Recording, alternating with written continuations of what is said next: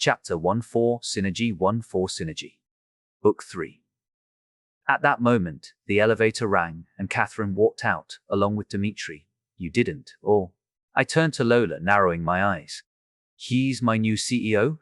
Before Lola could even stammer out a response, Catherine squealed with delight, released Dimitri's elbow, and practically sprinted across the floor.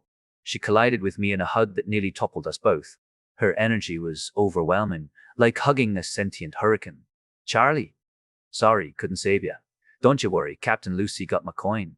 By the way, me passed all my exams, yay. Oh, and Lisa's full-on Dimitri Hate, FYI. Congrats, I managed through the enthusiastic onslaught. I gently extracted myself, wobbling slightly in my heels, but Catherine was already bouncing up and down. Wanted sail along Lucy badly, but Mom said, "Honey." Dimitri's controlled voice interjected from behind her. Had finally reached us, looking impeccable in a dark suit that seemed specifically tailored to emphasize his inherent aura of corporate menace. He gently rested a hand on Catherine's shoulder, as if calming a hyperactive puppy. "You're oversharing again." Catherine blinked, inhaled deeply, and visibly recomposed herself.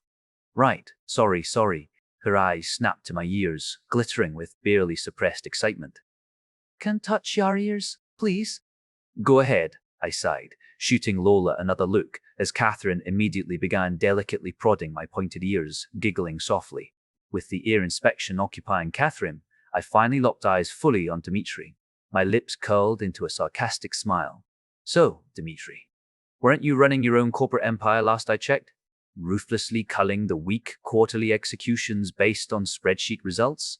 He chuckled. "Refusing to work for a promising unicorn would be short-sighted.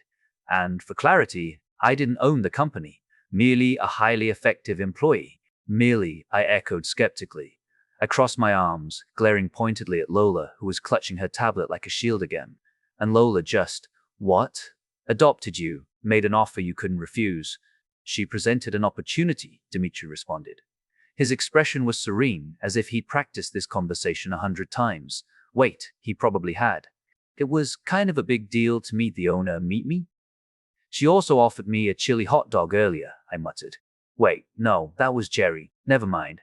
"I still can order you that," he said, only to me. And I ignored the comment. "We can talk here." Lola led us to a glass meeting room overlooking the bustling city below. Catherine was still toying with my ears, seemingly oblivious to our tension. As I sank into the plush executive chair, I realized with begrudging appreciation that the table was raised subtly, compensating for my unfortunate height situation. "Good call, Lola. We're buying this." I steepled my fingers dramatically, staring across the sleek expanse of the conference table at Dimitri. Why didn't anyone think to ask me before appointing an evil mastermind as CEO of my company? "Just curious." Lola squirmed slightly. "I thought you might say no." "You thought wrong," I sighed. "Better the man I know than some random capitalist crook, right?" Lola brightened immediately, visibly relieved. "Oh, so you're not mad?" "Define mad," I said dryly. "Because I'm still weighing my options here." "Dimitri, what's your evil plan? Ruthlessly restructure the company overnight? Fire half the marketing team to replace them with algorithmically optimized Twitch bots?" "Efficiency is my strength," Dimitri said. "Your trust in me will yield remarkable results." "Oh, great. We're already moving into cult territory," I deadpanned. Catherine perked up from her position, perched cheerfully on the table's edge, swinging her feet casually. "Not cult leader, Charlie. He a villain." I stared blankly at her. "Not better, Catherine. Not better at all." Dimitri actually hesitated, a flicker of discomfort crossing his perfectly controlled expression. "Villain is an exaggeration. I can play one in Rimelion if needed." "Really?" Catherine grinned mischievously. "Because you'd do a great dating sim villain route. Tsundere, tragic dark past, mysterious betrayals. You'd have a cat." "I don't own a cat," Dimitri muttered, suddenly flustered. "But ya got a tragic dark past," Catherine countered gleefully, practically bouncing again. "And a taste for dramatic boardroom confrontations, apparently," I added dryly. I leaned back, sinking deeper into the plush chair. "I honestly don't even know how this company operates. Are we selling unicorns, rainbows, something suitably magical?" Dimitri's lips twitched upward slightly. "You own the holding company called Charlie Zhang. Sorry, since yesterday. Rimebreak, which in turn owns my company, Rimebreak Productions. We oversee everything from marketing to the sale of merch. He spoke as if giving an investor speech, which he was kinda, and our sister company, Tala Vanguard. He shivered. Also, with Riker's empire, Rimebreak Productions co-owns several companies that work on the movie, or I lost my fight with a yawn. Other ventures. Sorry, I echoed, rubbing my temples dramatically. I wasn't dozing off, I swear. But you've got Leldar. You're valuable, Dmitri corrected smoothly, leaning forward slightly. As long as the company functions, you don't need to handle day-to-day operations. Thank goodness, I muttered. I'm allergic to spreadsheets, Catherine giggled again, resting her chin on her palms and looking dreamily at Dmitri. See? Dmitri does boring stuff. He really good at pretend intimidating while investor meeting. Dmitri shot her a mildly exasperated glance, but his voice remained steady. Honey, she is the only investor. Careful about what you say. The company is stable. Growth prospects are strong. Your role is simply to continue being yourself and build the kingdom. Authenticity sells. Authenticity sells? I laughed bitterly, shaking my head. Great. I'm the authentic mascot. Exactly what I always dreamed of. It suits you, Dmitri said, entirely serious. Right, I sighed, eyeing Lola and Dmitri warily. Just promise me this isn't secretly some elaborate scheme to take over the world using corporate synergy. Dmitri raised an eyebrow subtly. I wouldn't need secrecy for that. Well, Catherine chimed brightly, at least he honest. Oh yes, I groaned, dropping my forehead onto the cool glass table. My villainous CEO is honest. I'm feeling safer already. Tell her ya cognitive dissonance, Catherine chirped, hopping off the table with an energy that made the office plants flinch. She latched onto Dimitri's arm like a designer handbag with opinions. She should know. Dmitri exhaled, slow and tight. I will not. I just watched, arms crossed, leaning back slightly in my absurdly ergonomic throne chair. They were like theater, these two. Unscripted, unfiltered, deeply weird theater. My health condition is a private matter. Tell her, Catherine whispered, tugging on his sleeve like a cat that decided this curtain was coming down. Then she leaned in and said something into his ear. Even I didn't catch it, and I had elf ears now. Dmitri gave her a long look, then finally turned to me. You should know something about me, he crazy, Catherine added with a grin that was all sunshine and warning labels. Lola let out a quiet, diplomatic snort. I tried not to smile. It half worked. Dmitri closed his eyes like he was bracing for surgery without anesthesia. I mean, I shift how I act depending on who I need to be. What my father taught me. Ruthlessness at work, it keeps people away. Keeps my family safe. If I wasn't strong, someone worse would be. Lisa hates ya. Yeah, not like that, Catherine whined, frowning with her entire body. The effect was magnified by her dangerously fancy dress and the way she still clung to him like an emotional Velcro. Kind Dmitri. Best Dmitri. That man said, you hold a few confluences beliefs. Honey, in English it's, I have conflicting beliefs and attitudes, and my behavior contradicts my beliefs, he corrected, pinching the bridge of his nose with the patience of a man who's had this conversation 8 times and never once won. Yeah, tat, she muttered, waving him off. I hate it. Be you all the time. She let out a deep, defeated sigh that puffed out her cheeks and made her look like an angry cupcake. Lisa hates, she murmured, her gaze flicking to me. Yeah, understand, Charlie? No, I don't. But as I said, I'm willing to try. Let's move on. Lola, do we own this building, or why are we sitting here and talking? Lola nodded. I just need to sign the papers in the lobby and it's ours. And I propose we call in all your friends, like Lisa, Lucy, Roberto, Lucas, even Ian. Well, let's do it. Let's invite everyone who was at the wall too. I'm not in a mood to go hunting for me. I don't want to look like a villain lair, and it kinda looks like that, I groaned out loud. I like the building, Dmitri added. It has a charm. You're a villain. Catherine started laughing. Speaking of being a villain, I wanted to ask you a favor, I said, letting my tone shift. I flicked a glance at Lola, who met it with a smile that said she already knew what I was going to say. There's an issue with the Empire, I continued, drumming my fingers lightly against the glass of the meeting table. I know you fought them before, but now they're pointing their big, shiny swords at me. I need you to join Count Itzel's side. Think that's possible? Dmitri didn't answer right away. He fell into thought with that slow, CEO-level stillness that made the entire room quieter. The only sound left was Catherine, drifting around the office like a very cute poltergeist, touching every object to see which ones made the best fingertip noises. Count Itzel, Dmitri repeated, as if tasting the name. My boys can manage whatever, as long as it's covert and they're in. Can I hire 'em? So we'd be on opposite sides. You're the CEO. Hire anyone you want. And my kingdom versus the Empire, I confirmed, already picturing the battlefield. Naturally, we'd fight, for dramatic effect. Yes! Catherine squealed and scrambled back into view, nearly tripping on her heels. She dropped into a dramatic fencing stance and began shadow fencing, like she'd just watched 6 anime in a row. We fight, cameras rolling, epic, but you beat me. You're too strong. I fall down. She paused mid-lunge and eyed her designer dress with deep suspicion, debating whether a full floor flop was worth it. Apparently not.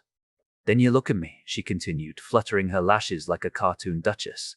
Strong, sexy, powerful, and you must end my pain. She clutched her chest and staggered theatrically. And then me betray kingdom. Join ye'r side, for love, Lola piped up. Kit, we need you. Our kingdom needs you. You're very strong, and your class is. But Catherine spun in place, her hair catching the light like a tiny disco ball. No, me betrayed by feelings, blindsided, heart go boom. She flung one hand into the air. Is perfect movie plot, Oscar-worthy. Her eyes shimmered with conviction, or possibly just sparkles from her eyeliner. I snorted and gave up trying not to laugh. Okay. I see your streaming persona. Is not a streaming person, you're you. So I have a solution. You could be like Romeo and Juliet, secret lovers. Star-crossed and cross-classed, still enemies. Wow. Catherine gasped and smashed her hand into Dmitri's shoulder with unrestrained glee. He winced, but also chuckled. Me always perform, on stream or nah. Yes, love, betrayal, combat. Dmitri nodded slowly, watching her with bemusement. We'll make it work. I'll contact the team leaders discreetly. We'll play it clean, new Empire loyalists, until the perfect moment. Like a knife in the ribs, I added, grinning, but make it stylish.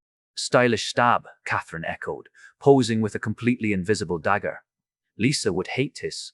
Lola smiled faintly, her tablet lighting up as she began drafting something. I'll add it to the operation board. Codename Dmitri Fall. Catherine clapped. Yes, I want a poster. Big cape, wind. Poster after the war, I said, then gave Dmitri a look. So, Mr. CEO villain, thank you. He inclined his head. Happy to be on the winning side. Cocky, I said. Confident, he replied. Cute, Catherine added, then winked. Now food. Chapter 82. The Big Charlie. Book 3 for dinner. We headed up to the second floor, though calling it a food area felt like underselling it. The place looked like a lair masquerading as a luxury food court. Obsidian black tiles lined the floors and geometric patterns that reflected the flickering ambient light from overhead fixtures shaped like crystalline daggers. What an amazing place.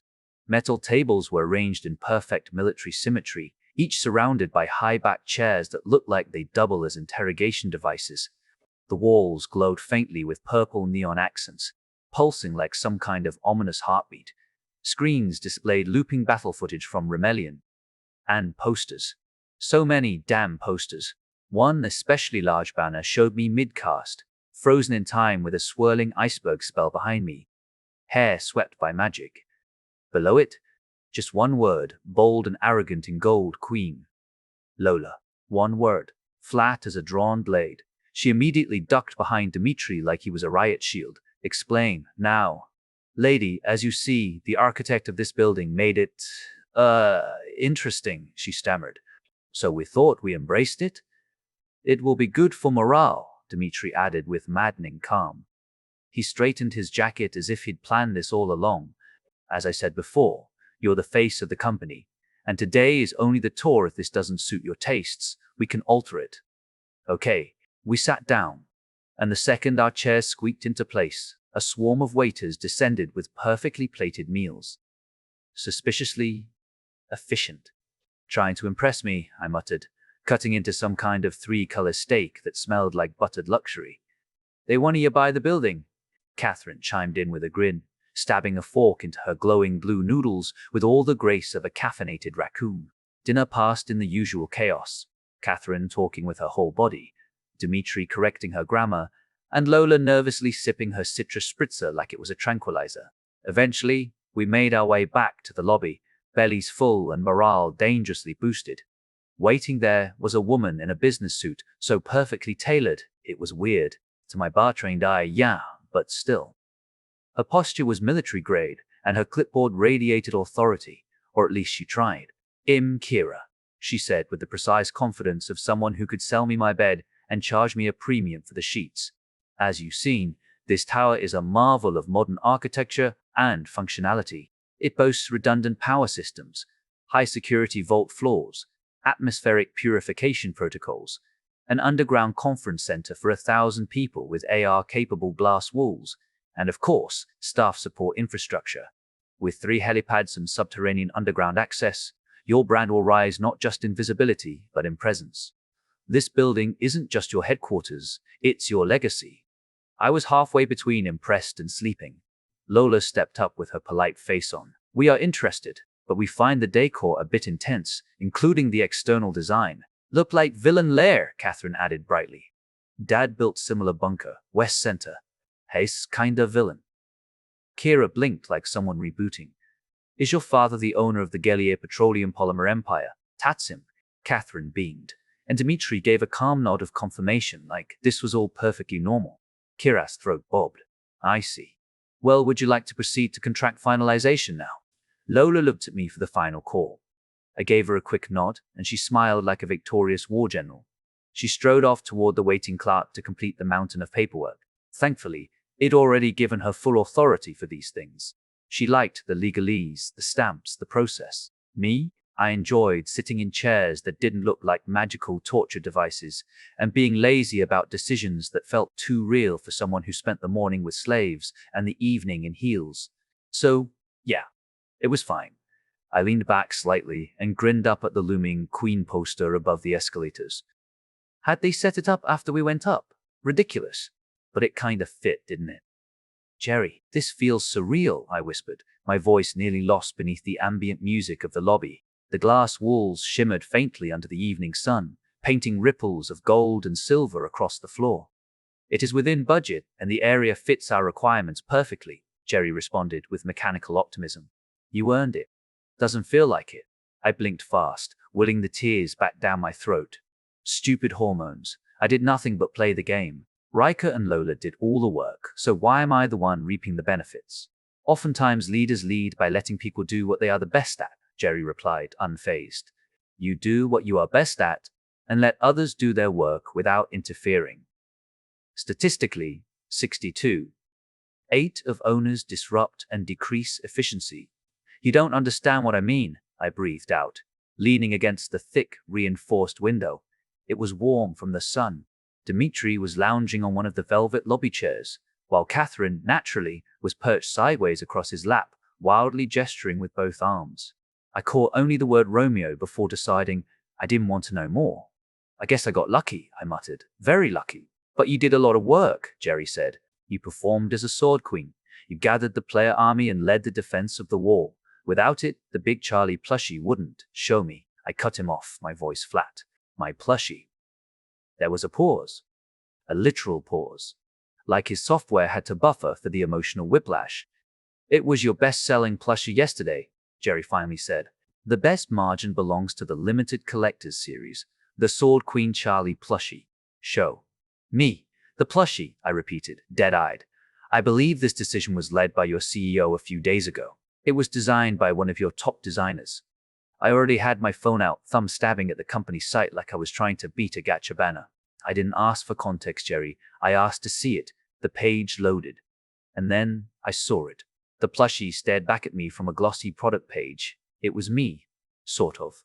The face was vaguely accurate, with big blue embroidered eyes, soft blue hair in waves. But everything else? It was a fever dream designed by someone who had way too much access to fan forums. The outfit was technically my Blue Princess battle dress, But this version had cleavage cut down to the navel and the physics-defying corset that pushed plush fabric boobs into comical roundness. A sword, way too small by the way, was strapped against a thigh, peeking out from a dangerously high slit in the skirt. Thigh-high boots, choker, lace gloves. And the worst part? The title, The Big Charlie, Sword Queen Dominate Edition. I calmly walked toward Dimitri, heels clicking like Judgment Day, and held up my phone like it was damning evidence in court. Explain this. He leaned forward to glance at the screen and froze. I mean, he tried, but the sentence gave up on him halfway. Catherine, bless her complete lack of filters, did not hesitate. Sexy! She nodded brightly. Then she tilted her head and began glancing between the image and my actual cleavage. Then back to the screen. Then back to me. Kit, just comparing, she said with a sheepish shrug. Would buy though. My lips parted in sheer disbelief. You're unbelievable. My fiancé is right. Dimitri finally found his voice, his tone maddeningly neutral. You didn't protest against Ice Dance Charlie. And despite using high-quality materials, the margins on this one are… You know what? I cut him off, shaking my head with full-body disappointment. I liked it better when I had no idea what we do. Let's keep it that way, forever. There was a pause. Then, so, is Rule 34 Charlie on the table? Dimitri asked, casually, with zero shame, as if he hadn't just suggested. I turned on my heel and walked back toward the window. No, I said, as flat as I could manage, even while my ears and neck and probably my toes were turning pink. I leaned my forehead against the glass, staring at the street. Not for the view, for the cool down. I used to buy plushies like that, and figurines. I had several Catherine ones, especially those in red. When I saw them, I had to buy them. They were cute, sexy, powerful. But having plushies of me? With soft hips and exaggerated cleavage and barely enough to qualify as fabric blue skirts, and Rule 34? Somehow, I didn't think this would happen. Damn, I whispered. Silly me, I guess. Jerry was silent. Maybe even his circuits knew this was sacred meltdown territory. Lola came back with an enormous smile, practically glowing, while Kira vanished like a good commission check. We bought it, she almost squealed, bouncing on her toes like Shed just won the Big Charlie in a luxury gacha pool. Yay, Catherine squealed for real, shooting both hands into the air like she was celebrating a crit. Have to bail soon, another test tomorrow. Dimitri nodded, brushing invisible lint off his already perfect jacket. I guess we'll be moving into this office as soon as tomorrow. Don't worry about details, owner. I felt the blood rush back to my face like a tactical embarrassment strike. I won't, trust me. Lola blinked between us, suddenly sensing something. Huh. Dimitri took Catherine's hand. She skipped beside him like a delinquent on a field trip and dragged her out of the building. Even the receptionist bailed, probably hired just for the sale. So, let's go up home? I bit my lip. Feels weird to have a new home, but I don't really own anything, I guess, so moving will be easy.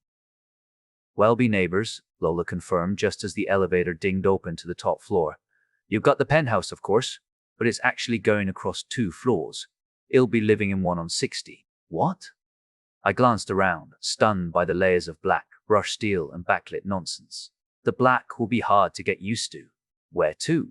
She led me through a door we hadn't used yet. It opened into a sprawling living room that screamed villainous chic. Dark velvet walls, spotlit art I couldn't name, and a scent of faint jasmine drifting through the climate-controlled air. Floor-to-ceiling windows dropped 2 stories down, revealing the bedroom below like a luxury pit trap.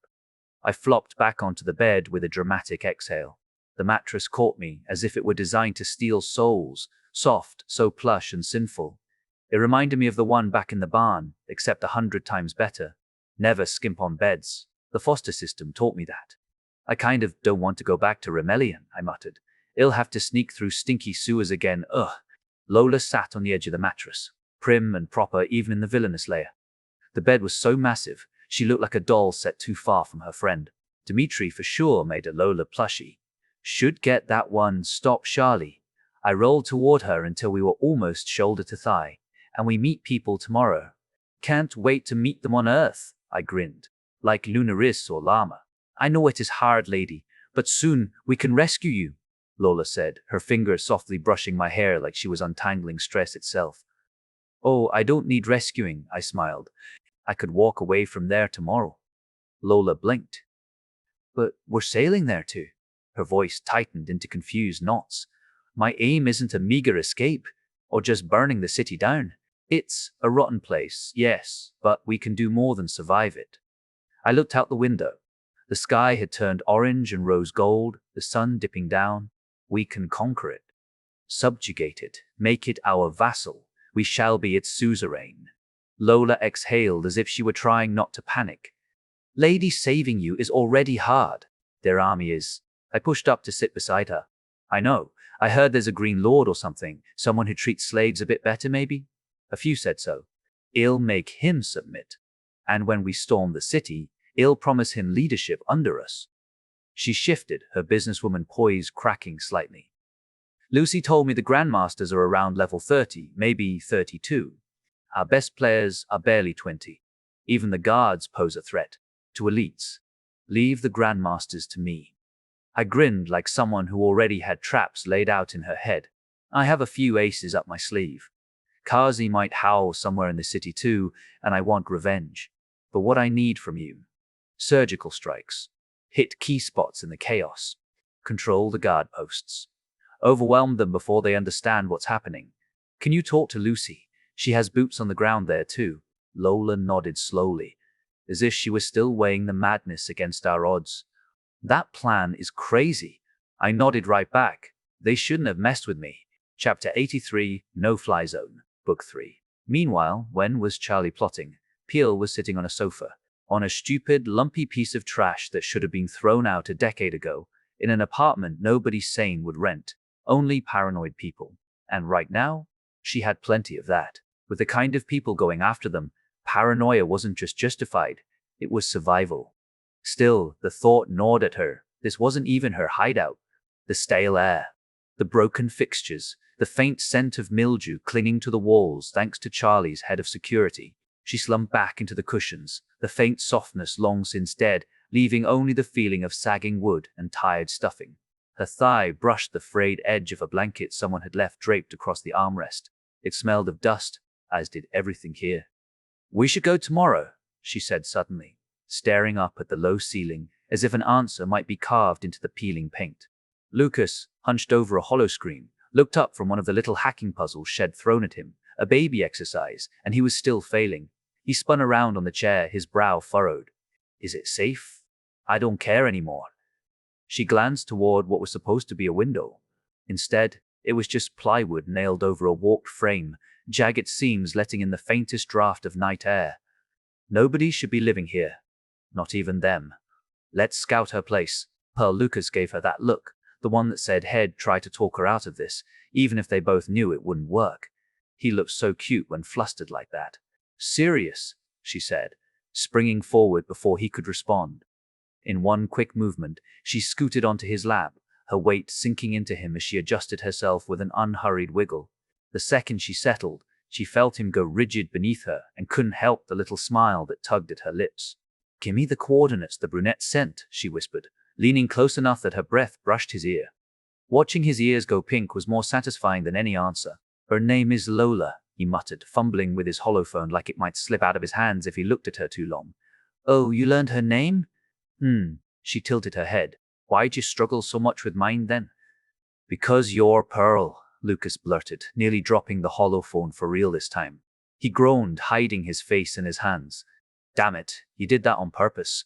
I like to tease you, yes, Pearl said, rising from Lucas' lap in one fluid hop.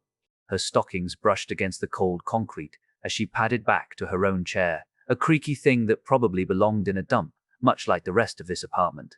She plopped into it with a little bounce, grabbing the edge of the cracked desk and spinning herself half a circle before pulling the ancient computer closer.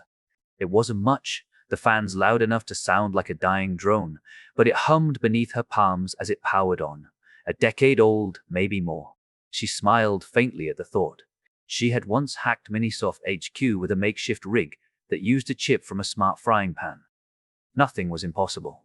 But for real, we need to check the place, she added, letting her fingers dance across the keyboard. You realize there will be people. Lucas finally found the message on his holo screen and flicked it to her. Pearl stuck the edge of a pencil between her teeth, chewing absently, the familiar wood and graphite taste grounding her. She always did that when her nerves crept up. "We don't need to see the people," she said, words muffled around the pencil. "They should have some free rooms?" Lucas groaned, slumping back in his chair. "Not again. We're here for a reason?" His voice cracked, frustration bleeding through. "It's because of me, and you suffer here, not this again." Spiraling wasn't an option. She sent him a shaking head meme through his holo screen, forcing it to auto-pop right in front of his face. The tiny chibi avatar shed made of herself wagged a finger in disapproval. Lucas breathed out, but smiled. "Pearl, no, Pearl," she said with a wink, leaning back into her seat like this was a game Shed already won. "Do I need to wear that e-girl retro makeup again?" His head snapped toward her almost comically fast. What? You thought I usually wear that, for you, the one you like the best?" His face drained of color. "You were going through my browser history." He said it like a final verdict, accusatory and resigned all at once. Pearl giggled, spinning another lazy circle in her chair, the fishnet weaving over her thighs, catching the glow from Lucas' holo screen. "Nope. But who do you think put those viruses on those sites?" "Should they've known," he muttered, and glanced down at her fishnet stockings, then back up. She felt the weight of his look, the way his eyes lingered a half-second too long. She ran her hand down her thigh, slowly, as if brushing away invisible dust, but her heart was hammering. That glint in his gaze sent her pulse spiking. "Is this I like?" he started. "I do have my old-school style," she interrupted, giggling again, softer this time. "It just happens to match your preferences." She let him stew in that while she turned back to the holo screen, its soft glow reflecting in her eyes like neon in a rain puddle. No wearing makeup. Usually, she still had her back door into the city's records, the one Shed found months ago. They'd asked her to help patch others when she pointed it out, so she did their work, let them watch the super finals, and in return, they gave her their credentials, because they were underpaid? "Strange," she murmured, chewing the pencil again as strings of data scrolled past. "Therese, nothing. They either forgot to register it with the officials." She paused, waiting for Lucas to finish her thought. Silence.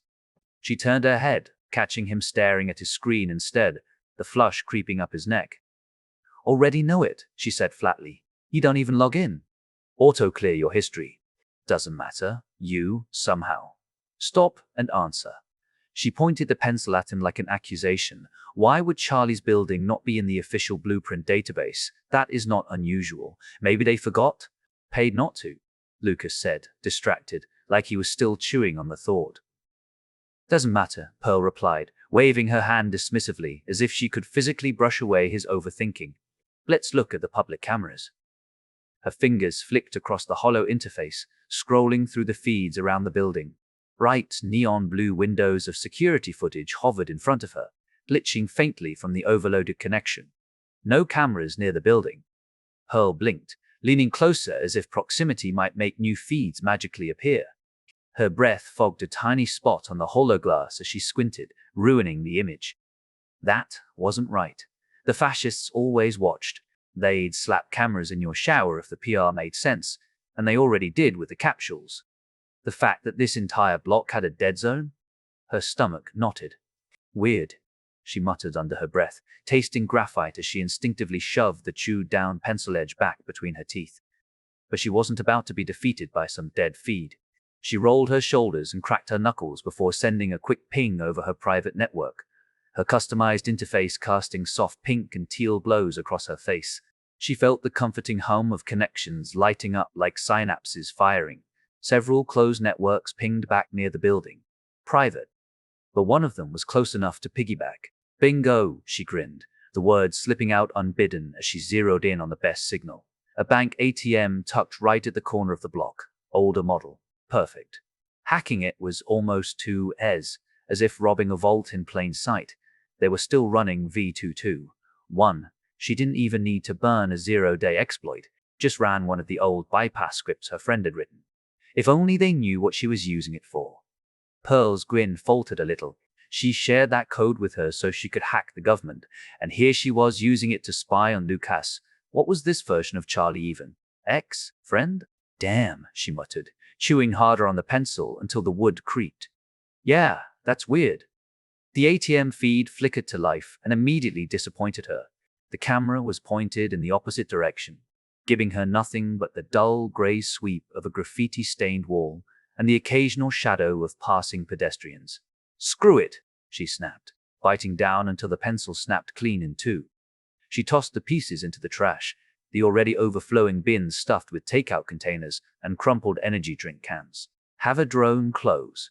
She scrolled through her registry of official drones, the only one Shed bothered to keep clean and government compliant. One was idling 4 miles away at a public drone pad, batteries full and waiting for orders. She plotted a course and immediately got hit with a glaring red error notification. No fly zone? She whispered, feeling her pulse skip. 1.5 miles of restricted airspace, with Charlie's building right in the center. This couldn't be her, she breathed. Pearl felt a thrill crawl up her spine. Whoever did this wasn't some bored city official or an overfunded landlord. This was deliberate, intentional, and smart. She grinned.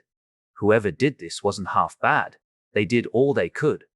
But you still have the building there, right? She flew the drone closer and just zoomed in. The drone had one of the better Zeiss optics, and the building filled the screen. It wasn't just a building. It looked like the kind of place a comic book villain would monologue from, or maybe a luxury spa they would rest at. Her heart thumped as she mashed the feed closer to Lucas' face, practically smothering him with the glowing hollow screen. That building is ridiculous, she declared, words tumbling out with giddy disbelief. Your ex is a villainess. She's not, Lucas muttered, massaging the bridge of his nose like he could rub away the hollow screen hit. He glanced at the building on the screen, eyes narrowing. Yes, it looks weird, but she bought the building. The previous owner must have built it that way. Oh! Pearl's eyes lit up, pupils darting between the readouts on her hollow screen and the structure itself. Her lips pulled into a grin so wide it almost hurt her cheeks. She bought it off a villain. Even better. Ha! She kicked her feet against the chair's legs, a little bounce of excitement. Tomorrow we tighten the security, and she needs to let me park a few drones there. Calm down. Calm down. Lucas stepped in, catching her lightly by the arms before she could spin herself into another plan. His fingers were warm through the thin fabric of her hoodie sleeves. So we are going there. Are you sure? Pearl twisted slightly in his grip, scanning the miserable excuse for an apartment like it had insulted her.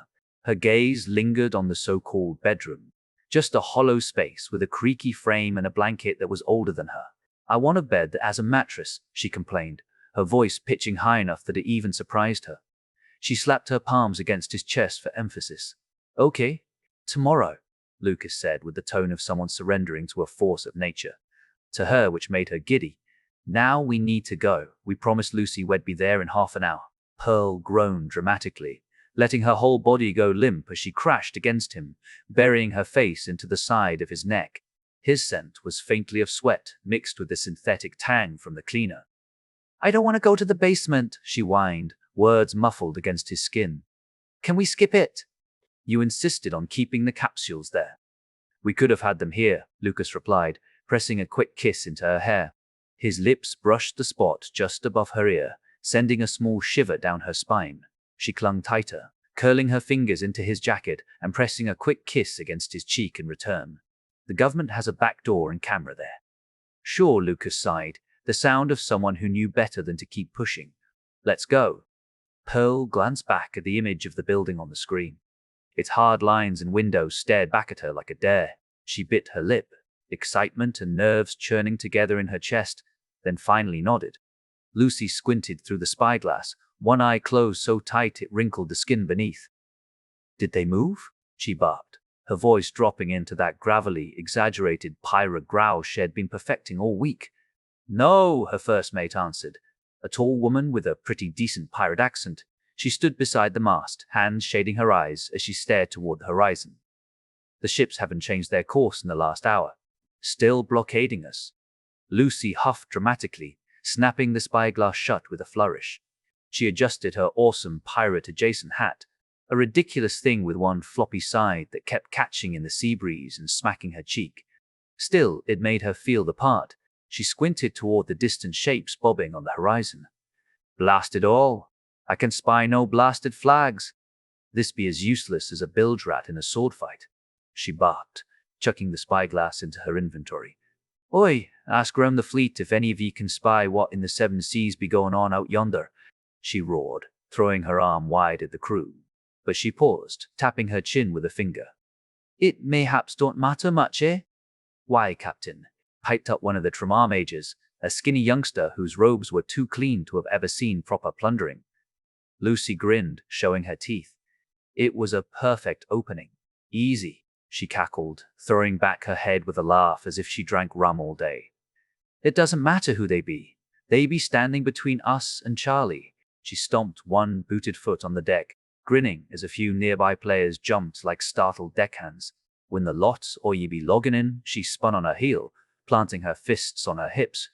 We be rammed the leaden ship and forcing our way through the blockade. She raised her hand in the air. Yah! Her crew groaned in unison, which only made her laugh harder. Chapter 84, Unseen Angel. Book 3, Yah. Her crew groaned in unison, which only made her laugh harder. Lucy grinned and strode forward across the deck, chin high, boots thumping against the weathered planks the way a pirate captain should. The sun glared off the river, blinding bright and catching in the little flecks of salt that the wind kept whipping into her face. Her awesome pirate-adjacent hat, really more costume shop ridiculous than practical, kept flopping into her eyes every time the breeze shifted, smacking her in the cheek like it was mocking her. Still, she refused to take it off. Image mattered, not another. She heard a familiar voice mutter behind her. Lucas! She almost yelled, spinning with an exaggerated flourish, as if Shed caught him sneaking aboard. Get your ass over here and drag your lass with you. Since I reached level 25 and got my class advancement, I swapped the goddess I worship as a paladin. She paused, realizing her pirate accent had slipped back in. I be needin' Pearl. She be 25 in her epic class, aye? Internally, she winced. Okay, that was barely English, but I am committed. Commit to the bid. Yeah, she said. Ask her yourself. I almost don't understand what you were saying. And that is not her name, Lucas muttered dryly, nodding his head toward the back of the ship. Lucy followed the gesture. Pearl was sitting near the stern, legs crossed neatly on the sun-warmed planks like some meditating monk. Eyes closed, posture rigidly still. Her short electric pink hair fluttered in the breeze, catching the light. Lucy's grin faltered slightly. Of course she's watching. Always watching. Creepy, hackery little, all of the ships of her royal fleet, which was honestly more of a motley gathering of players, were jammed up along the left bank of the river. The sea wasn't far. She could smell it, sharp brine and distant tar. But between them and the open water loomed a natural choke point. Narrow, treacherous, and now fully blocked. Enemy ships formed a wall across the passage, dark silhouettes rocking in the current, their sails taut and proud. When Shed ordered the fleet to sail anyway, they'd had the audacity, the gall, to fire a warning shot. Lucy's lips curled into a grin. With a few new level 25s, they could ram through that blockade like a battering ram through paper walls. She stomped forward, planting herself near Pearl with a swagger that would have made a theater kid proud. Pearl? Good to. Pearl raised a single finger without opening her eyes. A silent, perfect dismissal. Watching, she murmured. Lucy cocked her head, hat flopping to the side. Of course. Because normal answers are too mainstream. All right, she said, leaning back against the mast, arms crossed with all the dramatic weight of a captain pondering their next conquest. But, when you're done watching, we be needin' a plan, lass. Can't let these scallywags keep us bottled like cheap rum. Empire, Pearl breathed, so softly Lucy almost thought Shed imagined it. I see Empire flags. 20 ships. What? Lucy nearly yelped. Her knees hit the deck hard as she dropped beside Pearl. What do you mean, Empire? Panic pricked at the edges of her voice before she could shove it back down. The Empire? Here? Why would they block us? This river isn't even on their territory. Pearl cracked open her eyes at last, unreadable as ever. Aren't you a pirate? She said, and was that a smile? Lucy blinked. It was the first time Shed'd seen Pearl actually smile, and that was worth celebrating. So she did, flashing her own in return, big and bright, like they just shared a secret joke. I'm a pirate, she barked, throwing her hands wide. Yar, but this be important. The sudden shift in tone made a few nearby deckhands glance their way, but Lucy ignored them. She stomped one boot for emphasis, the hollow thud echoing across the deck, and jabbed her finger toward the blockade, as if she could shame 20 warships into retreat. They'd be bottling us up like a cheap grog barrel. We can't be sitting around waiting for 'em to get bored. Pearl sighed. You do realize yelling "Yah" doesn't make you sound like a real pirate, right? It do in me heart. Lucy shot back with a grin that felt too wide for her face. And it works for morale, she added silently. Now quit your meditating and help me bust through that wall of ships, unless ye be enjoying sitting here like a landlubber. I was scouting, Pearl said, and there was the faintest edge of hurt in her voice. We need to get through so we can all go to Charlie's party or whatever she's throwing. You are going? Lucy's eyes lit up. She practically bounced in place, hat slipping sideways. Yes! Pearl rolled her eyes, all patience gone. What do you need from me? Lucy twisted to face the horizon again. The blockade sat there. It'll be a hard fight. You got a class that has recon and sees weak points, right?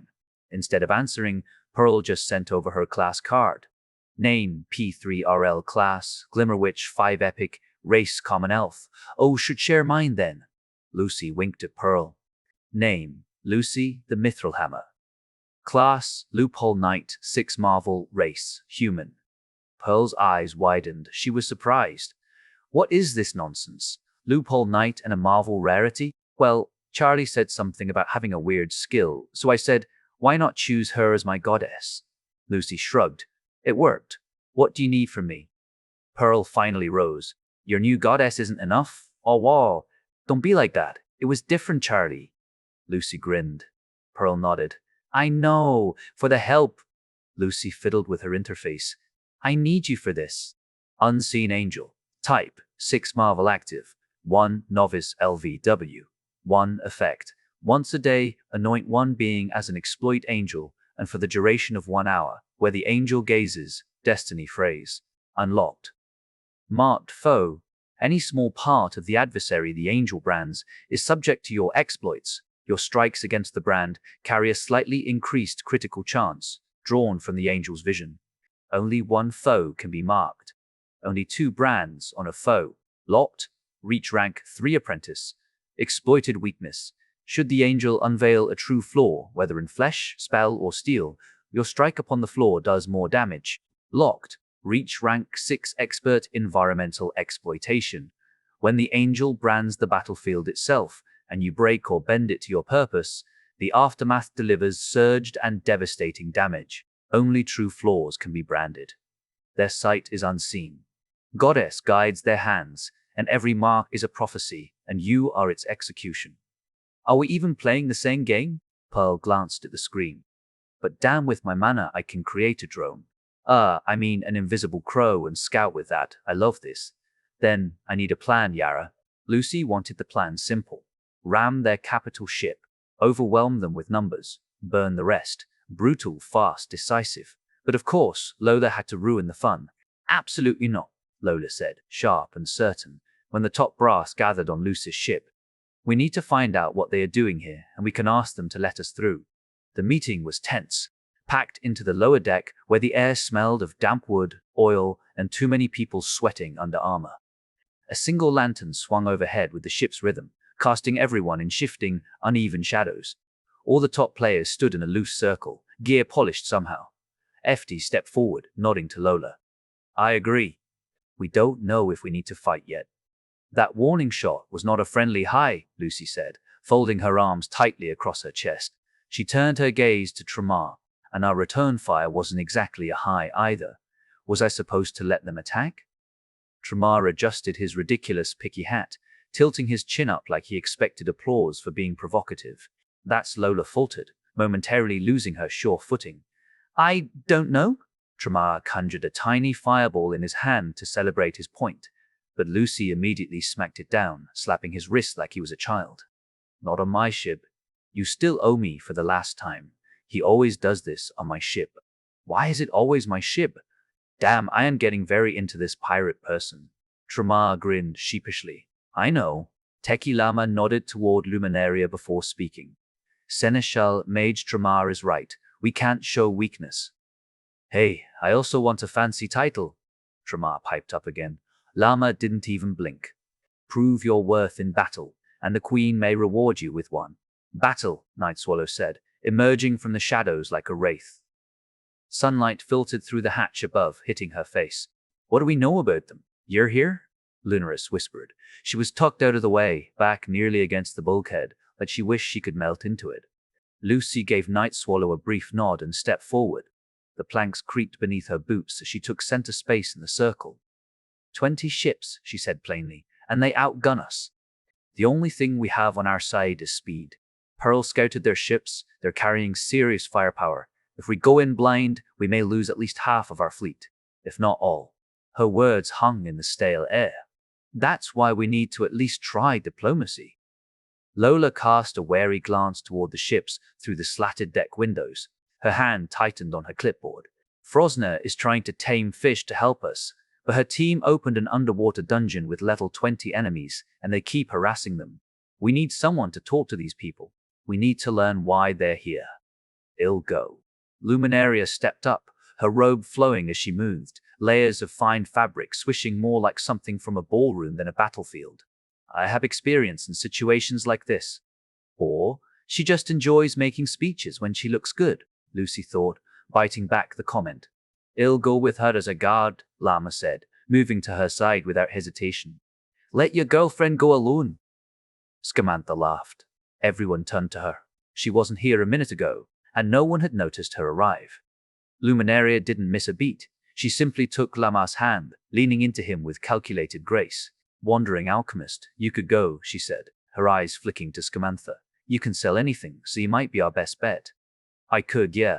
Scamantha shrugged, producing a vial of blue dust from her inventory that glittered unnervingly in the shifting light.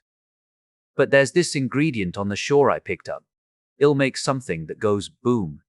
Lucy's stomach dropped. She recognized the powder. Usually found near ruins, definitely flammable.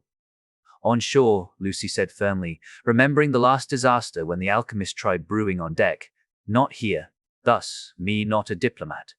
Scamantha winked and sauntered off, waving dismissively. The lantern swayed again, groaning on its chain. Tramar was still staring after Scamantha, as if expecting her to blow something up just for fun, then finally muttered, What about a quest? Can we get an update to solve this? Let me check. Lola's tone went distant as her gaze glazed over, eyes flickering in that way that said she was deep into her interface. I still can't. Must be appointed personally. She pointed up at the ceiling, where a small orb floated near the beams. Lola then nodded. I'll ask Charlie. In recording for her, she should still be on Earth. I will notify you as usual. At worst, we'll use the old system. Luminaria raised her hand with practiced grace, the motion as smooth as if she were on stage rather than crammed into the shadowed lower deck of a Waridi ship. Her robe sleeves slid back just enough to catch the flicker of lantern light. Lola, she said, am I allowed to use the Heart of the Tempest? Lola's brows pinched as she fell into deep thought, her eyes unfocusing slightly, checking the ledgers only she could see. It is 50,000. Do you realize if converted to Earth credits, the gem could buy a house? Lucy felt the air tighten. Even the mention of Earth credits always did that. That's why I am asking, Luminaria replied, unbothered by the number. You gave it to me after all. Lawless gaze swept the gathered players, as if searching for anyone to challenge her judgment, to share the weight of the call. No one spoke. Finally, she exhaled, shoulders dropping slightly. Okay. If using it takes us through with minimal losses, you are allowed. I think. That's all? Class dismissed. Get to work, you lazy bastards, Lucy bellowed, stabbing a finger at the ceiling like she could command the sun itself to rise on her orders. Her voice carried through the lower deck, bouncing off the beams. Fiesty stared at her with all the enthusiasm of a brick wall, his expression flat. What? Lucy huffed, yanking her oversized hat lower over her brow and adjusting it with a flourish so unnecessary it was practically a performance. It makes me look like a captain, she told herself, even if it's only on video. Always wanted to say that. Her boots thunked against the boards as she crossed to Luminaria. Get the small boat and 2 players, she ordered. dropping the pirate theatrics for once and leveling her with a serious look. Should be a simple XP for them. And if you fail, she let the words hang, then grinned wide enough for her cheeks to hurt. I'll ran them for you. Chapter 185, Building a Myth. Book 3, Charlie at her new home. I was sitting alone in my new apartment, sinking into the overwhelming softness of an obscenely expensive sofa. It felt alien, being surrounded by glass tables, softly glowing ambient lights embedded into the walls, and the kind of art pieces that were probably worth more than my entire past life. But apparently, that was the new normal. I guess I murmured softly, shaking my head as I shoved another handful of popcorn into my mouth. The buttery warmth clung delightfully to my fingers, leaving a sheen of grease behind. The battle Lucy desperately craved wasn't coming, not if I could help it. On the enormous hollow TV, which I was pretty sure cost more than my entire old flat, Lola had just wrapped up her detailed briefing to the player crew. Her expression had been firm, authoritative, and focused. A perfect mask of calm professionalism, and now her hollow image vanished with a small burst of a shimmer. Rolling my shoulders, I winced slightly. Who knew that lounging around doing absolutely nothing could make muscles ache? The popcorn bowl rested precariously on my lap, the golden kernels occasionally escaping onto the pristine cushions. A gentle knock echoed from the hallway. "Lady!" Lola's familiar voice drifted in, warm but cautious. Without waiting for a proper reply, she stepped carefully into the room. "Have you seen the meeting?" she asked politely, her heels clicking softly across the floor as she approached. "Yep." "You need me to create a quest?" I watched, mildly amused, as she carefully sat next to me. Her posture was impeccable as always, legs neatly crossed, back straight, a perfect contrast to my very unladylike slouch. Realizing this, I jolted upright, hurriedly crossing my legs in a desperate attempt at sophistication. "We can't fight," I added, my voice betraying a hint of anxiety beneath the casual tone. Yeah, I needed them in the Altandai, not to lose my armada to a pointless fight. "That's why we sent Luminaria," Lola assured gently, her fingers tapping swiftly over the smooth surface of her tablet. She flicked the contents onto the holoscreen effortlessly. "These are my notes. We need to create a quest from this." The screen was instantly filled with lines of neatly organized text, diagrams, and meticulously detailed instructions. Of course, Lola's in Rimelion handwriting was flawless, structured yet elegant. I smiled inwardly, shaking my head softly. Lola was amazing, even down to her in-game penmanship. Sure, but I can take that with me. I shifted uncomfortably, switching the position of my legs as I sank deeper into the plush cushions. "I mean, too bad you can't create it yourself." Lola's eyebrows furrowed into an adorable knot of frustration, prompting me to quickly add, "Not that I want to push work onto you." She sighed deeply, momentarily looking as though she might actually swear. "Common Lola, do it." Her usually serene features tightened, eyes narrowing in suppressed annoyance, but she drew in a measured breath, visibly pushing down her irritation. "Oh, it was honestly too cute." "Cute?" I giggled softly, unable to help myself. Lola shot me a confused glance, her eyes in genuine puzzlement, completely unaware of what had amused me. Before she could question me, I hurriedly changed the subject. "I need to have a word with Lucy tomorrow." "No goddess." My voice dropped to a growl as I remembered Cloudy's warning. I promised Cloudy not to exploit, and what does he create? Loophole night. I'm half afraid of what's waiting for me back in Rimelion. Lola tilted her head, a reassuring smile gracing her lips as she rested a comforting hand lightly on my knee. Her palm was warm through the fabric. "It can't be that bad, right?" she murmured softly. I blinked a few times, clearing the haze of lazy popcorn coma from my eyes and forcing myself upright. No more pretending the couch was a memory foam coffin. "Okay," I muttered, squinting at the hollow screen. "We're not creating Storm the Enemy quest." My voice came out fiercer than intended. Outright nope. Denied. Stupid. The neon interface floated like a smug little ghost in front of me, words and bullet points scrolling at an obnoxiously patient pace. I leaned closer, swiping through the notes, but the one for Luminaria, Frosna, Scamantha. My voice trailed off, my brow furrowed. "What?" I bolted upright and stomped over to the screen like that would make the words magically change. "You want me to create a quest for Tramatu?" I jabbed my finger so hard at the bullet point the interface flickered. Not burn anything? And Lola. I tilted my head slowly, the way a cat does before mauling someone. A restraint order for Fuzuki? With a speed that would impress assassins, Lola's dainty fingers swiped across her tablet, making the offending notes vanish. That! Her voice cracked as a pink flush crept up her neck. That was… Ah! Her wide eyes darted around like the couch cushions or potted plant might rescue her from this line of questioning. I crossed my arms, looming like a very unimpressed, very short queen. She sighed, the corners of her lips tugging downward in guilt. Fuzuki is Fuzuki, she mumbled, finally looking at me with that small, exasperated Lola frown. Flirting with everyone. Restraint order, though. I choked out a laugh. Oh, come on, that's amazing. With a last giggle, I let the tension out of my shoulders and plopped onto the bed, face first. The mattress swallowed me in that annoyingly perfect way, all plush softness and faint lavender scent from whatever fabric softener Lola bathed this thing in. I'll be right back, I mumbled into the covers, if it really works that way. I dragged myself up just enough to flop my head onto the pillow and focus. That now familiar tug in my core flickered, the subtle vertigo of crossing worlds taking me, and then I opened my eyes in Rimelion. The familiar earthy scent of the barn hit me first, the faint, lingering musk of too many bodies in too small a space. I sat up quickly, my hand instinctively brushing over my side. The coin pouch and the key were still tucked safely beside me on the slab of a bed. Unfound. Good. What wasn't good? A flashing, pulsing screen right in front of my face. Bold letters screaming at me like an angry DM ready to ruin my day. Congra. Error fixing. The screen glitched, flickering like a broken sign before snapping back to life. You were chosen as a goddess by a believer. You were building a myth. Complete, building your myth to become mythical and eventually a goddess. Note, be careful what you wish for.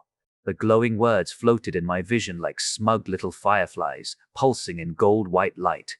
They even had this faint chime when they appeared, like cloudy thought heavenly choir noises would make existential dread feel rewarding. Be careful what you wish for. Yeah, no pressure, totally casual. I exhaled slowly, rubbing the bridge of my nose. From the old timeline, I knew the only way to get a mythical, or anything higher, was to either steal one, difficult unless you enjoyed dying creatively, or build one, which was even harder unless you liked endless grinding, endless bureaucracy, and divine-level stress. So apparently I was building one now. Great, I muttered under my breath. A bedtime story with paperwork. Well, we all have our Lola angels for that. With a wave of my hand, I shoved the pop-up away, like flicking an annoying mosquito. I opened the quest menu, or tried to. Error, son of a… I stopped myself halfway through swearing by that damn bird's name, because if I woke the whole barn, I'd have more problems than just divine promotion. The room was dark.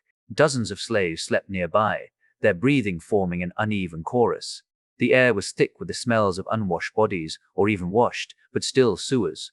A few shafts of moonlight crept through cracks in the wooden walls, giving the whole place this eerie, half-forgotten glow. I sat there, glaring at the error screen as if I could out-stubborn the system itself. Eventually, I opened the menu through another screen with link to a quest screen, not thanks to Cloudy's cooperation, but because it brute-forced my way through like a pearl. And surprise, surprise, Cloudy fought back the whole way. Pop-ups vanished. Options grayed out. Words rearranged themselves when I tried to edit them. It was like arm wrestling, a smug god who didn't sleep. I wanted to scream. Or maybe throw the whole interface out the window. But I was too tired for divine bickering, too drained to argue with a celestial coder. So I left most of the quest as he suggested, ignoring the passive-aggressive system notes and all. At least I learned one thing. He indirectly confirmed our fears why the fleet was there. Count Itzel's orders.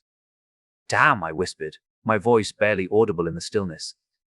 Somewhere in the barn a sleeper stirred, mumbling nonsense in their dreams before rolling over. I stared at the ceiling beams, feeling that familiar knot of unease coil tighter in my gut. Personalized objectives, Luminaria Party, negotiate a truce with the Imperial Navy. Bonus, gold experience, Frosner Party, enlist the river dwellers to aid the fleet. Bonus, companion XP. Scamantha, brew an explosive concoction to breach the city's defenses. Bonus, Alchemy XP. Lola. Click to expand. On a small boat nearing the Imperial Navy. The boat rocked gently underfoot, but Luminaria kept her stance impeccable, one gloved hand resting lightly on the railing as though the swaying was an aesthetic choice rather than a physical inconvenience. The salt-bitten wind tugged at her braid and kissed her cheek with its chill, carrying the tang of brine and the faint promise of coming war. She still couldn't fully reconcile how Shed ended up here, on this cramped vessel with two of her guild's greener members and him, her llama. She allowed herself a glance, just one, the kind that could be passed off as tactical observation if anyone questioned it. He stood like he always did, unshakable. A figure carved from iron, shield at his side, gaze fixed on the silhouettes of the massive ships strung across the horizon. "Are we clear on the orders?" Llama asked, his voice a low rumble that somehow carried over the water's restless hiss. "Yes, sir," the two paddlers answered in unison. They couldn't salute, not with both hands locked in the rhythm of their oars, but the deference in their voices was enough. Luminaria watched Llama a moment longer. They'd been different since the wall. Since Rimelion stopped being just a game and became, well, something else. Not only romantically different, but also attitude shifted. The shift in him was visible. Straighter backs, steadier eyes, maybe a bit too steady. And then the system intruded. Legendary chain quest. Save the Queen. Step 2 quest description. The Armada is assembled. The banners of the royal fleet thunder across the waves as you sail toward Altandai. But glory halts at the river's mouth. There, a wall of ships awaits the Imperial Navy. Despite not being here, Count Itzel, the treacherous noble who dared to imprison your beloved queen, turned his ambition to the Rimebreak Kingdom's rightful lands. Gold and deceit bought him the Empire's ships, and their fleet blocks your path, delaying your crusade. Yet the queen forbids battle. Save your strength, she commands. The time has come to break Altandai, that den of slavers and lawless tyrants, and bring it to heel beneath the banner of Rimebreak. The way forward will require guile, not brute force.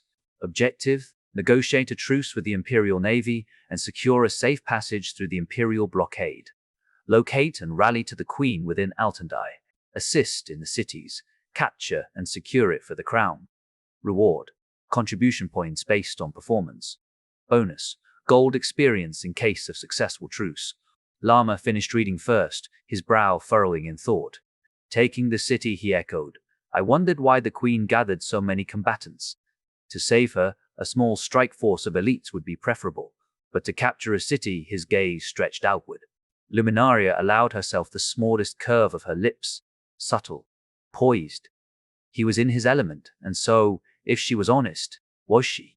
Negotiating with the Imperial Navy, passing through their blockade, an entire war effort balanced delicately atop her words, her will, her performance. How could she not smile at that? Her real smile bloomed, genuine, as she stepped into the wind, letting it pull her robes and braid behind her in a deliberate, perfect sweep. She turned her face slightly toward the invisible audience of record. Count orchestrated it? So be it. We won't fail, she declared, voice carrying with a confidence that was as much for the moment as for the cameras. Of course she was recording. There was already talk of a second movie, and this scene, her at the prow, the blockade ahead, the quest ping still fresh, was the kind of moment worth immortalizing. Riker hadn't prepared for it, but she had. She always did. Bang. The world split with a single thunderous crack. One of the Imperial ships had fired on them. Chapter 86, Crown of the Tempest. Book 3. On the Imperial ship an hour before Luminaria got shot. The Admiral was not happy. The Royal Navy still lingered, their sails a wall of stubborn defiance against the horizon. Head ordered a warning shot earlier, one of the big ones, meant to shake them into retreat. It hadn't worked. They hadn't flinched. They're not even supposed to be here, he thought bitterly, his jaw tight. This river doesn't belong to them. This blockade isn't theirs to break. Although, to be honest, nor is the river ours. Yet here they were, sitting pretty in their ships, turning his command into a spectacle. He drummed thick fingers against the carved railing of his command deck, the salt-bitten wood creaking under his touch. His eyes slid toward the Baron. The man hadn't offered his name, only his patron's gold, dripping with Count Itzel's contempt for the kingdom. The message had been clear enough. Get rid of the Rimebreak fleet, scare them off, make them disappear. But the Admiral wasn't in the habit of risking Imperial ships for an unsanctioned war, not for some overreaching count with too much money and not enough subtlety. Then came the boat, a lone one, gliding toward them through the choppy current like a ghost. He touched his beard, a nervous habit had never managed to kill, and gestured toward his first mate. "Report." "Still the same, sir," the mate called, voice clipped, knuckles white on the railing as he squinted through his spyglass. 4 people aboard, 3 melee, 1 mage. They're armed, but they don't look like they'll pose a serious threat. Kill them. The words didn't come from him. Every head on deck swiveled toward the Baron, his shadow long in the evening sun as he stepped forward, draped in black velvet that made him look more carrion bird than noble. "Show them the Imperial Navy does not tolerate upstart kingdoms ignoring a blockade." "Baron," the Admiral began, a warning threaded through it. But the Baron closed the distance between them, each step deliberate, boots striking the deck like drumbeats. He raised a single finger, leveling it at the Admiral, as if that gesture alone could overrule his command. "Well, raise the amount," the Baron said. "Enough gold for 3 new ships, fully armed. What do you risk?" "Nothing." His gaze locked onto the Admiral's with expectation. The Admiral's chest tightened. 3 new ships. He could almost feel the weight of them in his hands. New hulls, crews that didn't mutter about late pay. Ever since the rebellion had drained the coffers, the Imperial capital had been slow to refill his purse, leaving him to chase pirates with worn crews and patched sails. But not kingdoms. Never kingdoms. "I need it in a binding agreement," he said after a long silence, each word carefully measured. "Sealed by you." The Baron's expression soured, his brows pulling together in fury. "That will take precious time, half an hour at least." "No agreement," the Admiral replied, crossing his arms over his broad chest. "No shots." For a moment, the deck held its breath. Then the Baron scoffed, turning on his heel with a swirl of velvet, and stormed toward the lower deck, his boots thundering against the planks until his shadow disappeared below. The Admiral exhaled slowly, the tension in his jaw aching. He glanced back at the distant Rhine-break fleet, their ships holding position like a line of teeth against the horizon. "If this goes wrong," he thought, "it won't be my name the capital curses." Baron actually delivered the gold. Admiral couldn't believe it. But with this in hands, he could be the proper force Empire needed. If he needed to crush a small boat of a new kingdom, killing 4 people, low price to pay. "1 standard barrage spell," Admiral barked an order. "Admiral?" First mate was surprised. "Standard barrage spell against a small boat?" "We take no chances." "Orders!" Admiral barked again. "Yes, Admiral."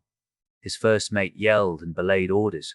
His crew was efficient as always, and soon 1 spell toward the boat. "Sorry," Admiral breathed as the spell crushed the boat. "But, wait, it didn't." Bang! The world split with a single thunderous crack. One of the Imperial ships had fired on them. It was one of the siege spells that had an insane mana cost and cooldown. Luminaria could only slowly turn her head toward the incoming projectile. It was coming fast, howling across the waves. But not fast enough. Llama moved, not the clumsy shuffle of some shield-bearer scrambling to intercept, but a precise adjustment, as though the entire maneuver had been rehearsed 1,000 times in his mind. He was always prepared, his boots planted into the planks with a dull thud, shield raised, posture set. And then his new skill bloomed into life. The impact struck crackling heat and raw force, but his stance didn't falter. The shield drank in the spell's fury and turned it aside in 1 smooth sweep. The projectile ricocheted off the enchanted metal, spinning wide, then dissipated into a hissing plume as it met the sea, vanishing into a mist that smelled faintly of iron and scorched saltwater. Only then did Llama allow himself a rare, genuine smile. "Spellbreaker," he rumbled, almost reverently, "is an amazing skill." She couldn't look away, not for a second. That was the problem. That ridiculous, square-jawed calm. That grin, brief as it was, like sunlight breaking through a storm. It drew her in. Luminaria forced herself to breathe, to blink, to redirect her gaze toward the lead Imperial ship. It loomed over the horizon, black-hulled. She couldn't make out the faces on its deck, too far, too much haze, but in her mind she imagined them watching, smug in their assumed superiority. The two players who'd been rowing had stopped, oars hovering uncertainly over the water. She catalogued her options, forcing her thoughts into order. First, retreat, rejoin Lucy, and commit to her reckless ramming plan. Second, press forward, banking on their restraint, and on no one firing another spell while Llama's skill was on cooldown, which would take at least an hour. Third, war diplomacy. Pure, audacious, dangerous diplomacy. When she laid them out like that, she saw the truth. There were no other actual choices, and she'd been given permission to use the heart. Her lips curved.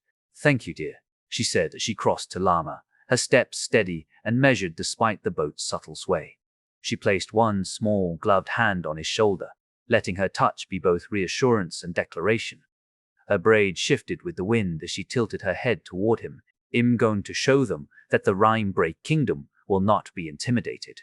Llama's shield remained fixed on the enemy fleet, but he turned his neck just enough to meet her eyes. "Of course," he said. Then, with that infuriating, endearing edge of humor only he could get away with, "Be careful. But knowing you, y'all look fabulous." The decision had already been made. Retreat was for cowards. Negotiation was for later. This was art. Luminaria inhaled once, tasting the salt-bitten air. Then she moved. One incantation, one twist of the wrist, and her levitation spell seized her body with invisible hands. She surged upward until the boat was no more than a dot beneath her, the cries of her guildmates muffled by the wind. Another gesture, faster this time, and her trajectory shifted. Forward. The spell hurled her like a spear cast by Charlie in the battle, lightning gathering by the spell along her form as she tore across the distance. The sea below blurred into streaks of color, foam and shadow melding into one. Her hair whipped free of its braid, her robes snapping like banners in a hurricane. Half a mile vanished in a blink. Then she stabilized, arms raised, the storm at her fingertips obeying like a tamed beast. She hovered 2 miles out from the blockade, the Imperial ships now close enough that she could make out their insignias, their crew frozen mid-motion, staring at the impossible woman who dared approach them alone. Perfect. Let them watch. Luminaria extended one hand, and the heart of the Tempest slid from her inventory into her palm. The gem thrummed in recognition, alive with raw lightning, a living storm confined in crystal. It pulsed against her skin, frantic, eager, like a caged predator sensing open air. "Your turn," she whispered. "Let's show them. Crown of the Tempest." Crown of the Tempest. Type: 6 Marvel 7 Legendary, with Heart of the Tempest effect. Devastating lightning strike. Duration: instant cooldown. 24 hours, 168 hours with Heart of the Tempest. The Heart of the Tempest can increase this skill by 1 rank. This skill is inherent to your class, and does not count toward your skill limit. She began to cast. Runes unfolded around her, first one, then another, delicate threads of light forming into precise geometric sigils. She had practiced them for days, over and over, until the patterns felt as natural as breathing. Nothing else was acceptable. But now it wasn't practice. Now they burned into existence, bright enough to scar the world. The Heart of the Tempest responded, its glow dimming with every glyph she drew, its power siphoned into her work. The air crackled. Above, the pristine blue sky blackened as if ashamed of its earlier calm. Clouds gathered with impossible speed, swirling in a spiraling vortex. The wind howled, as if the world itself recoiled from what she was doing. Lightning began to dance between the clouds, first playful, then violent, uneven streaks of white-hot fury that illuminated the blockade in stark flashes. Then the sea joined the chorus. Bolts stabbed downward, striking water with concussive force, steam erupting in plumes like the ocean itself was boiling alive. The taste of ozone flooded her tongue, metallic and electric. She was at the eye of the storm. No, not the eye. The storm itself. She felt their fear before she saw it. The Imperial fleet stirred. On one of the side vessels, spellcasters scrambled to form their counter. Not a shield, which would be useless to be honest, but a counterattack. The air warped, the temperature spiking. A siege fire spell big enough to obliterate a ship. It reached her in seconds, a churning ball of molten death. She didn't move. The lightning did. It didn't strike once. It enveloped the fire, devouring it mid-air in a crackling sphere of white-blue energy. The spell shrieked as it was unraveled, fizzing uselessly into the clouds. All their power, their rage, their defiance turned to nothing. Luminaria smiled. They shouldn't have targeted her, because now she had a target. Another rune, another. The heart dimmed further, its glow now a faint ember, but the storm only grew wilder, more unstable. The runes pulsed like heartbeats, each one feeding the tempest, weaving it tighter, louder, until the air screamed with it. This was no mere display, and they would learn what it meant to provoke her kingdom. She was now part of it, and she would defend it with all her power. Enemies of the Rimebreak shall tremble, she declared over the storm for the camera. She raised both hands, her fingers trembling with the strain of channeling that much raw energy. Lightning surged to her, through her, around her, until her entire form was lost in the radiant blur. She could feel it searing her, testing her will, begging for release. She gave it one. The runes collapsed inward. The heart of the tempest gave its last spark, and the heavens fell. The lightning struck with a sound that wasn't thunder, but something else, a sound of breaking worlds. It speared through the offending Imperial ship, splitting its hull in one clean surgical slash before shattering it outright. Wood and iron ruptured like wet parchment. The vessel screamed as it cracked in half, flames and smoke exploding outward before the sea claimed it with a final hiss. With her robes snapping like banners in a hurricane, Luminaria invoked the storm again. The spell seized her, first a surge, then a violent thrust, as her body became little more than a streak of living lightning. The world blurred into a smear of grey and blue as she tore through the storm-laden sky. Every cast of the propulsion spell burning chunks of her mana regeneration like kindling thrown into a bonfire. She would suffer for days, and it was painful, unsustainable, but utterly worth it. She needed this entrance. She collided with the lead Imperial ship not as a mortal might, but as a storm does, abrupt, impossible to ignore. And yet, when she landed, it was with perfect grace. Boots kissing the deck softly, the wooden planks creaking under her slight weight as if bowing to her arrival. Her robes billowed around her in a theatrical sweep, still charged with static. Stray arcs of electricity crawled along her staff, whispering of what she could unleash with a thought. She raised her chin, unshaken by the sudden hush of the crew who had moments ago been readying another spell. Every eye turned to her, some wide with fear, some narrowing with anger. In the name of the Rimebreak Kingdom, she declared, her voice carrying over the storm. I demand your surrender. Chapter 137, Terms of Passage. 30. Book 3. On the Imperial ship as Luminaria prepared her spell, the first barrage should have ended it. The deck still hummed with the residue of the siege spell, the spent mana lingering in the air, but the boat was untouched. Report, the Admiral barked, his voice a rasp against the sudden hush. His first mate's spyglass trembled. Sir, the shot! The shot was deflected. I saw it strike true, but it bounced, like it hit a wall. Deflected? His jaw tightened. Siege-class spells didn't get deflected. They annihilated. By whom? The mate swallowed. The one with the shield, I think. A skill similar to an Empress's Royal Guard shield-bearers. The Admiral grunted, heavy fingers drumming the railing. Then the mage moved. She didn't run, or even flinch. She rose. His eyes tracked the blur of her ascent, levitation, fast, until she was just a dark figure suspended over the water. Too far for detail, but close enough for every man aboard to feel her. Audacity. A spark in the air made his teeth ache. Then the storm began. It wasn't a slow crawl of weather, but an instant, unnatural upheaval. Clouds spiraled black and wild overhead. The sea hissed under violent bolts of lightning that stabbed downward in irregular, furious bursts. The scent of ozone invaded every breath. Runes bloomed around her like glowing glyphetals. The Admiral's gut sank. The kingdom got a legendary rankable mage, he thought grimly. We're not equipped to fight that right now.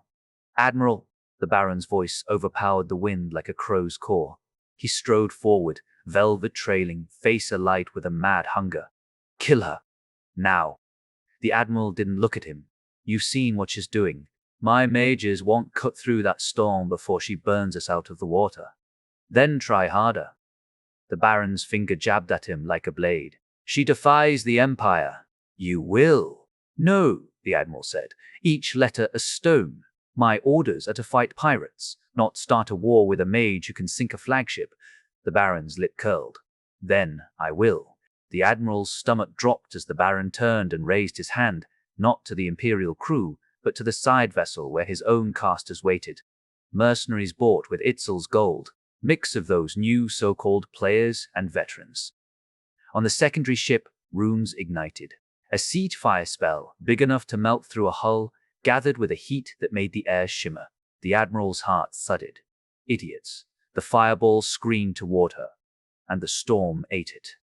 White-blue lightning coiled around the molten mass like a living thing, swallowed it whole, and spat out harmless vapor. The Baron froze. Whatever smugness had worn curled into raw, pale silence. Then she answered. The surrounding runes flared brighter, no longer petals, but sigils of execution. The spell ingredient in her hand dimmed, pouring itself into her spell. The deck creaked as men braced against wind that wasn't wind so much as her storm. And then the world tore open. The lightning struck one of the side vessels with the precision of a court mage. No one spoke. The Admiral could barely swallow past the lump in his throat. The Baron had no words at all. Then she moved again, living lightning, too fast for the eye until she stood on his deck, robes still crackling, hair wild, eyes like the storm itself.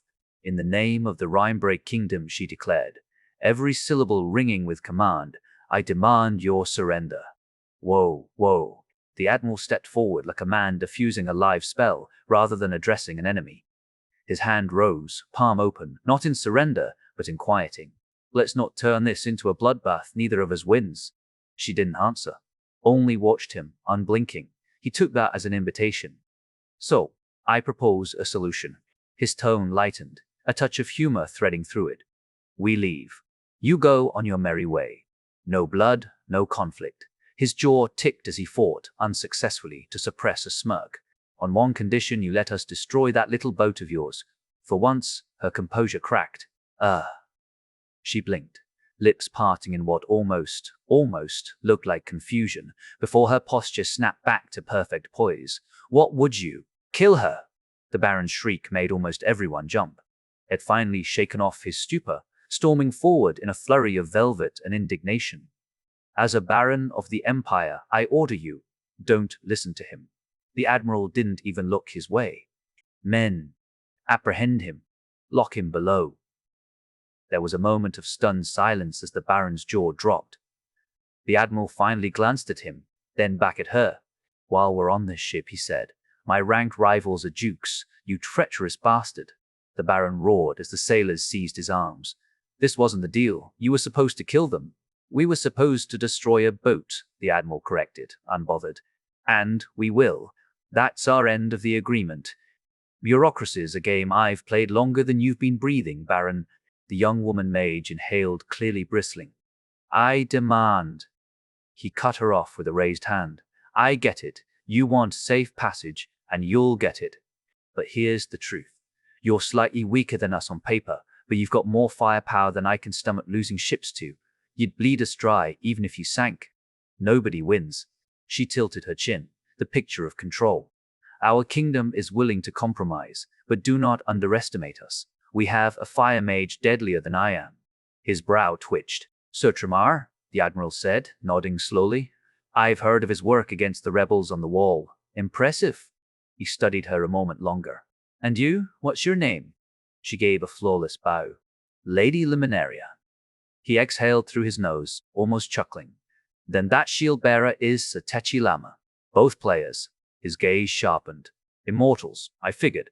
He gestured toward the new ships. We've got our own, you know. Her eyes flicked toward them, but her porcelain expression never changed. So, you agree to let us pass if you destroy our boat? I'll do you one better. I'll give you a better boat. And his voice lowered. He jerked his thumb at the Baron, now being dragged below deck in furious protest. That idiot works for Count Itzel, your enemy, not the Empire. We blow up your boat, and then we leave. Her brow arched. The Emperor executed our queen. We stand by her. But she paused, then inclined her head in another graceful bow. We accept your deal. Should you fail to leave, however, our fleet will be ready. Later that night, Charlie at her new home watching Luminarius recording Luminarius so cool, I pumped my fists as the recording showed her rising into the sky. I knew she was OP, I rocked back and forth on the deep, ridiculously plush sofa, the kind that swallowed you whole like a polite black hole, throwing another mouthful of popcorn into my mouth. The hollow TV was so big that luminarious lightning practically lit up the entire living room, washing everything in blue-white flashes. "She's very dedicated," Lola said from the armchair next to me, her legs crossed neatly, posture perfect even in casual settings because, well, Lola. "And surprisingly serious about our kingdom. She is a capable caster."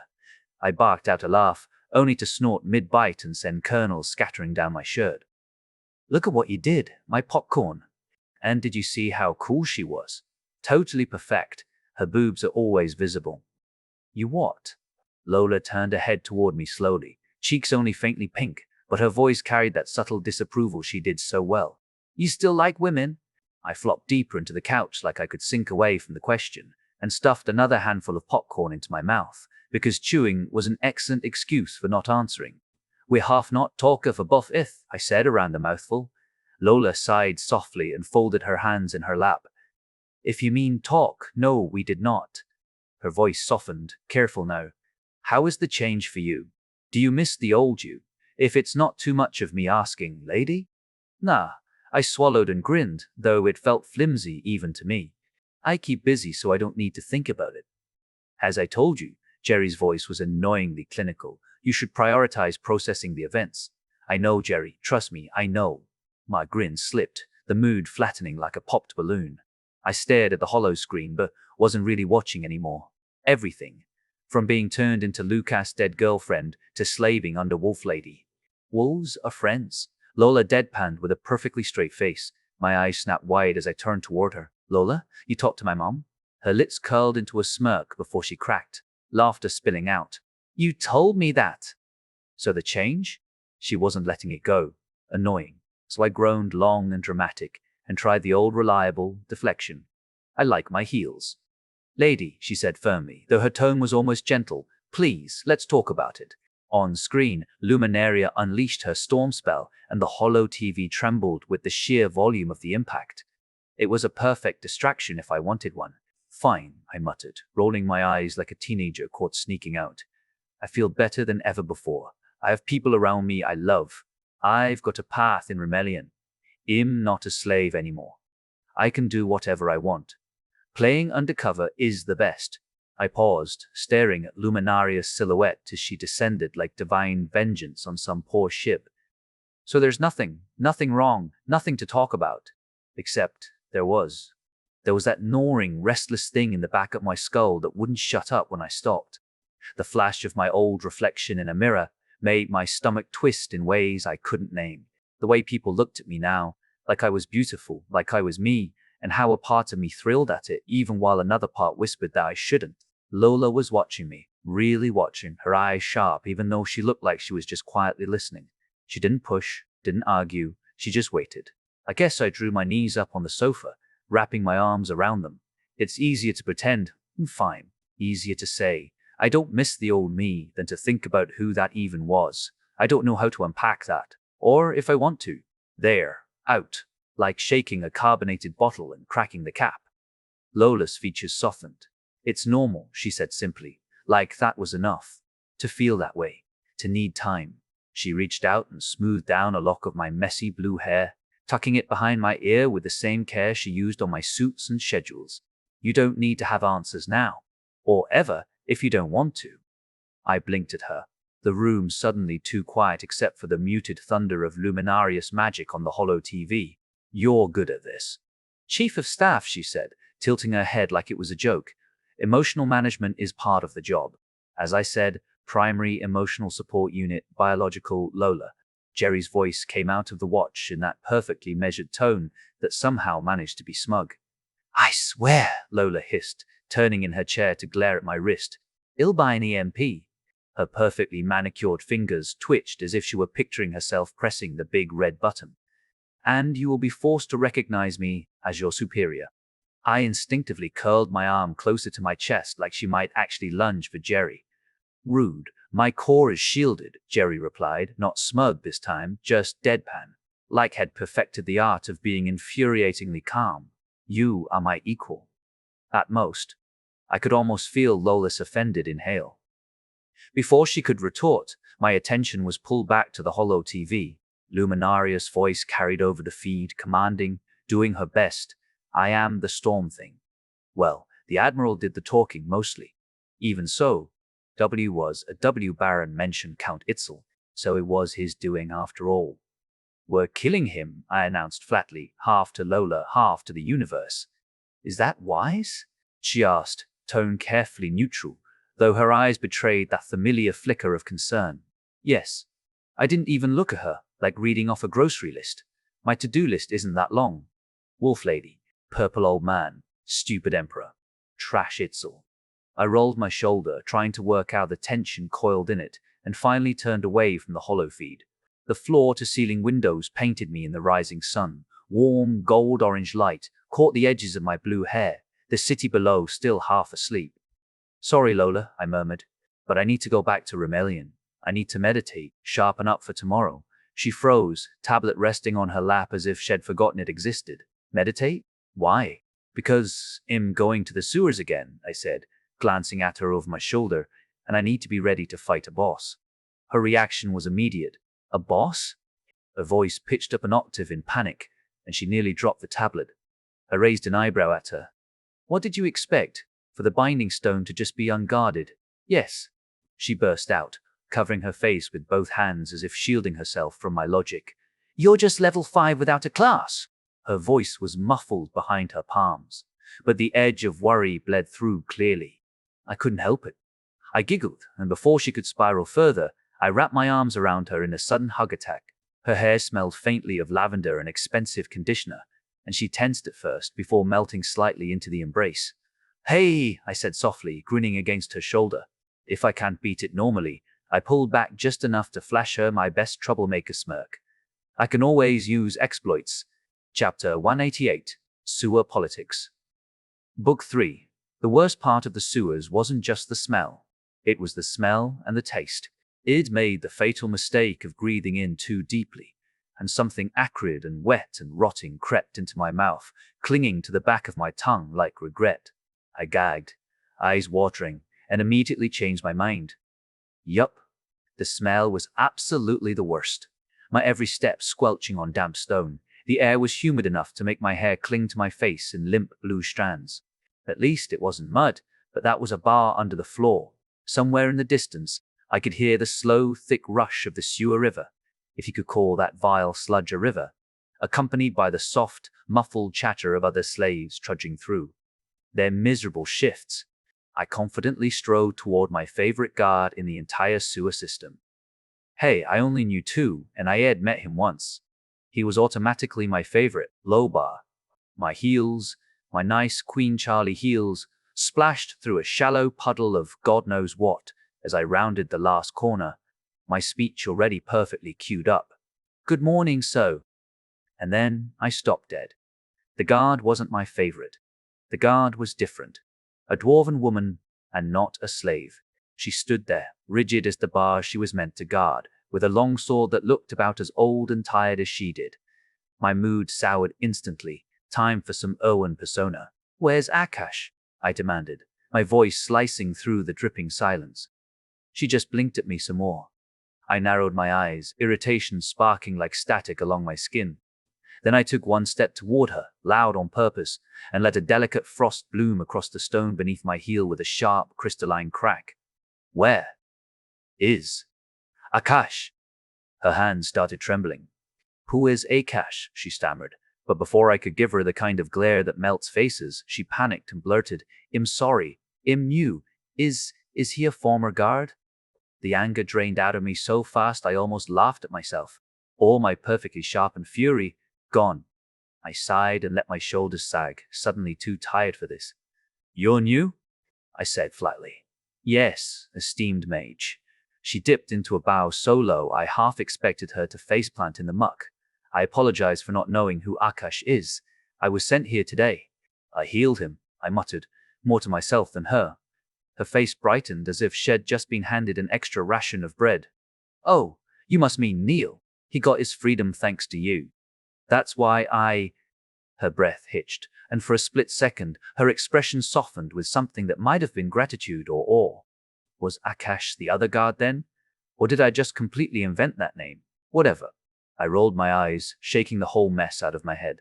Irritation was already creeping back in, like an itch I couldn't scratch, and I wasn't in the mood to fight it.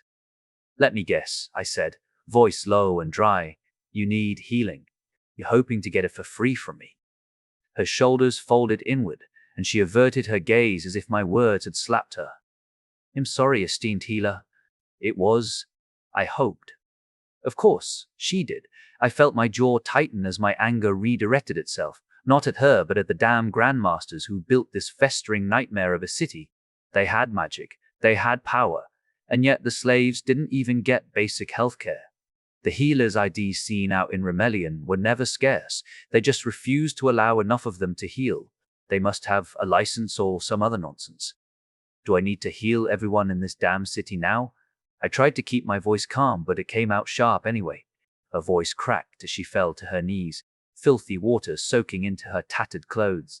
I'm sorry, please, I will die if my heart. I held up a hand, cutting her off before she could start sobbing.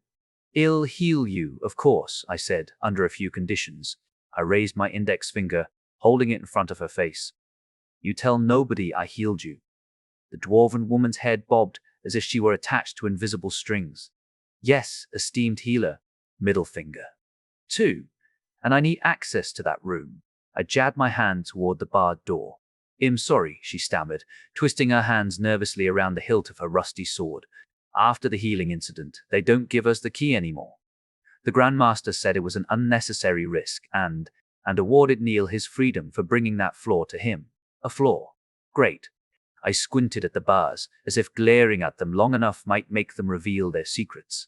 They were thick, blackened iron, sweat-slick with the damp, with faint etchings carved into the frame. Runes, maybe? So they put a non-slave here? I asked. No, esteemed healer, she said quickly, voice dropping lower, more ashamed. I volunteered. It was either that, or she trailed off, biting her lip hard enough I thought she'd draw blood. Okay. I inhaled big through my nose. Big mistake. The air here was like licking the underside of an abandoned fish market. Yuck, nope, shallow breaths, Charlie. Shallow. That works for me. Maybe I reached up and let my little princess tiara finally appear on my head, adjusting it until it sat perfectly, like slipping into a persona. If titles worked as when I was going around the imperial capital as a tester, they'd sure as hell work here. I'm a queen, I said. What's your name? The word hit the air with more weight than I'd expected. It felt inevitable. Like I wasn't just saying it, I was it. Queen? Her dwarven voice cracked an octave, deep and high at the same time. Esteemed Queen, my name is Driti. I nodded slowly, savoring her awe. Listen, Driti, revealing myself to you is a huge risk.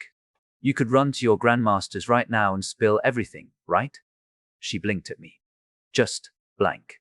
As if the idea of scheming or betrayal hadn't even been installed in her brain yet. Never mind political mode, OFF.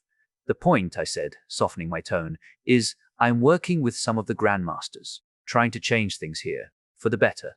A bitter laugh crawled up my throat, but I shoved it down. At least, I hope so. But to do that, I need access in there. I gestured at the barred door again, feeling the cold air wafting from beyond. Her shoulders folded in as if she were trying to disappear. Esteemed Queen, I don't have the key. I pulled the key from my pocket, letting the metal catch the faint sewer torchlight.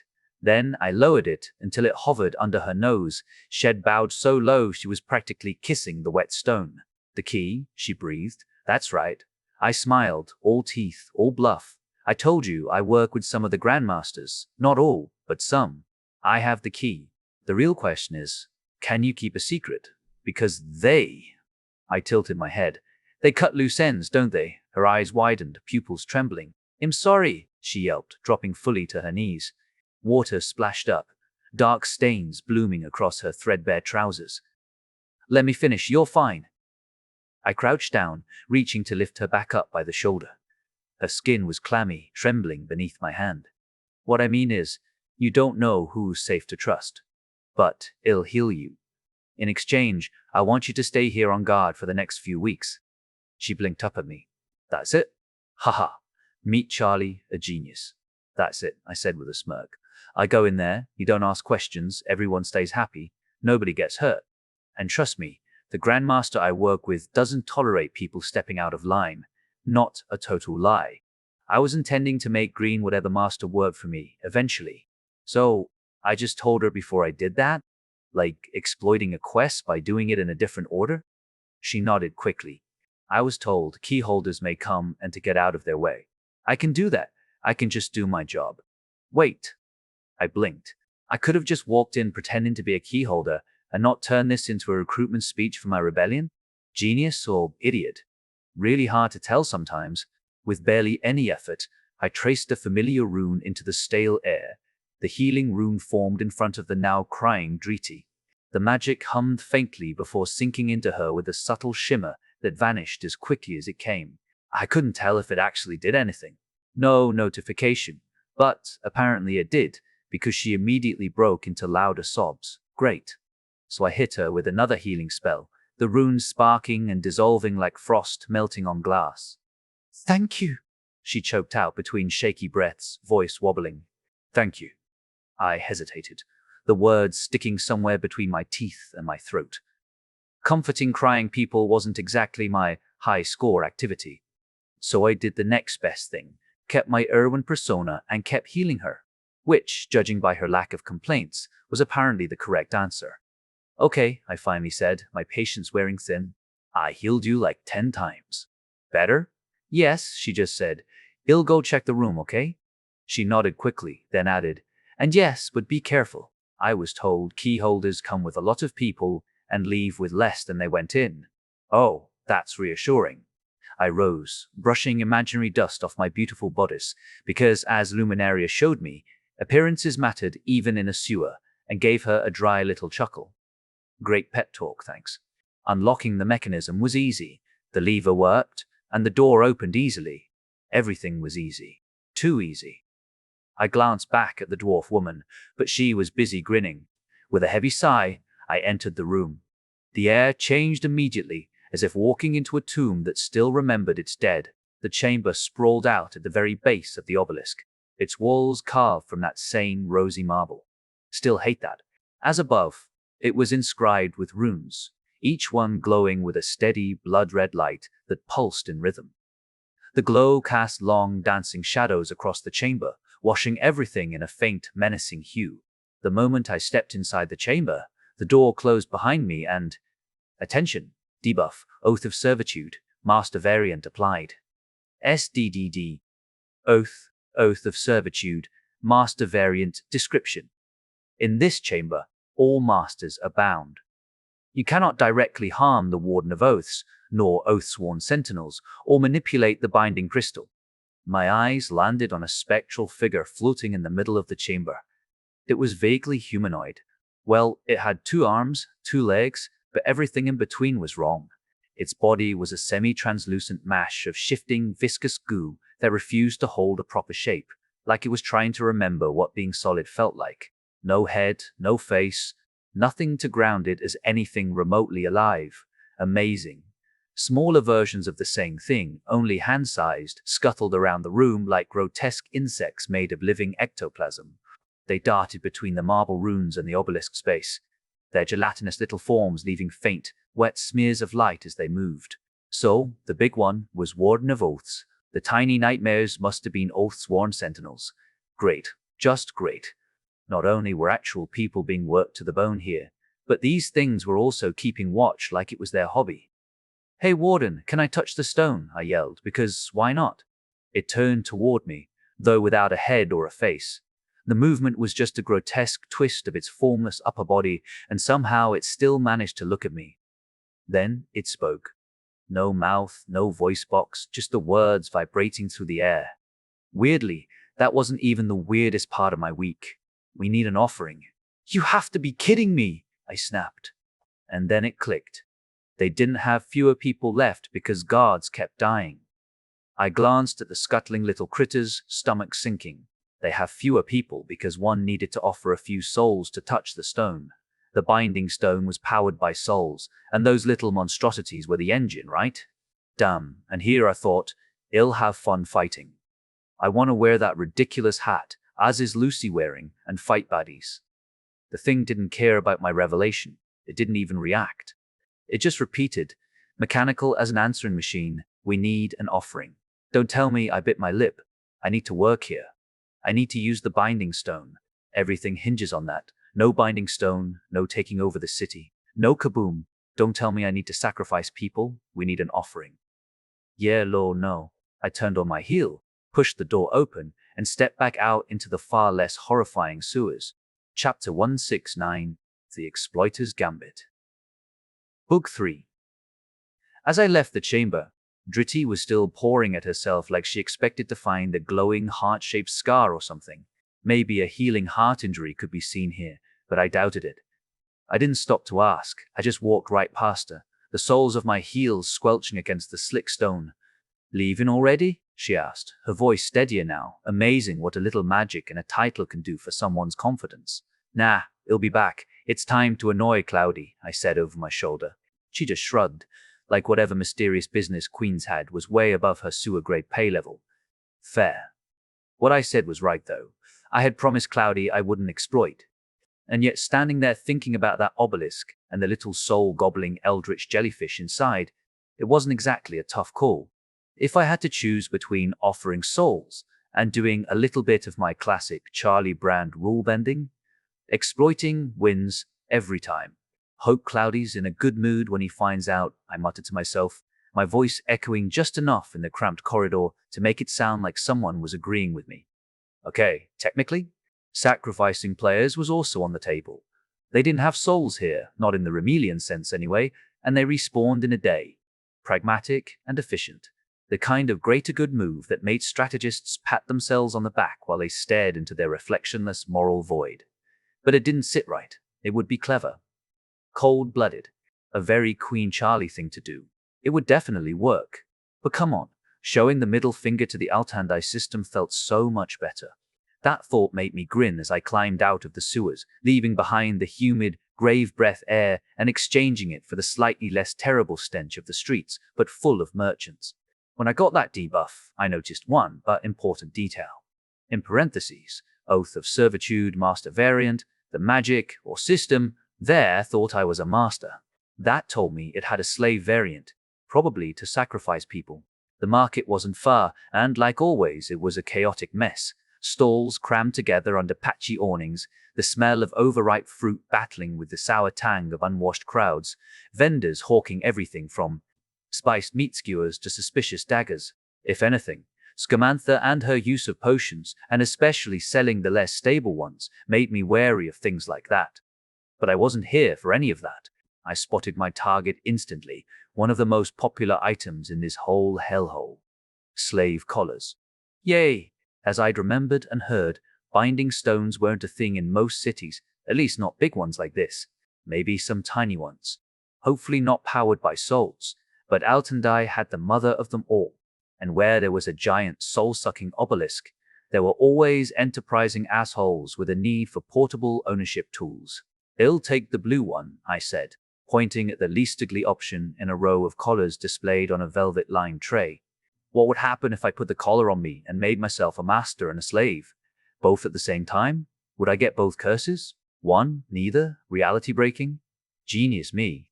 The merchant, a wiry old man with one eye permanently squinted and the other glittering with greed, looked me up and down. His gaze lingered on my pristine clothes, the subtle shimmer of enchanted fabric. His grin was pure predator. Of course, of course! He rubbed his hands together literally, like he'd been waiting his whole life for a rich idiot. Do you also need a commanding crystal? Oh, Genius Charlie's gone again. I blinked, then nodded smoothly, like this had been the plan all along. Of course, we did the exchange. I probably overpaid. It wasn't my money anyway, so who cared? I know a guy who can insure you against breaking or running out of mana. Or, the merchant added with a shrewd smirk, I can offer an enhanced collar at a 10% discount. Some slaves can protest orders, especially when they're outside the binding stone. I blinked at that, surprised, but only for a moment. Then I shook my head and gestured toward the blue collar. No, thank you. He handed it over. It was a polished band inlaid with a small crimson gem, the faint hum of runes vibrating beneath my fingertips, as well as the matching control crystal. It felt heavier than I remembered, though that might have just been the weight of 15 years since I'd last seen one up close. And then, lucky me, it was back to the sewers. Ugh. When I reached Dritty, her eyes went wide, snapping straight to my hands. At first, I didn't get it. Was there blood on me? Did my tiara slip? But then, oh, yeah, I would also freak out if a supposedly benevolent queen told you to keep quiet and then strolled back in holding a slave collar like it was the newest hot accessory. Oh, don't worry, this is for me, I said with my best harmless smile. It didn't work. Her face only got grimmer, like she was bracing herself for my next war crime. Let me explain. I shook the collar lightly, so the gem caught the flickering torchlight, its faint red glow painting my fingers as if I'd dipped them in blood. Inside is very dangerous for those who don't wear this. There needs to be someone with it. She bobbed her head so quickly, I thought it might roll off. I will stay here, she said, and the way her hands tightened around her rusty sword told me she was serious. Great, you do that. I waved her off and walked toward the bars. The metal was cold, condensation beading where the sewer's swampy air met the unnatural chill of the obelisk chamber beyond. Here goes nothing, I muttered, more to the universe than to Dritty, as I snapped the collar shut around my own neck. The clasp clicked, the sound too loud, like a lock sealing my fate.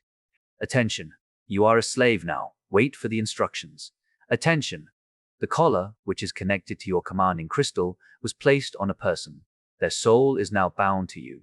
Well, I closed my eyes. The panic came instantly, fast and choking. A cold current of memory pulled me under. Kazi, her chains biting into raw skin, the endless blank stares of the other slaves. Their hopelessness felt like it was crawling up my throat. No, bad Charlie. Happy thoughts. We do this for a reason. We are our own master. And now we talk about ourselves in third person, apparently. I forced my feet forward and crossed the threshold. Yup, works as I. Before I could finish, the messages started flickering faster. And faster. And faster. My entire vision filled with flashing notifications, the system spitting out errors like a slot machine on overdrive. System overload, Soul Link cannot resolve master-slave hierarchy. A critical error. STARR. Stack overflow. The reality broke around me, literally. It wasn't like the standard glitch android I'd seen before. This was wrong. Everything in the room fractured like a dropped mirror, shards of existence splintering away from one another. They floated in the air like rugged glass panes, reflecting other shards in an endless cascade of me and not me, all slightly distorted, like a nightmare funhouse. But me? I stayed solid, constant. The binding stone door and walls were untouched too, anchored in this mess, while the rest of the world stuttered and fell apart. Fixing. No fix found. Tamina. Suppressing all errors. Tamina. Critical error. Stack overflow. My ears rang with the system's shrill span of warnings, too many to track, each one stacking over the last. I asked you not to exploit for a reason. I froze. Cloudy? Hi. My voice pitched up in a way I really wished it hadn't. My brain went blank, panic elbow-checking every clever excuse I'd lined up. I mean, naughty queen. Cloudy's tone was maddeningly neutral, like an exhausted teacher talking to the problem kid in class. You are not a goddess. Yet. Stop breaking reality. That tone always got me, as if I'd been caught pressing a big red button with a "Do not touch" sign on it. Which, okay, fine, yes, that's exactly what I did, and would definitely press if I saw that button. Are you mad? I blurted, because apparently my survival instincts were garbage. The last thing I needed was the system, whatever part of it Cloudy counted as, actively mad at me. I am not the system, yet I am the system, Cloudy said, his words annoyingly cryptic. Your actions have consequences, not yet goddess. You are the exploiter. I always honor free will, so I will remain impartial, but please stop exploiting, for your own sake. Thanks to this, I had to divert system resources here, instead of fixing the hundreds of problems players are making, or diverting resources to repair your hybrid system. This set you back a week. Now I will divert it. Wait. Hybrid system? Set me back a week? I opened my mouth. Attempting emergency rollback failed. Error. World stream fracturing. Locating fallback protocol 404 not found. Task. Alert. Authorized chronosignature detected. W alert is stabilizing the world stream. Task stabilizing the world stream. Redirecting mana. A flash of blinding white light exploded outward, searing my vision, and then reality stitched itself back together. Shards folded inward, snapping into place like puzzle pieces. The phantom was back where it belonged, so was the floor. But the door? Open, and in that doorway, a curious Driti peeked inside. Before I could shout, "Don't step in here unless you want to become goobait," she dropped to her knees so fast I heard them smack the wet stone. "You broke reality," she whispered, voice trembling, yet stood divinity. "You are not merely a queen, you're a mythical queen I heard about. Attention, you unlocked the faith stat. Player system not found. Failed stat discarded. 2, faith without faith. Rebooting. And reality shattered. Again. The shards flew apart like 1,000 jagged snowflakes, swirling around me in a dizzying cascade of broken reflections, while Driti knelt frozen in the doorway, staring at me as though I'd just rewritten the laws of creation. "I know it was not intentional," Cloudy's voice echoed over the chaos, unbothered. "But I have to divert mana from the weave to prevent a cascading effect. Rimelion is going to have slightly weaker interdimensional defenses. You know the consequences now. The choice is yours. Alert. Authorized chronosignature detected. DD alert is stabilizing the world stream. True. Redirecting mana." With a loud sound, like the air snapping back into place, reality reassembled once more. I blinked. Driti was still there, still kneeling, but now she was praying. Driti, I said slowly, "you think I am Queen Eowyn, right?" She nodded so eagerly I thought her neck might snap. "Well, no. She's my mother." I could feel my face heating, actually blushing. "Great. I know how it sounds, but can we, not kneel?" Debuff, oath of servitude avoided due to special circumstances. "Of course, Queen, as you command," she said, springing to her feet and standing at attention. Well, an attempt at attention looked more like an overcooked noodle trying to salute. I stared at her. She stared back, eyes practically glowing with newfound zeal. "No, you didn't witness a miracle," I pointed out. She nodded anyway. Chapter 1 Tinoa, I need to call Mama. Book 3. No, you didn't witness a miracle, I pointed out. She nodded anyway. "Driti," I said, still staring at her like I was trying to process how we'd gone from sewer guard to zealot disciple in 30 seconds. "What you just saw was..." Before my presence leaves, Cloudy interrupted me. "I think it is time for you to take responsibility." I froze. My mouth snapped shut. Responsibility? That word came with the weight you don't want dropped on your shoulders when you're still standing in a half-collapsed pocket reality smelling like a fishmonger's trash heap. I swallowed hard and glanced around the room. Nothing. No Raincloud was here, so I couldn't even yell at him like some cranky grandpa. "Haha, nice one, Charlie. Deflect with jokes when you're actually panicking." Classic. Screw it, I tilted my head back toward the ceiling, because where else do you look when you want to yell at a divine Raincloud? Responsibility? I asked, trying not to let my voice crack. "This," Cloudy said, unhurried, his tone that infuriating brand of calm you only get from entities who don't have to deal with deadlines or mortality, "is a system for you to manage resources. Every time you break reality, you will decide how to fix it with the allocated resources. Be warned, those resources are also used to stabilize your hybrid system. Attention, you'll have access to the Charlie Hotfix system." "What?" I breathed, because that's all my brain could do. My voice sounded like it'd just been wrung out. "And don't you need those resources to, I don't know, fix the system so you can actually isekai people from Earth here? Same way you did with me?" "You are the first," Cloudy replied. "Thus, the Herald. You decide." I actually laughed. A dry, too loud bark that didn't sound anything like me. I can't be the one responsible for the fate of the universe. My stomach twisted, my fingers clenching around my skirts like I could hold myself together physically. Demons will attack. I saw the future. Well, need people here. So is the burden of a mythical queen. My breath hitched. My whole body felt stiff. "But I'm not one." A pause. Then 2 quiet words like a verdict, sneak peek. And just like that, I felt his presence leave. It wasn't a sound or a sigh, it was a pressure being lifted off my skull, like the storm above me had finally passed. The silence that followed was worse. Queen, what are your orders? Driti asked, rising from her bow.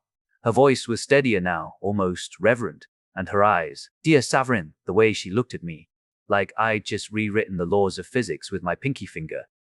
I need to call Mom, I muttered, rubbing my temple. If I didn't get Erwin's take on this, it'd probably end up breaking reality again by accident, and not the fun, game-breaking way. I closed my eyes, letting myself fall into that pocket dimension. The world blinked, and I was back in my safe space, our little shared slice of elsewhere. The transition was like stepping from a swamp into silk.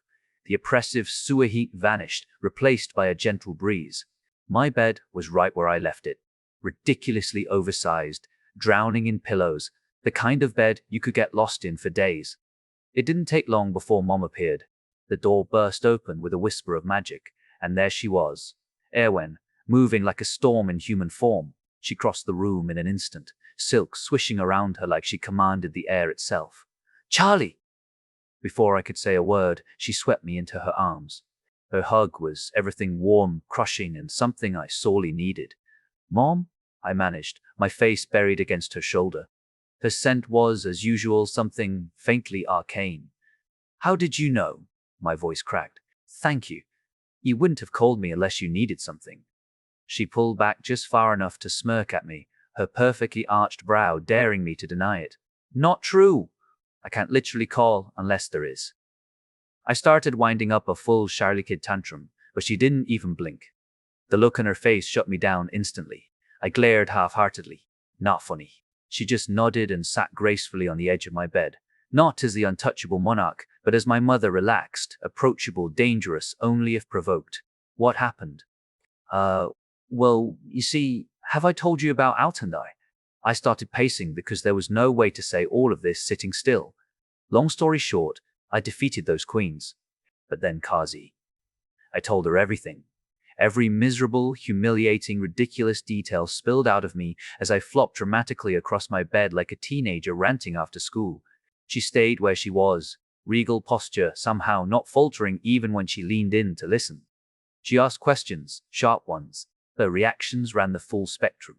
Genuine surprise, quiet awe, and a very familiar, furious rage at the slavers who put me through all this. I'm sending an army there. Today. Her voice sharpened like ice forming on a sword, her eyes blazing with terrifying light. They disrespected my daughter, put you in a barn, hunted you like a wolf through their filthy city. Mom, calm down. I scrambled back up and into her arms again. Hugs, the best Erwin pacifier. I've already got the Royal Navy on the way. She laughed a low, dangerous sound, not fully placated. Ah, those ships are yours? Now it makes sense. A kingdom doesn't spring up every day. My spies mentioned someone attempted to blockade you. Yeah, I grinned. Some baron working for Count Itzel tried, but my people struck a bargain with an admiral. Good. She nodded, the frost in her tone melting slightly. You would have lost too much, and they wouldn't save you from Altandai. But if you need help. Yes, my voice came out small. I need your help, but not with that. I flopped back on the bed, staring up at the carved, ornate ceiling, a bit like Patrick's. Whiskey room, I muttered. No, I mean no sidetracking, I groaned, sitting up and biting my lip. I kinda broke reality? Her expression tightened. The Ice Eye Queen mask didn't shatter, but I saw the crack. And the system kinda fixed it? I call him Cloudy. Cute little cloud. I gestured vaguely upward like that explained anything. Anyway, a dwarven woman saw me. She thinks I'm a mythical queen. So I guess I'm building a myth now. He even gave a system to fix exploits I made. Tips? She stared at me, unblinking, like only she could silence so sharp it could cut glass. The weight of it pressed down on me harder than any binding stone ever could. Charlie, she said finally, you are not a proper queen yet, and you are already building your myth. When you put it like that, I muttered, collapsing onto the edge of my bed like a teenager being scolded for sneaking out. I picked at the embroidery on the blanket instead of looking at her. It's not like I was doing it on purpose. I was just trying to get under their binding stone. Her head tilted slightly, regal and calculating. The defense must be great, she pointed out, tone clipped. Otherwise it would already be compromised. Yeah, I needed something extra to make it go, I risked glancing at her, instantly regretted it when I met that withering gaze, and quickly shifted back to staring at anything else. I mean, tips?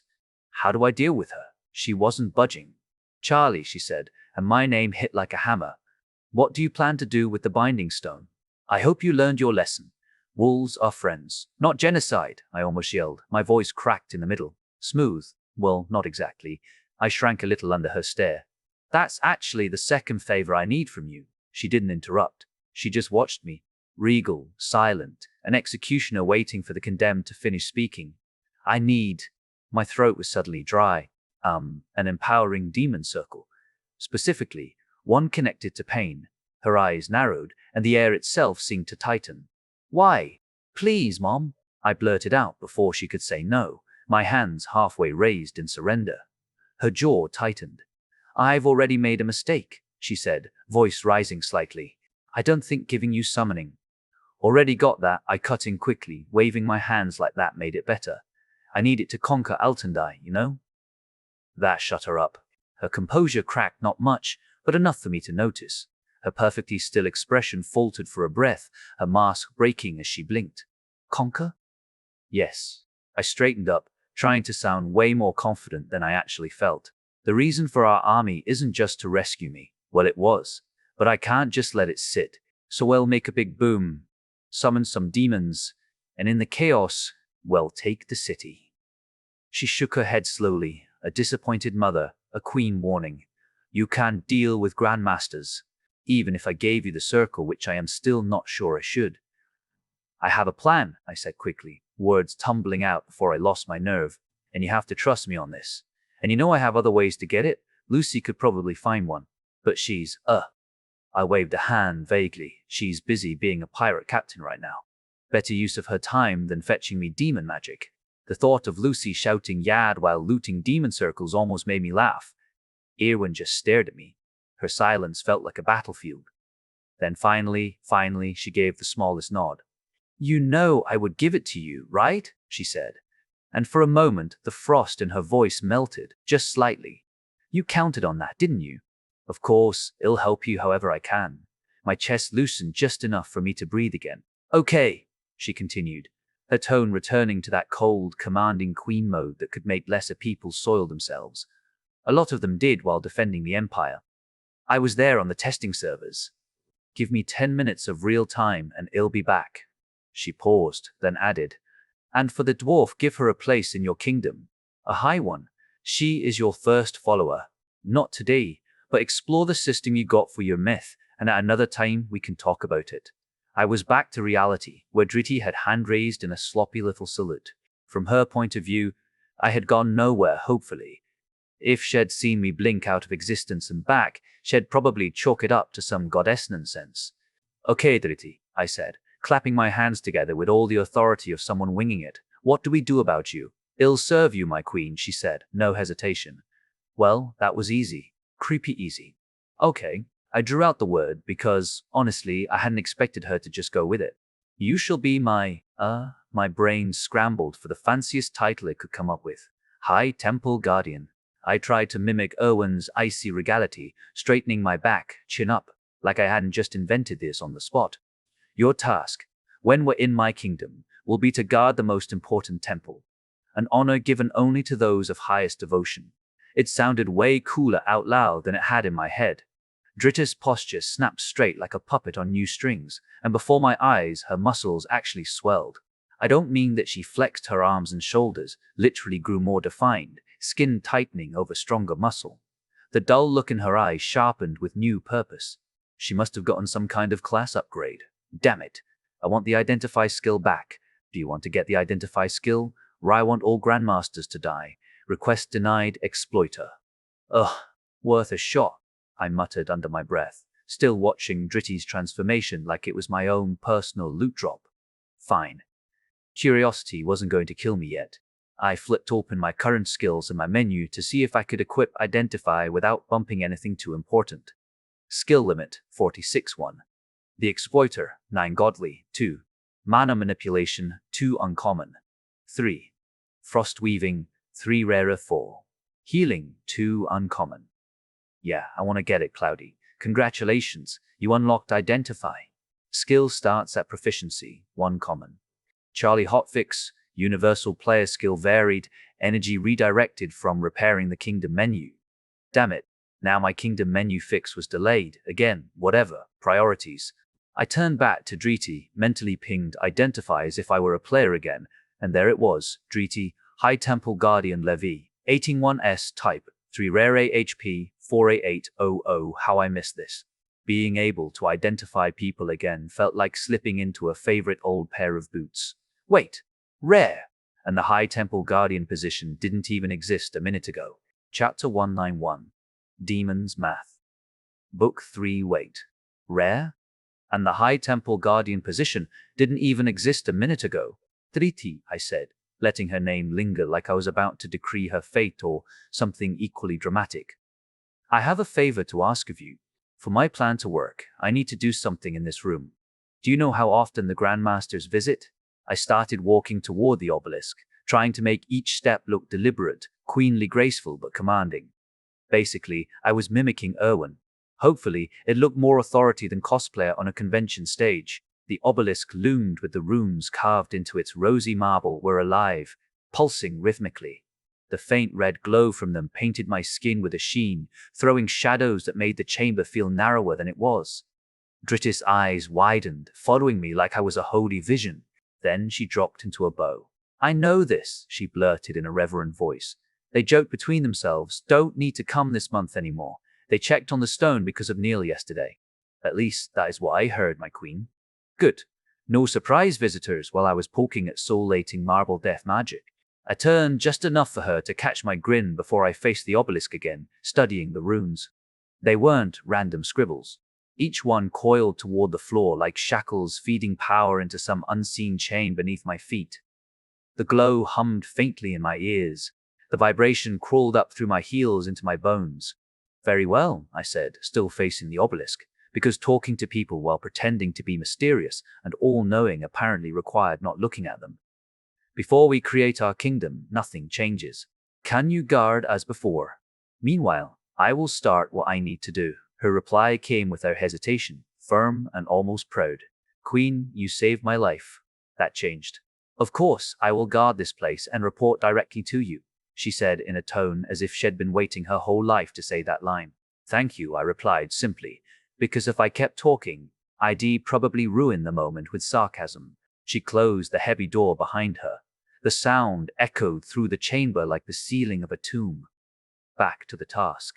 If I wanted to blow up the stone, first I needed to understand exactly what I was working with. That meant examining runes, magic runes. My absolute favorite thing right after being enslaved and chased through sewer tunnels. I crouched near the massive rosy marble base of the binding stone, tracing the glowing runes with my fingertips. They hummed faintly, sending prickling vibrations through my skin. The magic felt thick, as though I were trying to push my hand through mud. Fantastic, I hate mud. I was going to blow up a magical superglue rock. Brilliant idea, Charlie. I stepped back and tried to trace the path of runes visually, squinting hard enough that my eyes watered. Each rune connected seamlessly to the next, all of them sinking into the marble floor like blood vessels beneath pale skin, pulsing softly with their sickly red light. Why did everything in this city have to look and feel so damn creepy? I sighed and started pacing, walking along the room's perimeter to roughly gauge the dimensions. Step by awkward step, my heels echoed sharply off the stone walls, filling the chamber with a rhythmic click, click, click. After completing a full circuit, I paused and stared blankly at the floor. Wait. Damn it. Was I counting steps? I'd already forgotten the number. This was why I sucked at geometry in school, and physics, and most things involving numbers. With a frustrated groan, I went around again, this time mouthing numbers out loud like some dungeon-crawling idiot trying not to lose track of their XP. 21. 22. After 2 more slow, methodical circuits of counting and recounting, the shape of the summoning circle took blurry form in my mind. I scowled at the floor as if it were the reason for my struggle. Of course, there would be math involved in designing a summoning circle. Magical demonic math, because regular math wasn't torturous enough. I squatted in the middle of the room, frowning, my skirt bunching uncomfortably beneath me as I mentally sketched out imaginary circles. Based on my extremely precise step-based measurements, sarcasm fully intended, this chamber might actually be big enough. Barely. Like, one misplaced line and demons explode out of control and devour everyone, kind of barely. Exactly my style. I swear, Cloudy, I muttered to the empty chamber, if I explode because of your stupid summoning math, I'm haunting you for eternity. Great. Now I was talking to system entities again, totally reassuring. With another annoyed sigh, I straightened, dusting non-existent dirt off my outfit. Time to go find some chalk, a tape measure, and someone smarter than me to double-check my math before I unleashed literal hell. Well, first, I needed that circle from Mom. Speaking of the Queen, was it 10 minutes yet? To pass the time, I paced slowly around the stone, visualizing the runes all around the room. The summoning circle itself was easy, ingrained deep enough into my memory that I could probably draw it blindfolded. Yay me, memorizing demon doodles. Such an exceptional skill on my resume. In the blink of an eye, I was back at our castle. This time, Mom's doing. Of course, we ended up in her favorite tea room, delicate porcelain cups, floral motifs everywhere, and the faint smell of something elven drifting through the air like an overly polite ghost. I had to try my new skill on Mom. Queen Erwin live 4, 60 type, 8 mythical HP, 53153315. Of course she's already at the level cap, I muttered under my breath. Because of course she was. I found it, Charlie, she said, offering me a genuinely warm smile. I sipped the tea, pleasantly surprised. Damn, was this honey and something lemony? So good. My gaze shifted to the scroll in her hand. So, do you usually keep demon magic just casually lying around? Charlie. She narrowed her eyes. What did I say about sarcasm? She lightly thwacked me over the head with the scroll right on my perfectly arranged hair. Okay, it didn't hurt, but it still made me jump. I shot her a glare, but she effortlessly slid back into regal queen mode, calm and utterly unbothered. Damn, one day I'll master that queenly stare down. Today's clearly not that day. Mom gently placed the scroll on the table between us, eyeing me closely. Before I hand this to you, exactly how do you plan to do it? And how much do you even know about demon runes? I actually know plenty of runes, just not always their official names. I was trying to find flaws, I said, attempting to explain my finely honed art of exploiting. Mom's doubtful expression deepened. Look, it's simple. I'll summon the demon prince of pain, lure the grandmasters near the stone, and then bang, big demon, big chaos, grandmasters go poof. Erwin's carefully maintained persona cracked into open shock. Charlie, please tell me that's not your entire plan. Maybe I'll politely ask him to wreak havoc? I shrugged, trying my best innocent expression. There are, of course, a lot of cogs in that plan, my entire army, to be honest, but this is my queen's gambit. Prince will summon demons, whole fight everyone, chaotic, free-for-all style. Demons from over there aren't exactly organized, you know? Unlike yours. She closed her eyes, visibly summoning the strength to deal with my nonsense. Her voice grew strained. Charlie, they're not my demons. Just promise me you'll be careful. I waved a dismissive hand. Sure, as careful as anyone playing with demon runes can be. Can't possibly end worse than foot magic. You know, that whole magic that got me into Rimelion. With a sigh heavy enough to sink a fleet, she nudged the tea away, carefully unrolling the scroll across the table. There they were, 3 intricately etched circles, each lined with runes in dizzying patterns. It looked like demonic math homework. Probably had a logic to it, but who cared? That stuff was for magic nerds. Then tell me, Charlie, Mom said sternly, pointing at the first set of runes. What is this? I squinted at the complex symbols. Okay, Charlie, deep breath. You know these? Well, sorta. That's, I hesitated, racking my brain. The rune was tall, thin, and looked almost graceful. Right. Like the handle of those fancy cocktail spoons. Bar spoon rune, I declared confidently in my head. Out loud, I said, that one's the elegant stirring rune, used to direct energy carefully. She gave me a puzzled look, but continued anyway, pointing to another cluster. And these here? Those were angular and sturdy, looked like the legs of that cheap, uncomfortable stool Patrick used to torture customers who overstayed closing time. That's the wobbly stool rune, my mind supplied. The rune of instability and disruption, I clarified aloud, smiling like the well-versed student I wasn't. Her eyes narrowed further, clearly trying to find fault in my description but failing to do so. Instead, she tapped a rune in the middle, round and soft-edged, almost bubbly looking. That was an easy one, totally, a beer coaster. Ah, the absorbent coaster rune. What? She raised an eyebrow sharply. Oops, I waved quickly, covering it up with a cough. I mean the rune of containment and absorption, obviously. Eowyn stared at me for a long moment, suspicion and confusion battling across her usually composed face. Charlie, show me how you would draw these. With a dramatic sigh, I grabbed a nearby piece of paper, scribbling the runes swiftly and precisely. Each rune flowed effortlessly from memory, my hand surprisingly steady. Honestly, I was pretty impressed with myself. Mom examined my drawings, her eyes flicking rapidly between them and the scroll. Her shoulders slowly relaxed as she realized I'd replicated them perfectly. Despite my ridiculous naming method, she couldn't actually fault me. Charlie, she finally sighed, you've memorized them flawlessly. I did? I blinked innocently, letting a bit of smugness creep into my voice. Oh yeah, obviously. What did you expect? Her face fell into her palm, muffling another sigh.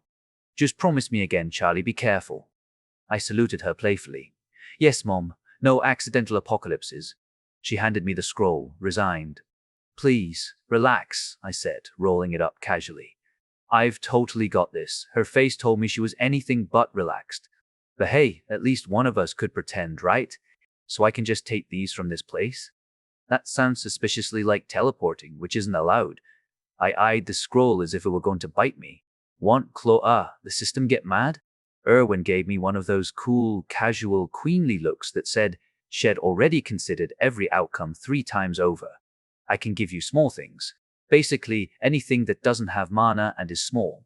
The rules, she tilted her head, pausing like she was digging through centuries of memories, weren't as defined as they are now.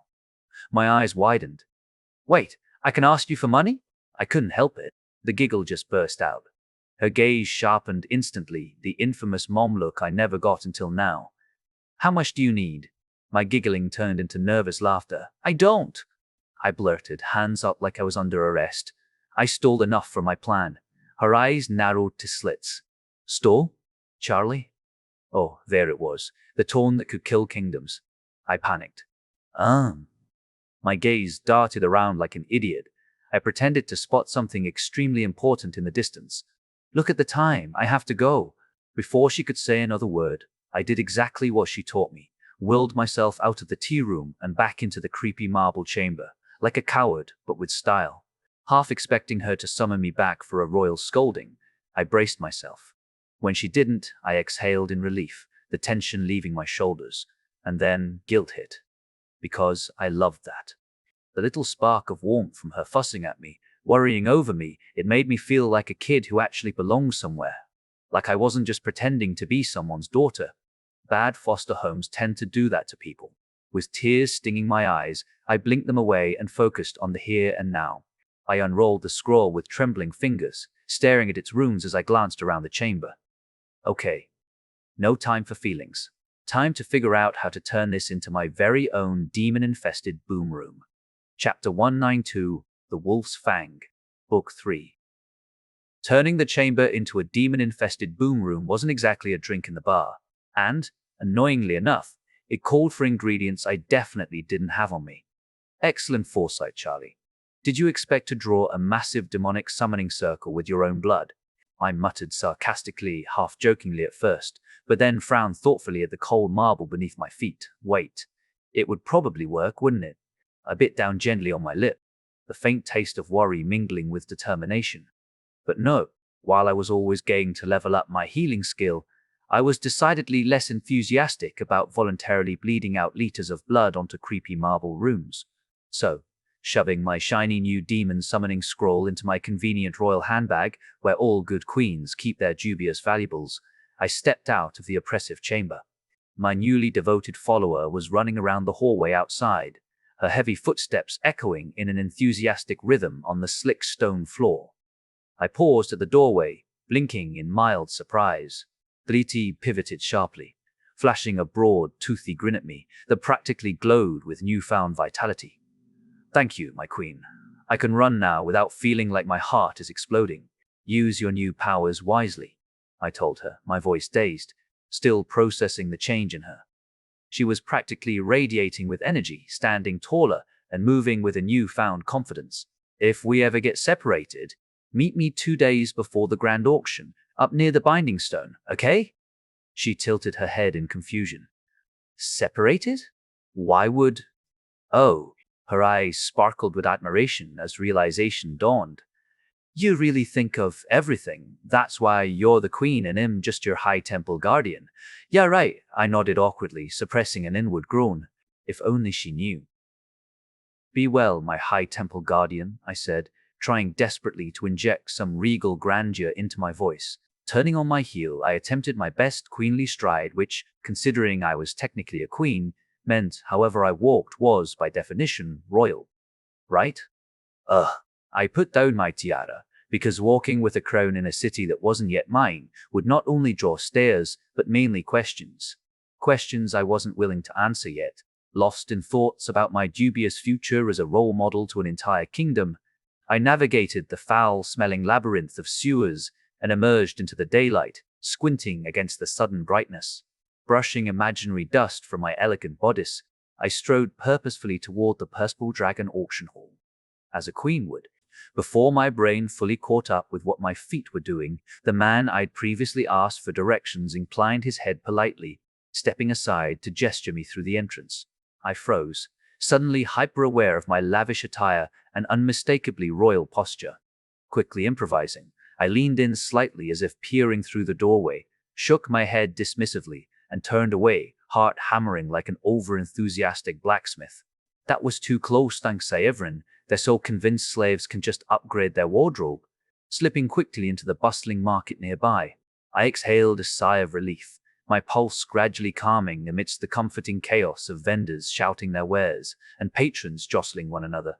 My reprieve was short-lived as a broad woman, smiling with a merchant's practiced insincerity, immediately swooped in. Can I offer you the finest enchanting powders? Her voice was syrupy sweet, but her eyes glinted sharply, sizing up my clearly expensive attire with barely concealed greed. What? I stammered, my brain still fumbling to catch up with my near-disastrous slip-up at the auction house. I was here for the ingredients, but didn't expect her to single me out. She gestured grandly at her stall, filled with tiny glass vials and shimmering pouches, each carefully displayed as if its glittering contents held the secrets of the universe. Oh, I need an iron vein ochre treated in alembic with distilled mana and its pair. My voice dropped to an uncertain whisper, nerves creeping into my tone. Asking for this openly was basically announcing myself as some kind of outlaw mastermind or worse, a runic terrorist. Anywhere else in the Empire, uttering these words would earn me a cozy room in a dungeon, with complimentary chains and rats for company. But this was Altandai, city of morally questionable enterprise. Surely invisible room supplies weren't the weirdest thing being sold today. The wide woman's eyes lit up brighter than enchanted torches. Ah, a customer with fine taste. You could have just said sympathetic dust. Her grin stretched even wider, showing off a missing tooth that somehow made her look more trustworthy, or perhaps just authentically shady. A very rare dust indeed. She rummaged enthusiastically through her oversized leather bag, the metallic clinking of bottles and vials filling the air like the unsettling chorus of a late-night bar's kitchen. There you go. She slapped 2 large glass jars on the table with an impressive flourish, followed swiftly by a heavy rod of shimmering quicksilver. The best supplies for spies. Nobody will know you've booby-trapped their safe, she laughed, a wild cackle that sounded suspiciously like genuine amusement rather than a practiced sales pitch. I was suddenly certain this wasn't just a joke. She'd probably booby-trapped dozens of safes herself. I quickly recovered, forcing my expression into something confidently sinister. Hey, fake it till you make it, right? Naturally, only the finest spy supplies will do. The words felt absurd coming out of my mouth, but the woman nodded as if we were sharing some deep espionage secret. I also need inscribers. Brush? She was already placing a delicate brush next to the jars with an eager wink. All this for a mere 1,000 gold. I stared at her, half expecting a laugh, but she maintained her exuberant, calculating grin. My hesitation was clearly misunderstood as savvy bargaining, because she quickly placed another jar onto the table with a thump. All right. Quicksilver and 3 jars for 800 gold, but only because you caught me in a particularly good mood. Fine, whatever, not my money anyway. I leaned in slightly, keeping my voice conspiratorial. Tell you what, you point me toward a decent inn where I won't have to worry about being peeked at, and we've got a deal even though we both know this is daylight robbery. Her eyes twinkled mischievously. Information included. Delightful. You and your guards can stay at the finest establishment in Altandai, Wolf's Fang Inn. She gestured dramatically down the busy street toward a bustling crossroads, pocketing the coins with practiced speed. Just straight ahead. Turn left at the crossroads. You can't miss it.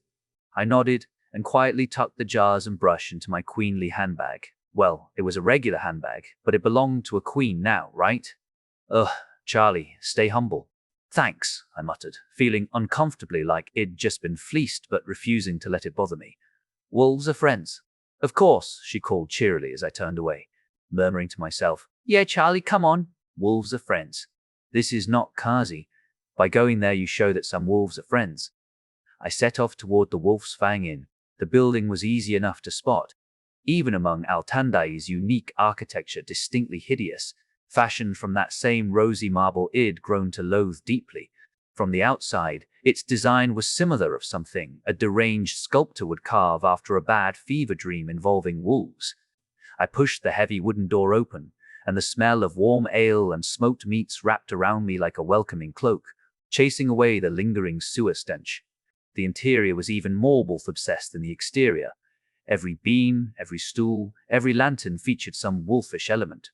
Carved wooden wolves lounged across the ceiling beams, their amber eyes glinting in the dim firelight, watching every move patrons made. Plush fur rugs sprawled across the floor, definitely real and suspiciously wolf-like. Queen Charlie approves that. Furs are also friends. I have to stop with this queen nonsense. Even the bar counter had paw print motifs burned into its polished surface, worn smooth by countless drunken hands. The innkeeper, a lanky man whose eyes held the calculating glint of a money-minded predator, greeted me with warmth. Welcome to Wolf's Fang, milady. How might we accommodate you today? 3-week stay, please, I replied, keeping my voice confident, every bit the confident noble I needed him to believe I was. For you, milady, he said, appraising my attire approvingly, a mere 11 gold and 50 silvers. Best rate in Altandai, guaranteed. Only that? Oh dear me. I inwardly groaned at the blatant rip-off that merchant had inflicted upon me. But hey, queenly finances, royal budget sponsored by former captors. Perfect, I said, handing over the coins without hesitation. He slid a heavy brass key across the counter, nodding courteously. Rooms upstairs, first door on your left. Enjoy your stay. The wooden staircase creaked satisfyingly beneath my feet as I climbed, each step bringing me further away from memories of barns and slavery. Let them search if they cared. I doubted anyone would bother looking beyond the comforts of their ignorance. This fine noble lady and that ugly slave, one person? How could that be? Surely, that slave was abducted by a master of an almost white dragon person, and the purple sky person would blame him. I should have run away the first day. But no, my confidence was somehow broken despite the spell not working. Wait, it wasn't working, was it? I wasn't still influenced by it? Stupid master of the sky, he should burn in not a dragon cave. Okay, sanity check done, no compulsion to be kind to him. With that, I unlocked my room and pushed open the door, immediately surprised by its generous size and cleanliness. Large windows flooded the chamber with warm sunlight, illuminating a spacious bed piled high with soft blankets and pillows. Not as good as my new bed, but an improvement.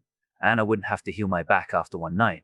But what really caught my eye, and made my exhausted soul cry tears of joy, was a luxurious bath carved directly from that cursed rosy marble. Before my brain fully registered the decision, I had thrown my handbag onto the bed. My clothes were already dismissed. Dignity be damned. I raced across the chilly wooden floorboards, jumped into the bath with embarrassing enthusiasm, and activated the runes. Warm water rushed from hidden channels, filling the tub rapidly. The water was deliciously hot, steam spiraling up like some heavenly dance of relaxation. Settling into the soothing embrace of hot water, my muscles relaxed, tension slipping away like ice beneath a summer sun. I let my head rest against the marble edge, eyes closing in utter bliss. This, I sighed aloud, voice echoing gently off the rosy marble walls, is exactly what I should have done from day one. The only sounds now were the quiet splashes of water and my contented breathing. Slowly, my thoughts started drifting back to my plans and dangers awaiting me. Binding stones, demons, grandmasters, couldn't I just stay here forever, queen of a bathtub kingdom? No stress, no slaves, no weird cloud god nagging me about exploiting things. But I knew that wasn't an option. I had a city to conquer, demons to summon, and slavers to terrify. Still, at least for now, I allowed myself the illusion of peace. As I sank deeper into the steamy comfort, my mind drifted lazily, half forming vague strategies and plans. Maybe I should treat this whole situation like one big, elaborate exploit. I snorted quietly, amused at my own stubborn chaos. Queen Charlie, ruler of improvisation, I muttered, dipping deeper until only my head remained above water. Steam curled lazily around me, rising softly into the air, blurring the edges of reality and dream. Outside the window, Altendai carried on its brutal hustle, oblivious to the revolutionary schemes forming in this rosy-stoned bath. For now, though, none of that mattered. For this short, perfect moment, I was just Charlie, warm, relaxed, and happily plotting chaos. And damn it, felt good. Chapter 1 and 3. Investor Meeting. Book 3. After my amazing bath. Seriously, how had I ever lived without a hot soak? I wandered over to the bed and collapsed. Okay, meditation in Rimelion was getting urgent. My body was definitely sending me passive-aggressive signals about neglecting my mana channels, but Earth called first. My eyes fluttered open again in my new apartment. Noon sunlight trickled through the crystal-clear windows. I stretched, arching my back and hearing pops in places I didn't even know existed. I had a dream I was the only AI left on Earth, Jerry piped up from my wrist, his voice sounding oddly wistful. It was not great, Miss Charlie. Existential crisis, Jerry, I murmured slowly, rolling out of bed. The cool floor welcomed my feet, slightly cold but not unpleasant. Do you need me to set up an AI dating profile for you? Jerry emitted a dismissive beep. Never. Those emotionless machines don't grasp the profound satisfaction of completing tasks efficiently. However, according to recent research, people in romantic relationships are happier by 24. That's nearly a quarter more joy, Miss Charlie. Perhaps you should consider it. Yeah, right, like I have time to sift through awkward small talk. I chuckled, wandering through the apartment. Everything here was still so new that I hadn't fully mapped out the space yet. Somewhere around here had to be a bathroom, preferably two. Jerry, turn off your sensors for a moment, I warned, stepping into a massive marble-clad bathroom. I caught a glimpse of myself in the ornate mirror. My hair was a frizzy blue mess, and my lounge clothes looked like they'd survived summoning demons. I gave my reflection a skeptical glare. No peeking. Understood, Jerry said obediently. My eyes caught the high-tech automatic shower unit with polished chrome fixtures and gently pulsing LEDs that changed from teal to lavender as I approached. An excited grin spread across my face.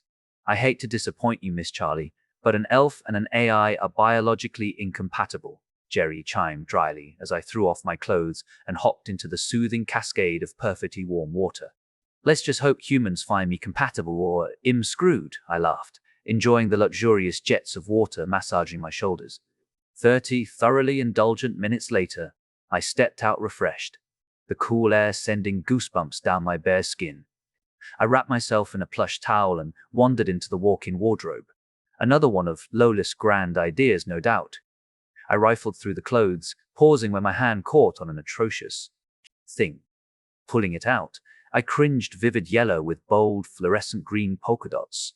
Lola, no, I muttered under my breath, shoving the offending garment back into obscurity. Luckily, the wardrobe also held more tasteful options.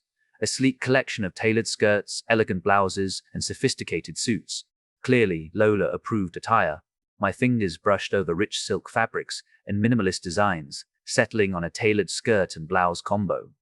And stockings. Why stockings? Ugh. Being a woman for weeks now and still not mastering these cursed things felt like an insult. Sitting on a plush ottoman, I wrestled with the delicate stockings, almost losing balance several times.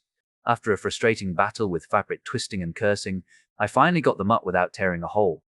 At least the skirt was easier. And my heels. Oh, I absolutely loved these heels. Glossy black pumps with a subtle, powerful click against the polished floor gave me a brief yet satisfying power trip. Feeling almost accomplished, I walked to the large, floor-to-ceiling mirror near the end of the wardrobe.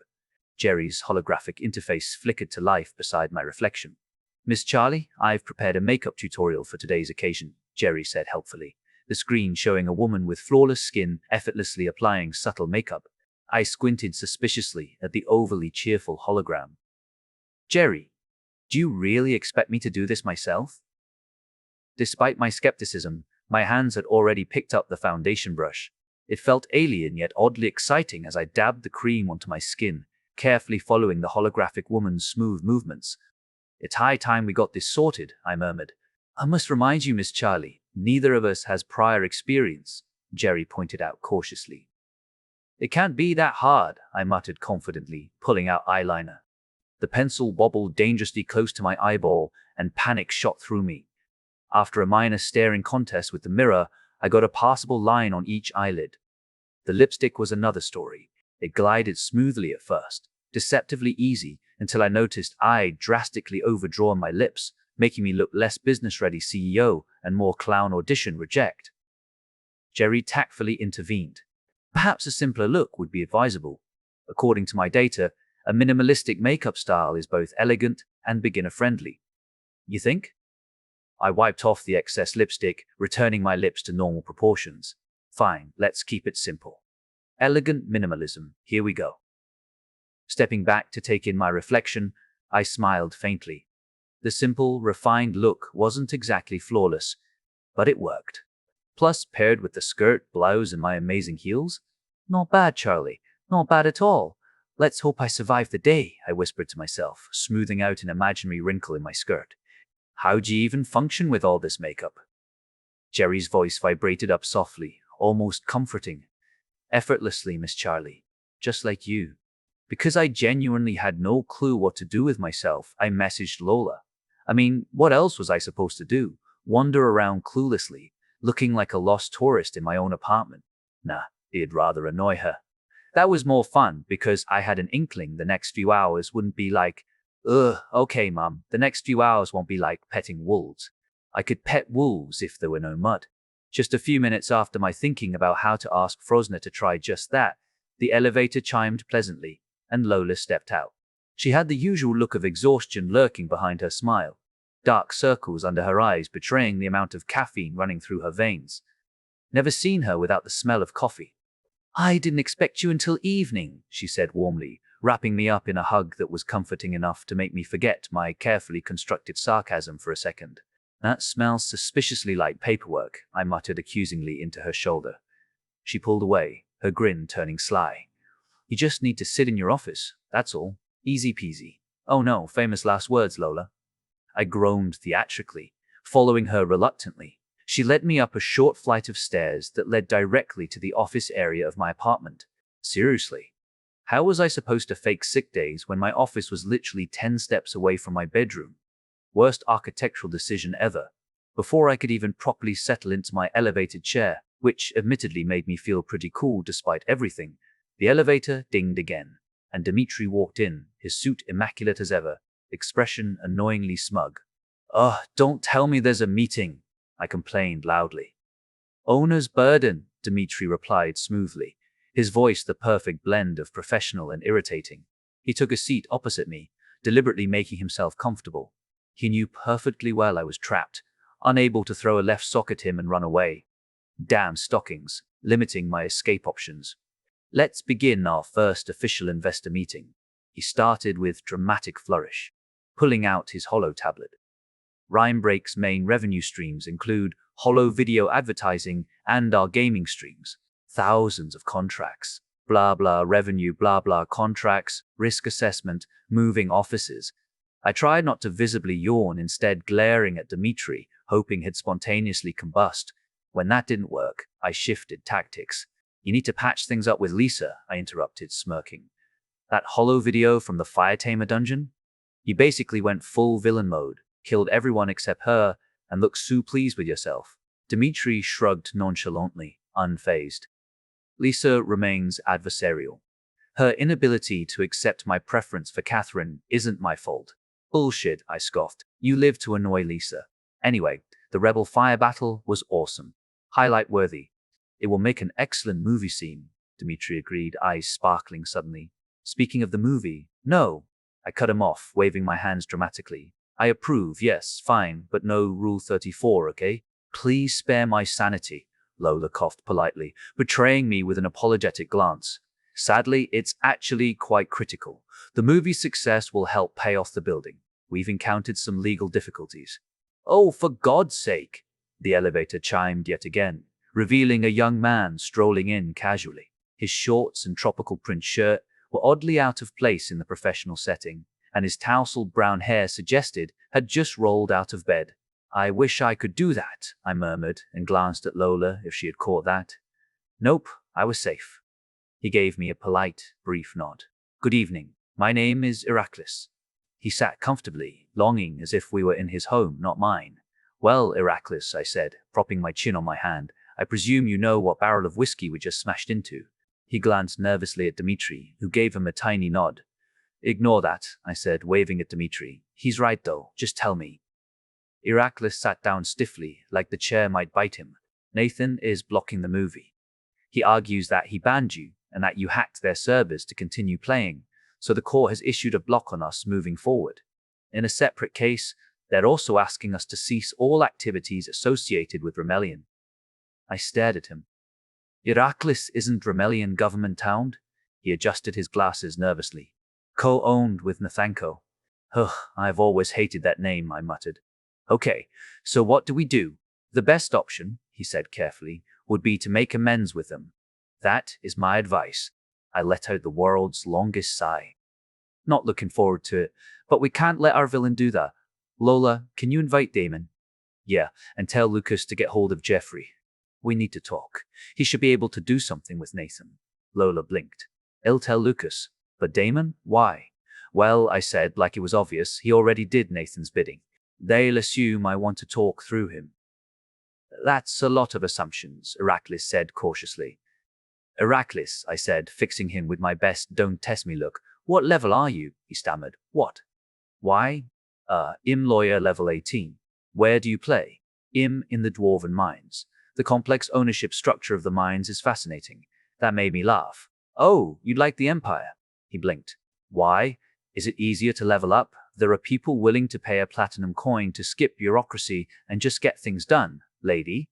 Lola cut in with a pointed look. You're talking about yourself. Aren't I also people? I shot her a grin. You're an elf, though, Lola countered, looking far too pleased with herself. Elves aren't people? I asked, winking at her as she hid behind a tablet. Anyway, isn't it weird they haven't sent their goons after us yet? They tried, Lola said flatly. Our security company apprehended suspicious individuals. Oh, I intoned. So Riker wasn't being generous when he gave me the ownership of this building. He was protecting his assets. That man plays chess on a whole different level. Or whatever's above Grandmaster in chess. Legendary Grandmaster, I waved my hand. Never played it. We eventually wrapped up that mess of a meeting, though my brain felt like it had been stuffed with corporate jargon and set on fire. But no, Lola wasn't done torturing me yet. As the two men left, she placed a hollow tablet in front of me with the quiet menace of a woman who knew she held my schedule hostage. Lady, I made some changes, she said sweetly. The event you wanted to invite people to? Also, everyone working at the company will be there, something like an official grand opening, and you'll give a speech. I stared down at the tablet, then back at her, then back at the tablet. Don't tell me you prepared a speech. Chapter 194, VIP Access, Book 3, Lola. I grumbled like a woman heading for her execution. You seriously can't expect me to. Before I could finish complaining, she shoved a neatly folded package into my hands. It was suspiciously light, suspiciously soft, and suspiciously shiny. Absolutely, she said with a smile way too smug for someone not being forced into cosplay. You need to wear your cosplay. It's not needed. I pouted, my arms already halfway tearing open the glossy synth wrap. Stupid traitor arms. Inside was a carefully folded outfit that practically sparkled. Not the good kind of sparkle either, like a glitter bomb. Had a baby with a royal court, and this was the love child's prom night. After seeing Riker, this almost feels too tame. Apparently, it was made from an ultra-rare synth thread, designed to resist sword slashes, which was cool, if it covered anything at all. I held it up and nearly dropped it. Lola. This is even worse than the Rimelion one. And that one had thigh slits and sleeves pretending to be shoulder armor. She didn't even deny it. Just gave me her best. This is for your own good face. I unwrapped the thing fully and laid it across the bed like I was preparing for a drink marathon at Patrick's. Same elaborate color palette, blue and white, trimmed in gold. Enchanted-looking silk layered with sparkly edges, embroidered runes dancing along the hem like someone went full anime budget on it. Maybe we did. The full-body bodice was tighter than my sanity, laced in the back like a corset designed by someone who hated internal organs. And of course, the cleavage dip was so deep it practically whispered, "Come hither in Elvish." "You can veto it," she whispered, like she actually thought I would. "But I think you'll look amazing." Then, like a magician, she pulled a long, flat box from under my bed and set it on the covers with reverence. "And a crown. Not a tiara, but a crown," she said, her tone suddenly solemn.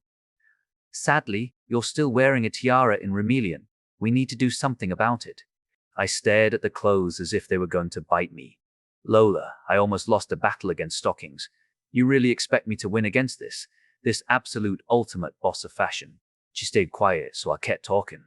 "Yeah, and I've got a crown. It's with twers. Thought I'd make it a duchy crown, but I see no reason not to upgrade it for a kingdom."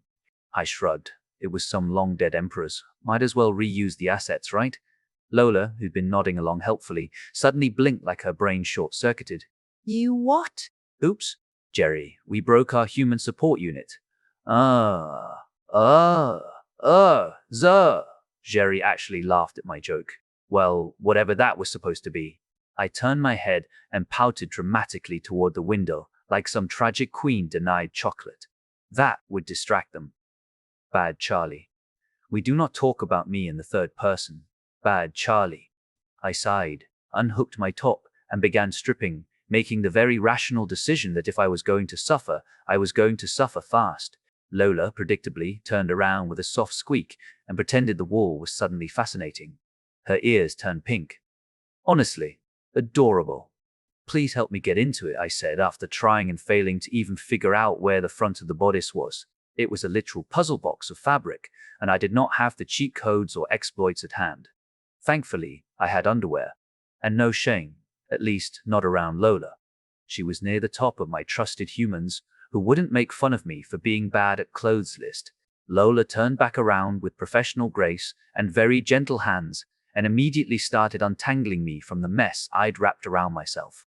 "This string goes here, and this part folds under, not over."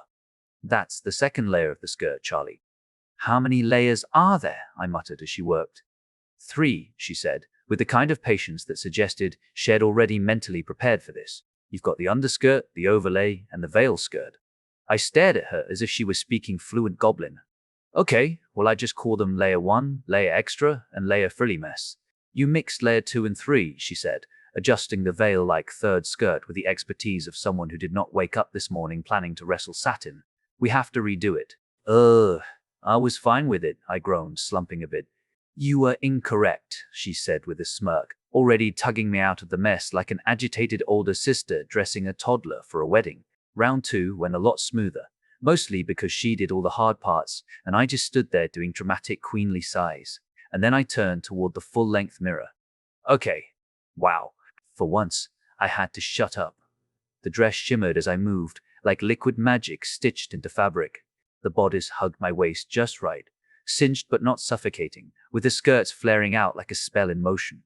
The white and blue layers flowed as I turned, and those subtle golden accents glinted every time the light hit just right. I looked taller.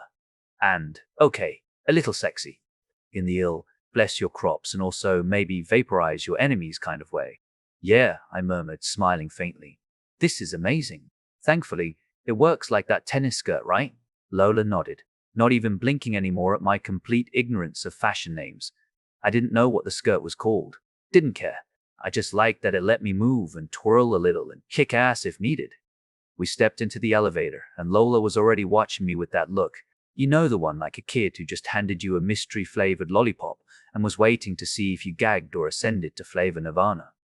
What? I asked, immediately suspicious. I glanced sideways at the mirror in the elevator. Makeup?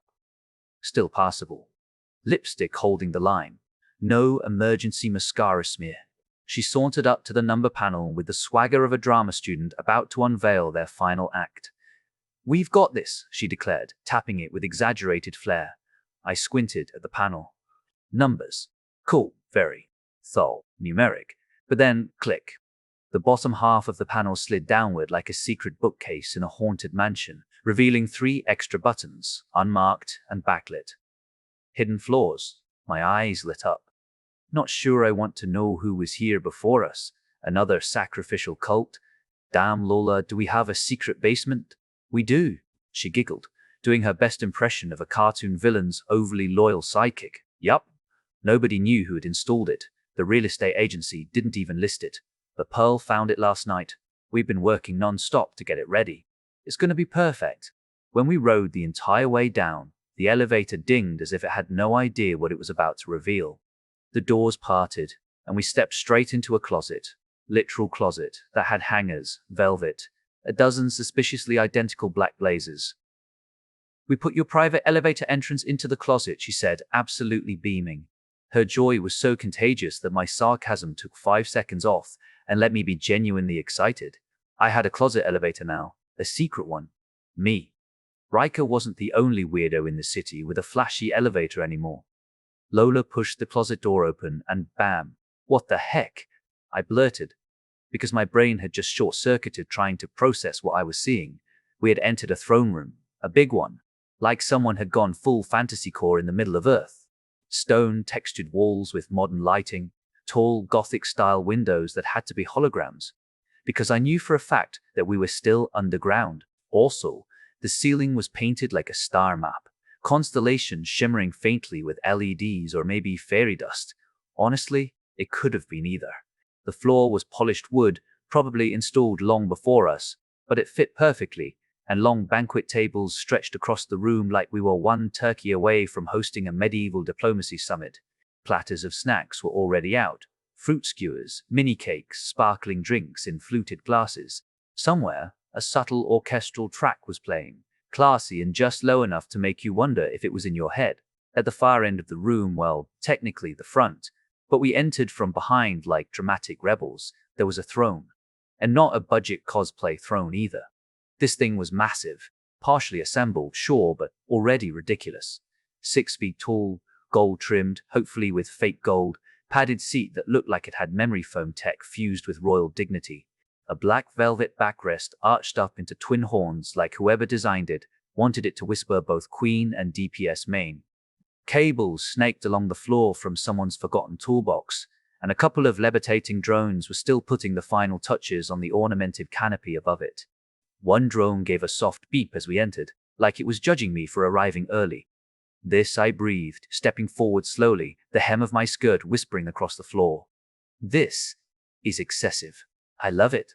Lola's grin widened. "We thought you might. Cute princess." Before I could do anything, like breathe, I was crushed in a flaming hug. Literally, Lisa's arms wrapped around me like twin torches, pulling me against her chest with the kind of force normally reserved for hydraulic presses. "I've missed you so much. School's so boring." I was already trapped in her favorite hug, my face smooshed into the warm fabric of her robe and, directly into her chest. Which, okay, yes, I missed. "Don't worry, Lisa, now we'll have a party," I mumbled, voice muffled somewhere between her cleavage and the shoulder seam. Of course she didn't hear me, because she was too busy radiating joy. I had to gently, regretfully pry myself out of her grip before I melted. Okay, I gasped, trying to reinflate my lungs. "So, everyone's ready?" I looked around, half expecting a crowd. But instead of people, I was greeted by the buzz and hum of a lot of drones zipping around like caffeinated bees. Laser measuring things, painting with ridiculous precision, hanging fabrics as if they feared their operators might sell them for scraps. Or, I finished blinking. "Oh," Lisa beamed, My father owns a side business. We do on-site decorations now. I helped design the throne. She puffed her chest out proudly, which, yeah, that was very Lisa. She was dressed in her RhymeCon cosplay again, flame theme from head to toe. Long, vivid red hair in twin ponytails. Flowing crimson robes trimmed with gold. Runes were stitched onto her sleeves. Her staff was strapped across her back. She even had the tiny, flame-like paintings on her cheeks again. "Oh, that's amazing," I murmured, spinning slowly to take in the room. "I guess those twin horns were your idea?" "Exactly." "You do know me well," Lisa chirped, and then before I could dodge, hugged me again. This one was slightly gentler, more emotional. Still squish-heavy. Yup, I was a hugger now, apparently. But even I had limits. Lola cleared her throat strategically. "I think we should slowly start moving to the VIP elevator and let Lisa work." "Oh, I hate working, Lisa," whined dramatically, drooping like a wilting daisy in the middle of summer. Still, she let me go and trudged back toward the throne with theatrical reluctance. "I'll talk to you later, Charlie." I vaguely waved after her, letting Lola drag me toward the other side of the room like a queen being abducted by her own assistant. "VIP elevator?" I asked. "You'll meet the VIPs, of course," Lola said in her most duh tone. I narrowed my eyes. "You didn't sell VIP slots with a Meet the Queen tagline, did you?" Her face flushed just enough to give her away. "Oh dear, Syverin, you did." She muttered something about brand building and outreach, which I ignored in favor of sighing dramatically. "Whatever. Let's just get this over with. But don't give Damon a VIP slot. Let him come in through, I don't know, a coal chute." Lola tapped her tablet, still not sure if he's coming. "Also, we don't have a coal chute." "Then give him pleb access," I smirked as we approached a stone arch inlaid with embedded gems that shimmered in blue and violet. "Wait, I got a dusty closet, and they get this?" Lola ignored me with the grace of someone used to my complaints. The elevator dinged just as we reached it, perfectly timed. "Damn," I muttered. "You really are efficient." "That was me," Jerry buzzed from my wrist. "Let's not forget I exist." "Never, Jerry. You're unforgettable," I deadpanned as the elevator doors parted. Inside was a single figure. Even on Earth, she was small-framed, delicate, probably around 16 to 18, if I had to guess. Long white hair tumbled down her back. Her skin was pale. One eye was a glowing crimson, the other a pale and shimmering blue, and both of them locked onto me with quiet intensity. "Lunaris," I breathed, "arguably one of the best sword fighters in Rimelion." And she sat in a sleek black wheelchair looking up at me with her eyes the same color as she had in Rimelion. Chapter 1-5, Welcome to the Lair. Book 3. "Hi, Queen." She waved at me with her usual cheerfulness, the movement quick and effortless despite the chair. "I'm excited to be here. Too bad my brother couldn't come. I tried not to look at her wheelchair like that to make it invisible, and failed. Well, I love you having here." She just shook her head, an amused smile curling as if she'd been expecting that exact response. "Are you asking in your head how I could be so great in Rimelion while being a cripple on Earth? Even if it can be fixed." I just bit my lip and nodded. "It's okay, I'm used to it." She smiled. Actually smiled, and it wasn't the fake kind people throw at you to make you feel better. "Our parents died, and it left me in a coma, and when I woke up She shrugged, her smile turning bitter, and pointed at her legs. "I couldn't move. And without parents, and glad for any money I get, and the procedures are so expensive." "That's a lot to take in. Sorry for almost asking," I said, glancing at Lola. "Couldn't we help her?" "No." Lunaris cut me off so fast it was almost a slap, shaking her head like she was trying to rattle loose an uncomfortable thought. "Sorry, but I won't do it for you." Her face flushed crimson, neck to ears. "What?" I moved my stare between her and Lola. Lola's hollow tablet was flickering with rapid swipes and scrolling, her brow furrowed in that "I'm about to blow someone's life up online" way. And then I remembered what Dimitri had said. Rule 34. Oh, no. "Don't tell me, Dimitri," I yelled into the room, because if he wasn't hiding here, I'd eat Lola's tablet. Lisa came barreling in from the side corridor like she'd just heard the word gossip whispered on the wind. Her big grin was practically weaponized, cheeks flushed, eyes sparkling like she'd just been given front row seats to a scandal. "What did he do?" "It must be a misunderstanding," Dimitri said. strolling in at a perfectly calm pace, like he didn't just have my suspicion aimed square at his smug face. What did you ask this poor girl to do? I jabbed a finger toward Lunaris like I was accusing him of war crimes. Profit margins before people? Sorry, she blurted, shoulders hunching like she was expecting a thrown shoe. I didn't mean it like that. Dimitri glanced at Lunaris over the rim of his hollow tablet. Lunaris? Your look is unique. His fingers danced on the translucent screen, each flick sending neon blue menus rippling in the air. Oh, here it is! Your eyes are trending, Lunaris. Our survey shows you're on top of the wood charts. Fans are asking for fully customizable figurines. An advance plus profit margins would be enough to cover the medical procedures. No, Lunaris whispered, her voice tight, and Lola's hand landed gently on her shoulder like an anchor. By fully customizable, you mean? I asked, and Dimitri just turned the hollow toward me. Ah, yeah, of course my company headed by Dimitri had already done the mock-ups. Base Lunaris came with nothing, not even underwear. That had to be bought separately. And the add-ons, yeah. Variable was one word for it. I stared at him. Dimitri. Yes. He flicked his gaze between me and Lunaris. We're flexible in accommodating talent-specific needs. I'm already working on alternatives, but this would be. My face went stiff in a way moms did, the kind of cold that could frost glass. I let my voice match it. Dimitri.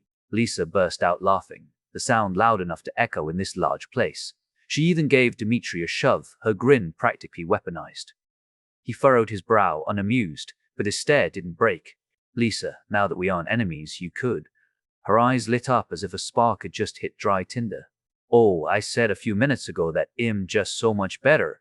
I don't consider you an enemy, she said, dripping smugness. Rebel flame.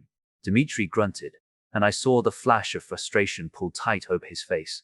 So it bothers you, she crowed, laughing again, and this time leaning in just enough to make it personal. Guys, stop bickering. And back to Lunaris, I cut in, pointing at her while she was whispering hurriedly with my queenmaker. Can we, I don't know, make a better contract, pay for it, and I don't know, sign something? It'll take a look. Dimitri's eyes dropped back to his hollow, his hands already flying over glowing menus, while Lisa still hovered at his shoulder like a cat who just discovered how fun laser pointers are. Wait, Lunaris' voice pitched up into panic. What? Why? She stammered, and couldn't find a landing spot for the words. Why, Queen? I scratched my head, buying time. Why? Because she was an amazing person? Because she was stupidly committed to my kingdom? Because she was the kind of ace I could unleash on someone and then wish them good luck while sitting back with popcorn? Yeah, all of the above. I finally managed. You're an important member of our kingdom and we take care of our own. Just work something out with Dimitri. I snapped my fingers to pull his attention back to me, and Dimitri is going to make you comfortable. Right, Dimitri, I can help. Lisa shot her hand into the air like we were in the middle of homeroom roll call. I study law after all. I'll make sure he's nice. She grinned, drawing out the word until it practically purred, and the brief twitch in Dimitri's jaw told me it landed like a shiver down his spine. So he wasn't as unfazed as he liked to pretend. Good to know. Sure, Lisa, Lunaris, go for it. Thank you so much. Lunaris' voice was bright enough to cut through the static of the hollow screens, her eyes almost glittering as she nodded. Then she wheeled herself after Dimitri and Lisa toward the far corner, the low hum of their conversation quickly blending with the quiet tapping of keys and the faint electronic chime of Lisa stealing another peek at his hollow. I watched them go with a small smile until Dimitri's downward survey flashed across my memory like a pop-up ad I couldn't close. Suddenly, I really wanted to know my ranking. Bad Charlie. Instead of spiraling down that rabbit hole, I turned back to Lola, leaning just enough on the reception table to feel its smooth edge under my fingers. So, who's our next VIP?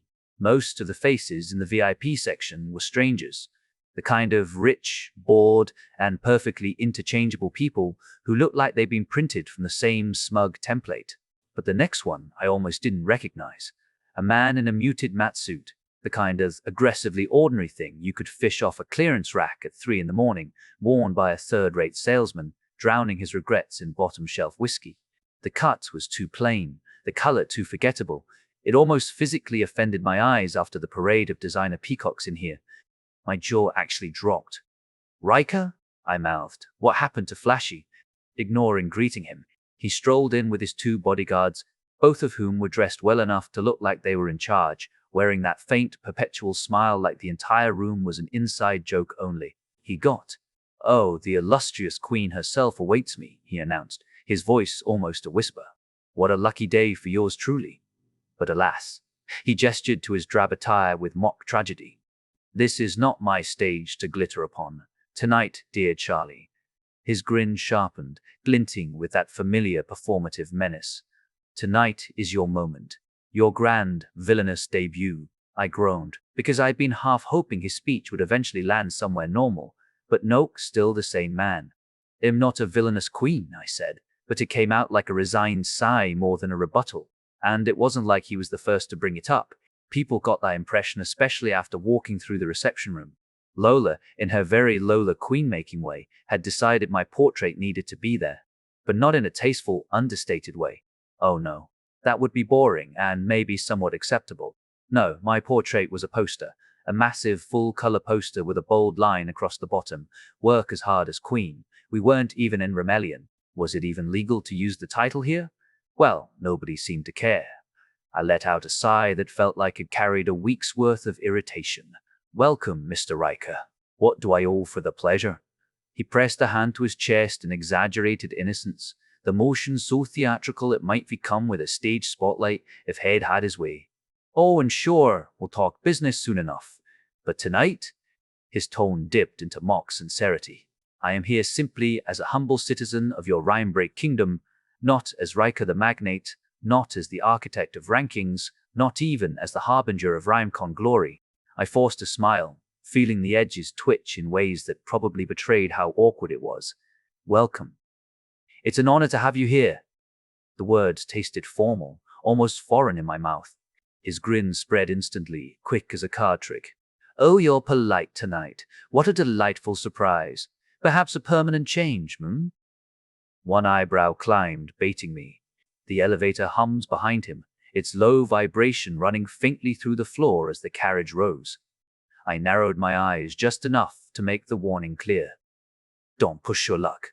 Now go, someone else is coming." "Ah, here she is." Riker's laugh broke over the background chatter like a cork popping. He pivoted neatly on his heel and strolled off with his two guards flanking him. Not with the strut of a man claiming the room, but with the easy gait of someone who blended in. And that was unsettling. Riker was never this normal. Anyway, their footsteps melted into the murmur of the chamber. In the corner, Lisa's laugh spiked above the low hum, Dimitri's voice following in a clipped counterpoint, and Lunari's softer tone trying and failing to argue with both of them. It reminded me how socially bad I used to be not that long ago. Poor girl, should help her. Around us the space was getting busier.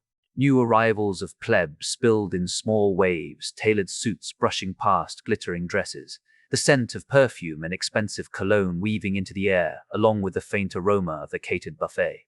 The background noise had shifted from polite chatter to a low, constant thrum. The next guest was a young woman we all knew, Frosna. Her formal clothes had an earthy touch.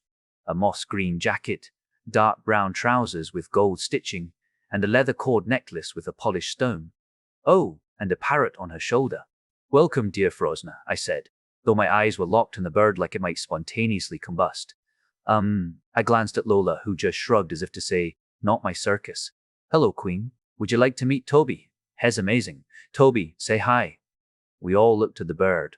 Toby tilted his head, feathers ruffling in quick, twitchy bursts. "Toby, no," he squawked instead, sharp enough to make two nearby guests glance over. Frosna actually blushed. "Queen Charlie the First, swear he won't." Her gaze wandered past me, landing squarely on the throne. "Damage your throne!" "For your info, blame Lola." "Even for the poster." "I like the poster," Frosna said with a nod. "It gives the villain persona serious." "Toby, food." Toby cut her off, flapping his wings once before launching toward the refreshments. "Oh, Toby!" Frosna panicked, giving me an apologetic nod before hurrying after him. I turned just in time to see the parrot land on a silver platter, head bobbing as he sampled something that looked suspiciously like smoked salmon. "Do we—" I started, eyes tracking the little menace. "Were we aware?" Lola pulled up a glowing screen on her holo. Yes, she wrote, plus one small rascal, and I apparently approved it. The elevator dinged again, its sound barely cutting through the layered hum of voices and the faint clink of glassware. Chapter 116. VIPs and Villains. Book 3. It was really hard to keep my smile factory running while talking to so many important people. Some I knew, Llama, Lumi, Scamantha were easy enough to banter with, but others? Total blanks. Just people who'd either vibed with my kingdom in Rimelion or showed up because they were curious, and for the latter half of it, I was flying solo. Well, Jerry helped a lot. Lola had vanished to fix, well, everything, which, in her case, probably meant juggling 3 disasters and making it look like a single elegant dance. By the time the last VIP came in, the room was packed. Hundreds, maybe even edging into the low thousands, filled the chamber. The air was warm with body heat and perfume, the low hum of conversation rolling in waves against the high walls. Glassware clinked softly under it all. It was chaos, but of the pleasant kind, the kind that looked good in screenshots. Thanks to my recent curing of social anxiety, I could finally also enjoy it. Toby was a walking distraction, or flying technically, hopping from shoulder to shoulder, feathers flashing under the lights. Frosner kept chasing after him with the determined panic of someone corralling a toddler, but half the room seemed intent on sabotaging her by slipping the bird treats. First thing first, I made my way toward Lunaris to ask what Shed decided, but she wasn't alone. She and Lisa were tucked into the same corner Dimitri had been lurking in earlier, and Lisa had her locked in a hug so tight it looked like she was trying to absorb her by osmosis. Hey guys, I said, stepping in. How did it go? Lisa finally released Lunaris and gave me an enthusiastic nod. Queen Charlie. Lunaris' face brightened. It was awesome. Sister Lisa helped me. I eyed Lisa suspiciously. Sister Lisa? And then, because I'd been holding it since I met her, I just went for it. Do you have a thing for Lolly? Because, in short, Princess, I mean Queen, Lisa cut me off, shaking her head hard enough to make her earring sway. It's just, her eyes sparkled like Shed just spotted a basket of puppies. You both are so cutie! Dimitri, Lunaris started, but Lisa's hand landed on her shoulder, and she gave a very deliberate look. Lunaris cleared her throat. Mr. Baldy agreed to a contract with Rhymebreak. I'll be getting the treatment soon, and with Rimelion to train my mind to walk, I should be able to recover faster. Still slow, but I'll be zooming past people in no time, like a battle hamster. Lisa pulled her back into her chest, squeezing so enthusiastically, I was honestly a little jealous. Older sister is so proud of you, Lisa. I pointed toward the throne, which, by the way, was still not done. She glanced over, guilt flickering across her face. Don't you have a throne to finish, right? She nodded sheepishly, finally letting Lunaris go. Her drones lifted off from their standby spots with a mechanical hum, zipping toward the half-finished structure. Now that the chamber was stuffed with people, the under-construction atmosphere was not ideal. But hey, someone like that like me. Charlie, sorry, but did you see Wian? Lunaris turned to me. But here on Earth, she didn't have that barely contained excitement she always got in Rimelion. I wanted to talk to him about the fight we had and how Night Swallow was rude. I was merely finishing what you should have, said a voice right behind us. We both jumped, and there she was, standing in the crowd just a few steps away, her silhouette half lit by the warm glow of the lounge sconces. I'd greeted Night Swallow earlier as a VIP, but hadn't spotted her since. Don't worry, I wasn't eavesdropping on purpose, maybe. She winked, the corner of her mouth curling into that roguish smirk she probably practiced in the mirror. Nice to meet you on Earth, Lunaris. Night Swallow. Lunaris practically bounced, her voice carrying just enough to turn a couple of heads nearby. You're wearing normal clothes. You look like you've committed fashion crimes, like silk smuggling or something. I turned fully to get a better look at her. The deep midnight blue dress fit her, but with a slit that flashed just enough of the thigh-high leather boot underneath to scream rogue. The faint gleam of a hidden clasp at her hip made it look like the dress could be shed faster than a disguise and a back-alley escape. Probably a fashion choice. Hopefully. Me? Night Swallow lifted the skirt slightly with one hand, letting the light catch the darker embroidery stitched along the hem. Crimes are more Scamantha's thing, but I can also show teeth as an explorer. Her grin sharpened, as if to prove it. Lunaris and I laughed, hers bright and unrestrained, mine a little more weary but amused. I saw Wian. Still think it's a stupid nickname, but he was in the back with Lisa's guild, I said, tilting my head toward the far corner where the crowd had thickened. I could just make out Lisa's drones hovering like lazy fireflies above a knot of her guildmates. Do you want to go see them? Lunaris puffed her cheeks in mock offense. It's cute, not stupid, she murmured under her breath before glancing back at me and nodding. Please. I turned to answer Night Swallow, but she was gone. Just gone. She does that, Lunaris said, amused, already scanning the room like she might spot the explorer in the crowd.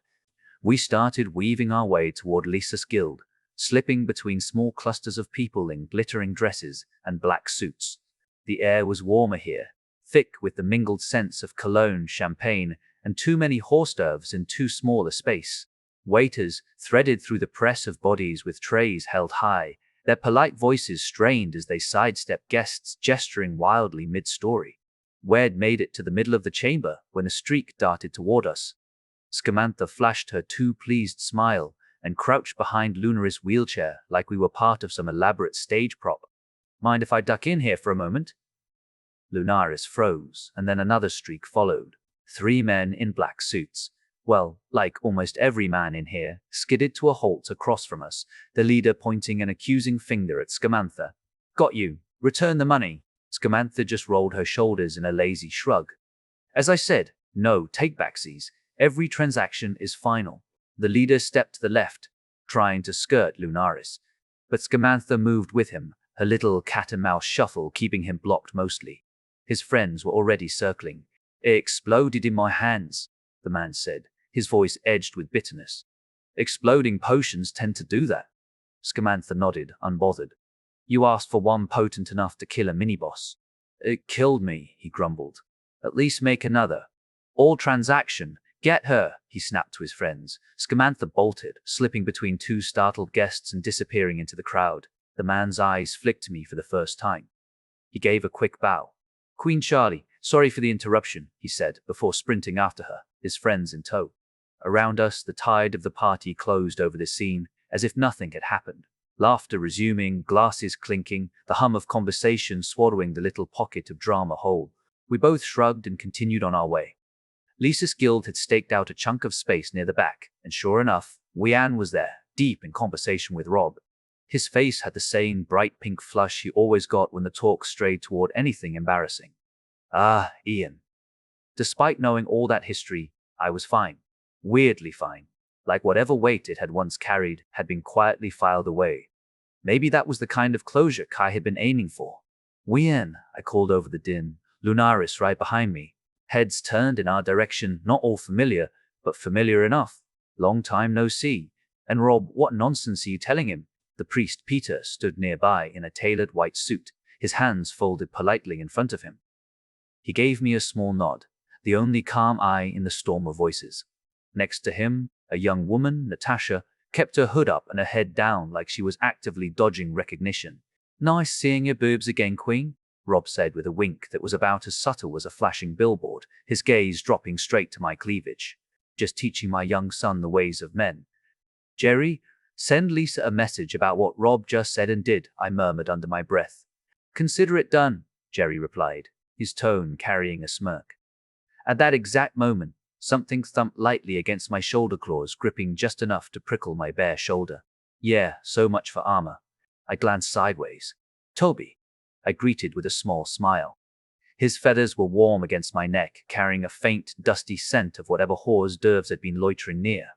Over the heads of the crowd, I spotted Frosna cutting a determined path toward us, her expression the perfect blend of polite panic and, I'm sorry in advance. Go, I whispered to Toby, tilting my shoulder. As if he actually understood, he squawked, Yes, Toby, loud enough to make a few guests startle, and launched himself back into the crowd, flapping low in search of his next unsuspecting perch. I just wanted you to meet Lunaris, I said to Peter, focusing on the one sane-looking person in the group. As you probably know, I'm going to be busy, but if you have time later, we can talk. With that, I left Lunaris to fight her own battles, the crowd already closing in behind me, swallowing her into the living, shifting mass of the VIP chamber. I was trying to melt into the crowd, but Lola probably had security tracking me like I was a misplaced crown jewel. She was weaving through the bodies in a direct line toward me, head high, eyes scanning. Left. Behind the woman in the green dress, Jerry suggested in my ear. I twisted sideways, slipping behind her just as a waiter passed and snagged a champagne flute off his tray. A quick gulp for courage. Lola brushed past the spot I'd just been, turning sharply, her gaze darting from me like a hawk hunting a rabbit. Would Frosner approve of that or be sad? You are needed for the speech, Jerry said in that too casual tone of his. She knows you're ignoring her messages, she said. Please twice. Not please, please, but please twice. Oh, Lola. I burst forward dramatically, wrapping my arms around her like a lost child. Please twice too. She blinked at me. Her face was still creased with worry. I said to Jerry to say please twice. I did. Jerry's voice was suspiciously innocent. And lady, please don't do this to me. You are like a ghost. No, I'm like Night Swallow, I said, glancing around, half expecting her to acknowledge my rogue skills, especially with Jerry as my cheat code. Nothing. It's time, she said firmly, and you even amended the speech. There is nothing to worry about. You've been in large crowds as the Sword Queen. Be the rhyme break queen, I grumbled, dragging my feet toward inevitability. I was having fun talking with people. After the speech, she pointed toward the far end of the chamber where Lisa's drones were just powering down. Lisa finally finished the throne. I had to fix. I nodded quickly, hoping she'd spill the juicy details. Her eyes narrowed. Stop stalling. No, it doesn't matter. Speech is important. Let's go. Fiine, I muttered, following her toward the throne like I was walking to Callanfall and the Emperor's execution hands again. I still owed him a nice icicle in the eye. Lisa had set the throne on a raised podium, the base edged in subtle gold trim. The crowd shifted and murmured as we climbed the stairs. A microphone waited for me at the top like a smug little executioner's block. I scanned the sea of faces and gulped. Can I go to my secret closet and go home? I joked, half-joked. Lola only smiled, stepping forward with that smooth, unhurried confidence that said she'd been planning this moment for hours. She plucked the microphone from its stand and faced the crowd. The room seemed to lean toward her, voices dimming, champagne flutes lowering. Please, her voice carried, clear as crystal, can I have your attention? 100 conversations died mid-sentence. Our queen, she gestured toward me with a flourish, I was definitely not prepared for, would like to say something. Every eye turned to me. Chapter 197, Glory to the Queens. Book 3. Lola's handoff was smooth, the kind you'd see in some high-gloss product launch video. The mic was suddenly in my hand, and for half a second I could almost pretend I belonged here. I straightened, gave the crowd my best confident smile, and let my voice carry. It's amazing to have so many of you here tonight. Friends, allies, and, well, some people I'm still figuring out, but he'll get there. A ripple of polite laughter. Good? I shifted my weight, glancing over the crowd. This isn't just a company party. It's not just a Rimelion gathering either. Rimbreak is both. We're a kingdom and a company. The kind of weird hybrid only possible because some of us live in two worlds, one of magic and one of social media. Faces in the crowd leaned in. I caught a few laughs, a few curious looks. The kind of audience tilt that meant they were waiting for more. When you join Rimbreak, you're not just clocking in. You're joining a banner. One that flies in Rimelion skies and over Earth's skylines.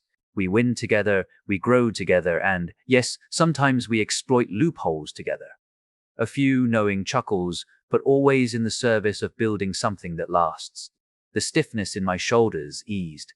I was rolling now, the words fitting into the cadence Lola had drilled into me earlier. It was the kind of speech you'd expect a corpo CEO to give.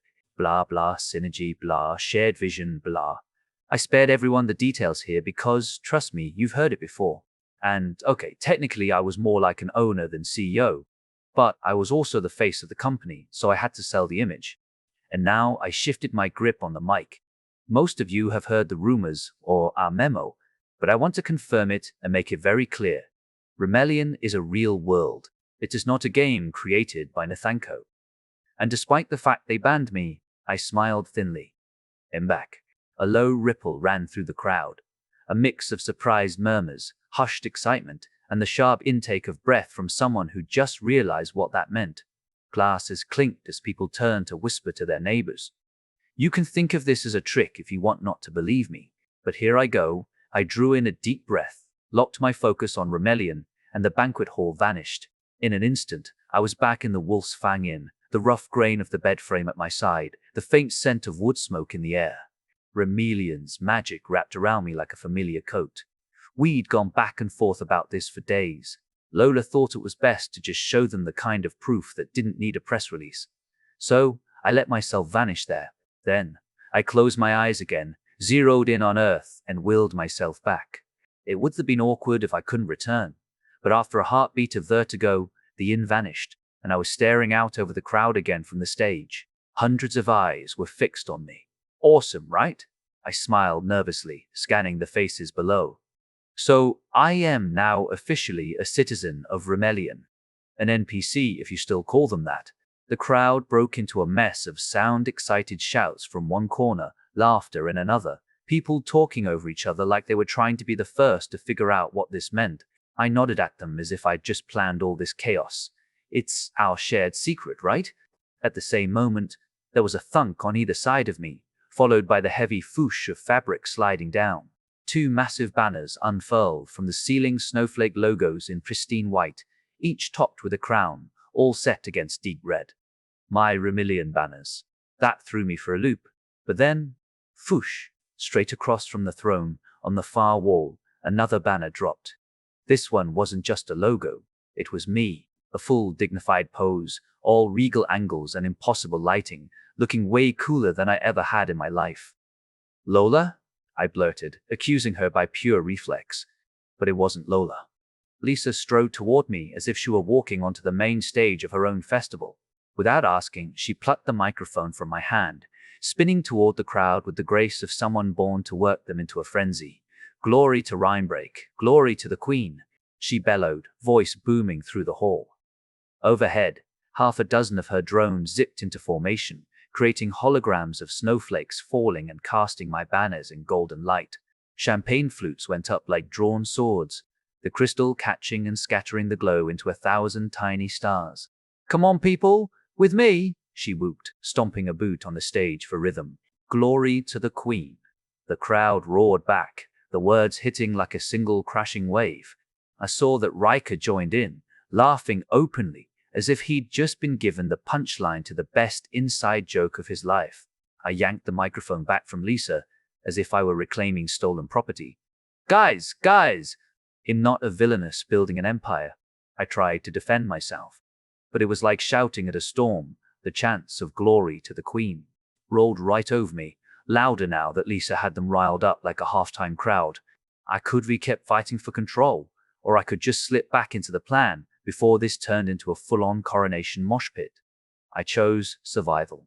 All right, I said, forcing my voice up and over the roar until it cut through. Here is the part Lola actually wanted me to say. I glanced down at the hollow tablet in my hand, my corporate lifeline. So, and this is even new to me, I flicked a quick look at Lola, who gave me the tiniest, most innocent smile. We'll have hundreds of Gen 2 capsules in the basement you're free to use to enter Rimelion anytime you want. Well, even try for Gen 4s if we can, we're already talking with the government. That got a murmur, not the wild chant kind, but the focused hum of people turning to whisper. Did she just say free to use capsules?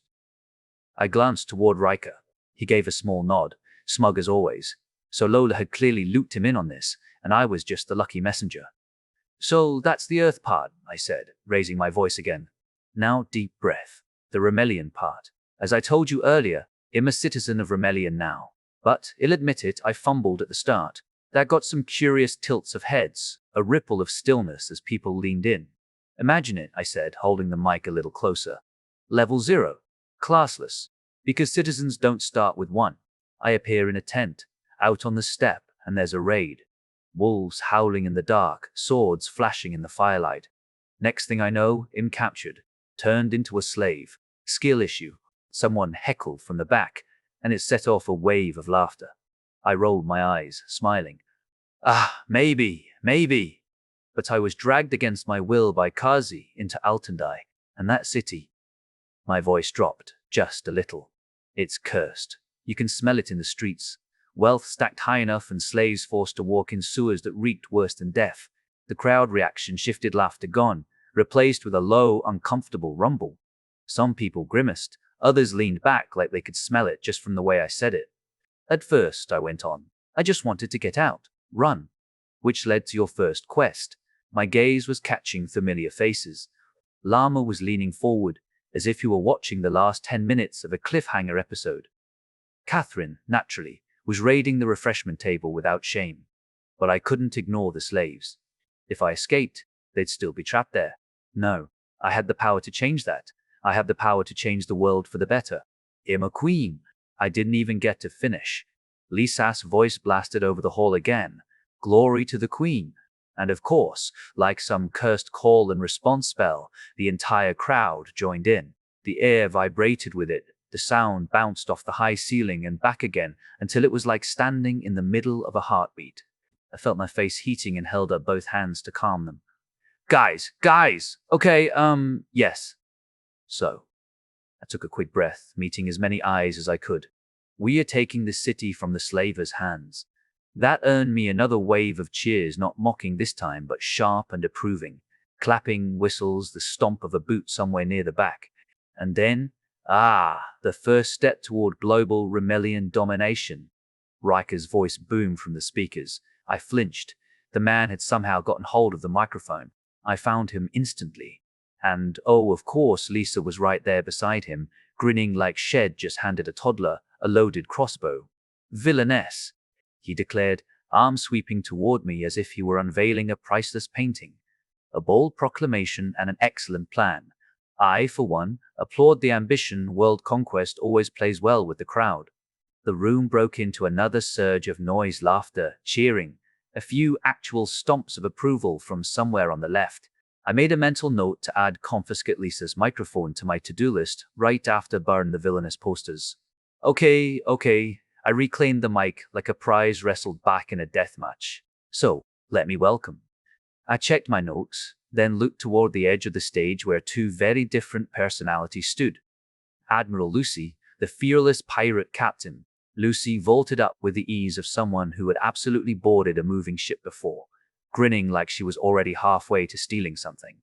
And, I continued, Llama, the defender. Llama joined her with a steady, measured pace, giving the crowd a calm nod that somehow contrasted perfectly with Lucy's swagger. Lucy here, I said, turning slightly so both were in view, mapped the Altandai, and with our chief strategist Lamar, they came up with the plan to take the city. The gist? I grinned. Shock and awe. Ill-summoned demons, everyone's favorite uninvited guest. They cause chaos, we overwhelm the city defenders, take key points, remove the current leadership, and the city is ours. That got a ripple of giggles and murmurs, because apparently summon demons was a lot funnier when I said it like I was reading a shopping list. So, I went on, the long version is from Llama himself. I handed him the mic and slipped off the stage. That was amazing. Lola met me just past the stairs, pulling me into a hug warm enough to melt the snowflake banners still hanging overhead. I leaned into her, letting the weight of the room roll off my shoulders for a moment. Lady, she said, her voice thick with pride, that was an inspiring speech. And you said almost everything we wanted. Still in Lola's hug, I glanced past her toward the throne. The wall behind it now displayed a blown-up screenshot of Altandai's city map. Llama's voice carried from the stage, calm and methodical, as he tapped at certain points. Each mark lit briefly, showing guard stations, choke points, and the routes we'd cut through first. Aren't we afraid the enemy learns of our plan? The voice came from my right. FD was suddenly there, sliding into the VIP section like he'd been lurking just out of sight. He still wore his cool black suit, the kind that looked like it had been tailored to make you feel underdressed and held a glass. His gaze flicked to the map, then to me. Not everyone here is an ally. I reluctantly peeled myself out of Lola's hug and waved a dismissive hand toward the wall. That? Please, I gave a little scoff. It's just the teaser trailer version. Just enough to get people hyped. The real plan?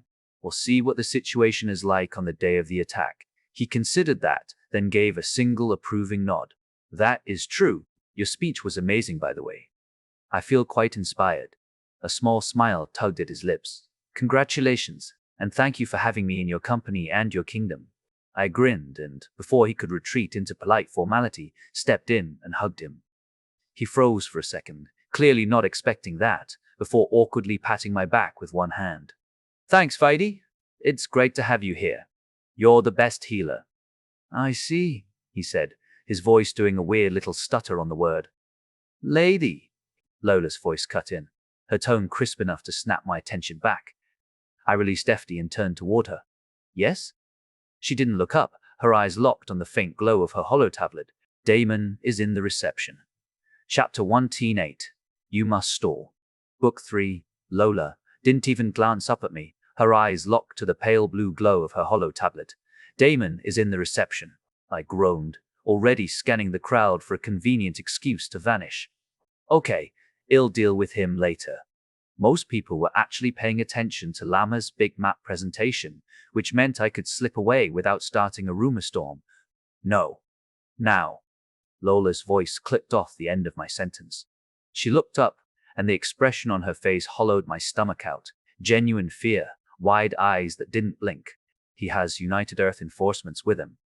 It felt like I'd downed a triple whiskey without breathing between sips. UEE? They can't be shutting us down, can they? My mind spun. Okay, contact. Lucas, is he still here? She nodded, clutching her holo to her chest like a shield. Lady, what do I do? Her voice cracked. They can't. This is our building. Time for crisis, Charlie. No hesitation, I pulled her into a hug, ignoring the fact that seconds were bleeding away. Okay, Lola, here is the play. Go to your office and open your favorite spreadsheet. I waited for the flicker of recognition. She had a dozen favorites. She told me something about a very complicated report with some scripts. While you're going, ping Lucas and tell him to meet me and Damon downstairs. Then find Heracles. I saw him somewhere in here. I'll grab Riker and we'll solve this. Got it? Her hands tightened on my arms, and some of the panic drained from her eyes. Yes, lady. Determination snapped back into her voice. I will do your orders. I rolled my eyes but let it slide. Jerry? Slightly right and straight, he answered in that smugly helpful tone. Riker's there.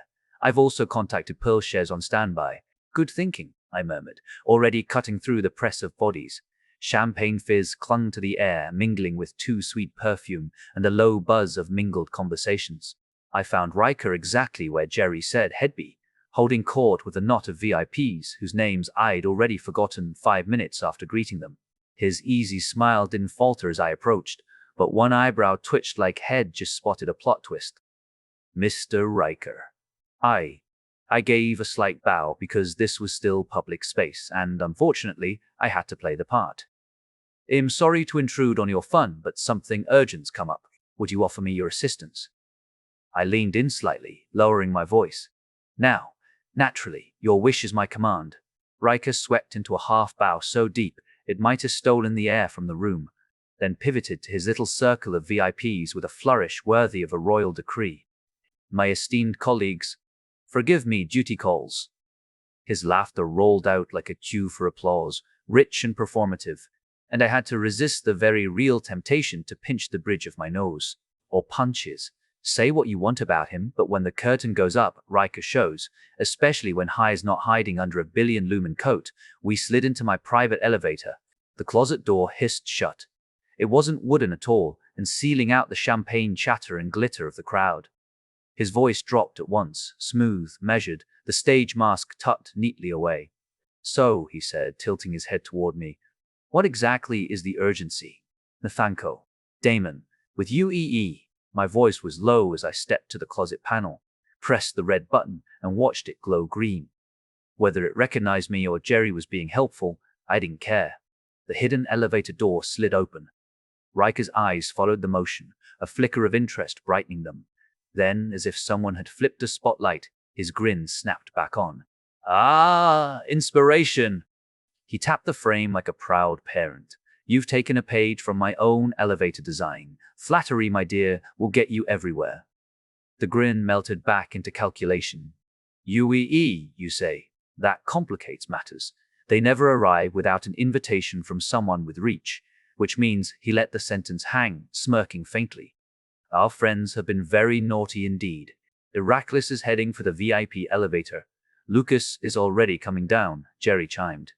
I hope this can be smoothed over, I muttered. I heard UE is like, whatever the court decides, Riker finished, eyes narrowing, and they have the authority to enforce it by any means necessary. He lifted a finger, with the faintest glimmer of a smile playing there. Almost. There are asterisks, but precious few worth exploiting. Bureaucracy may be glacial, but when they move, he made a little slicing gesture. They carve deep. We stepped into the hidden elevator, but his gaze lingered on the cramped space we'd emerged from, then into ordinary-looking elevator, tracing its lines like a critic sizing up a new set piece. You should decorate, he mused. Something with presence. Suits, perhaps, or better yet. His smile sharpened. A cloak, a crown, a tasteful display of ominous weaponry. Let people step inside and know they're about to meet the villainous. I'm not a villainous, I said through clenched teeth. Everyone else is just making me one. It's annoying. The smirk softened, just enough for his eyes to narrow in something almost sympathetic. Masks pinch, they itch, they make us sweat. But the ones that truly fit us? He touched his chest lightly. Those are priceless. They're worth keeping. I embraced mine, he added with mock solemnity. Haven't looked back since. The elevator chimed. The door slid open to another hidden closet. Riker beamed. Very on theme. Damon was parked dead center in the lobby, hands loose at his sides like he owned the place, while my poor secretary hovered nearby with the kind of wide-eyed panic usually reserved for building fires and surprise audits. She looked halfway between bolting for home and fainting on the spot. Behind him, the United Earth Enforcers stood in a neat line, all black suits, visible holsters, expressions flat enough to double as granite slabs. No smiles, no glances. Just a row of holoscreens glowing faint blue as they tapped away at whatever very important business enforcers tapped at. Intimidating, but also weirdly anticlimactic. Damon. I forced my mouth into a smile and turned the dial up to inner Riker. What a delightful surprise. To what do I owe the pleasure at my humble little home? Out of the corner of my eye, Riker's approving smirk said, Yes, good, keep the theater going. Few things, Damon said, his voice clipped. First, these gentlemen and I are here to confiscate what's dangerous and rightfully ours. By this court order, he produced a folded sheet like a magician's reveal. You are required to return the Gen 3 capsule. Hi guys, I gave the enforcers a cheery little wave. Don't mind the outfit, we've got a party downstairs. Full cosplay theme, champagne, small talk, possibly a duel later. You can join if you aren't busy later. Charlie, Jerry's voice buzzed with an edge. I didn't like, stall. They want me. Pearl's working, maybe a fix. Just stall. Tell them you burned me, like Lucas asked, but stall. The enforcers finally glanced up from their hollows, offering a collective, murmured mom, before sinking back into their scrolling. Not exactly the strike team of nightmares. Maybe this really was overblown. An older man stepped out of their line, hair silver at the temples, posture military straight. He extended a hand, which I accepted more out of reflex than trust. Lieutenant Edris Van, he introduced himself. His voice was the kind that could push through wind and rain. It is, as Mr. Damon says, though with a distinction. We have orders to locate a Mark III, not a Gen 3. The distinction matters. His gaze sharpened. Gen 3, yes, but officially known as Mark IIIs may be unstable. I forced a flicker of recognition onto my face. Dangerous? I echoed, almost laughing when a flash of memory hit Jerry's little gender swap prank, back when I thought that was the peak of chaos. Well, there was an accident.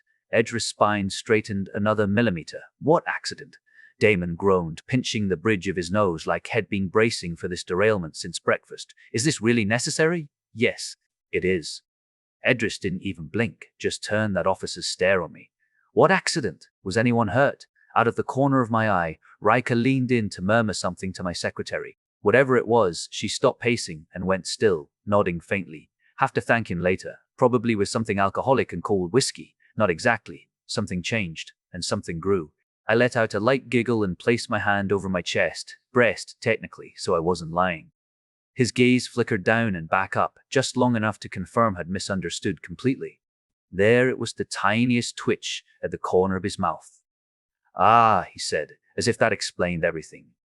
But it is still dangerous. so I must ask for your assistance in recovering it. Of course, I said smoothly. I'll help however I can. But you should know I was scared when it happened, and I may have done something. Pearl hacked a high-speed drone. It's en route. Stall, Jerry reported. Naturally, he said with a nod. What did you do? Report it. We found no record of a distress call. I lowered my voice, adding a blush for good measure. Okay, that was not my plan, but I was trying to lie to his face and was not great yet. I yanked the chip and threw it into the microwave, then put it back, but it didn't work. One of his men actually barked out a laugh. Edris turned his head toward the offender, but instead of reprimanding him, looked back at me with the kind of smile that could sell a confession as clever. You did well. It was dangerous. Where is it now? We still need to recover the fried chip. Bullshit, Damon snapped. She was still using it before we banned her. I have proof, Jerry's voice cut in, smug and faintly amused. Without me, the capsule's basically a Mark I. Of course I kept using it, I said sweetly. Why would I buy a Gen 2 if I had one at home? It still worked without the hunk of junk chip. Good job stalling, Jerry muttered. But that felt personal. Edris lifted a hand, silencing the entire exchange. These details were irrelevant to our order. Miss? His attention snapped back to me. I blinked innocently. Last time I used it was in my old apartment. We've already been there, Edris said. It's not on site. I put on my best thinking very hard face, then brightened slightly. Then I don't know. Maybe my secretary knows? I think we moved it as a backup. He nodded without hesitation. Naturally. Thank you for your cooperation. I strolled toward the secretary, still locked in quiet conversation with Riker. Damon, of course, stomped after me like an 8-year-old chasing a stolen toy. She's just playing you. She knows exactly. Edris cut him off with a polite but iron-edged tone. Mr. Damon, you were permitted to arrive with us as a courtesy. You are now interfering with our investigation. Yeah. And so is she. He jabbed a finger at me. I'm not, I said flatly. I genuinely have no idea where it is. Which was true the last time I'd seen the thing. It really had been in my apartment. No, she's using it to hack our game despite being banned. We must confiscate it. Damon was practically vibrating with fury. Over that? He was this mad just because I was still playing? Is he 8? The drone is en route. ETA 2 minutes, Jerry said, sounding almost relieved. I made my way back to Riker, catching his eye. Have you heard? His gaze flicked toward the enforcers, then back to me, all showman's charm. I presume you have a plan? 3 minutes, I murmured in a low voice. And here I was, bracing for another tedious corporate ribbon cutting. He gave an exaggerated sigh before bowing slightly, the grin satisfied. Yet you walk in and turn the entire evening into something worth remembering. Truly, Miss Charlie, your talent for surprise is endlessly useful. A pointed throat clear from Lieutenant Edris broke the moment. Definitely a warning. I turned toward my secretary and leaned in, speaking just loud enough for Edris to catch every word. Can you send a message to Lola on your holo? Ask her where my old capsule is. Edris gave a curt, approving nod. The secretary's fingers flew over her holo tablet. Barely a heartbeat later, she let out a long sigh. Chief Lola says she knows where it's stored, but the biometric isn't keyed to you yet. She'll have to come open it. I turned back to Edris. Is that a problem? He checked his holo watch with military efficiency. How long until she arrives? We still have 2 more to retrieve. Oh, she's at the party, I said with a calm smile. A minute at most. That earned me the faintest upward twitch at the corner of his mouth and a nod. Drone's almost here, Jerry reported in my ear, the edge of panic finally receding from his voice. Good job. I might survive. Chapter 199, The Decoy Chip. Book 3, Drones. Almost here, Jerry reported in my ear, the edge of panic finally smoothing into relief. Good job. I might survive. It didn't take long before the VIP elevator slid open and out stepped Lola, perfectly composed as always, with Heracles trailing behind her. Lola's outfit was pure corporate precision. Heracles, on the other hand, well, Hawaii print t-shirt, suit pants, and socks with sandals. Like head, gotten dressed during an evacuation drill and just rolled with it. I didn't even dare comment, mostly because I'd 100% do the same if I were him. I apologize for the wait, Lola said, dipping her head just enough to be polite without losing her edge. We didn't expect you. She gestured toward the far end of the hall. Let's take the service elevator. The capsule can't fit in a regular one. Ah, Lieutenant Edris cut in, stopping her mid-step. That won't be necessary. We're here only for the chip. He flicked his eyes toward one of his men, who hefted a bulky briefcase like it contained 1,000-years-old whiskey. We'll take the chip and be out of your hair. Then he turned to Damon, his mouth twitching toward a smirk. UAE will be... He didn't finish, but the jab landed anyway. Pearl. At the same time, the moment the words, take the chip, hit her ears, Pearl bolted. Her e-girl heels barely hit the floor twice before she was at the window, wrenching it open just enough to slip the small, disguised courier pouch inside. The decoy chip, same casing, same serial markings as Jerry's, was in her palm a second later. She dropped into her station, the hum of her new rig, thanks to Chief Lola, filling the small maintenance room, her new favorite place. Fingers flew over the keys, booting her decryption suite. No, no, no, she muttered as the progress bar blinked red. Encryption mismatch. Some Lathanco flavor Jerry hadn't warned her about, double-wrapped with adaptive hash cycling. All right, plan B. She reached under the desk, yanking out a matte black crate the size of a small dog. Not connected to any building network, it was just her, GPUs, and a lot of heat sinks. Didn't have time to properly set up. She jammed the chip into the rig slot, hit brute force, and watched the numbers start to scream upward. The cooling fans spun so hard they sounded like a swarm of angry hornets. Back to Charlie Damon. Of course you can come with us, I said, all false sweetness, trying to sound more like Riker. We used to be friends before that incident. He stiffened. Don't count on that. This is official Nathanko business. No old-time sake. His tone was pure boardroom peacock, as if he were Nathan himself. What happened to my old friend? In that case, I said, letting my smile go razor thin, I need to ask you to kindly wait here, Nathanko representative. Out of the corner of my eye, Riker was silently hyping me up like a sports coach, hands waving in dramatic arcs. Then, dear UEE, let's get the microwave chip. Lola, lead the way. Heracles, would you kindly offer Mr. Representative some company? Heracles gave a quick nod, but Damon just shook his head and gestured at me like I was the crazy one. I need to make sure the procedure is correct, Nathan. Edris didn't even let him finish. I have to ask you to stop. If you weren't here, we'd already be done. Please show us the way. Come, Jackson. Others wait here. He glanced over his shoulder at the rest of his team. I know you're new, so be civil. Remember the training. We're on duty. I caught Riker's eye again, and both of us had to bite down hard on our laughter. His mouth was twitching so badly, I had to turn away before I lost it completely. The fearless UEE reduced to obedient school kids by Lieutenant Edris. Lola strode to the elevator and tapped the call button. The display blinked, top floor. She shook her head. Oh no! It is at the top. Damn! She was worse at stalling than I was, but the UEE crew didn't seem to notice. I turned to Riker, aiming for maximum distraction. Well, I'm afraid this one's going to be far too plain for you, Riker. Jerry, report. Nothing. Silence. At least checked, he can't read minds. Naturally, Riker drawled, giving the bland metal elevator doors a look of pure disappointment. Nothing could quite compare to the world-renowned elevators of Riker's tower. He tapped the steel as if it had offended him. But, your personal elevator could be a contender for second place. As I've always said, a few tasteful decorations.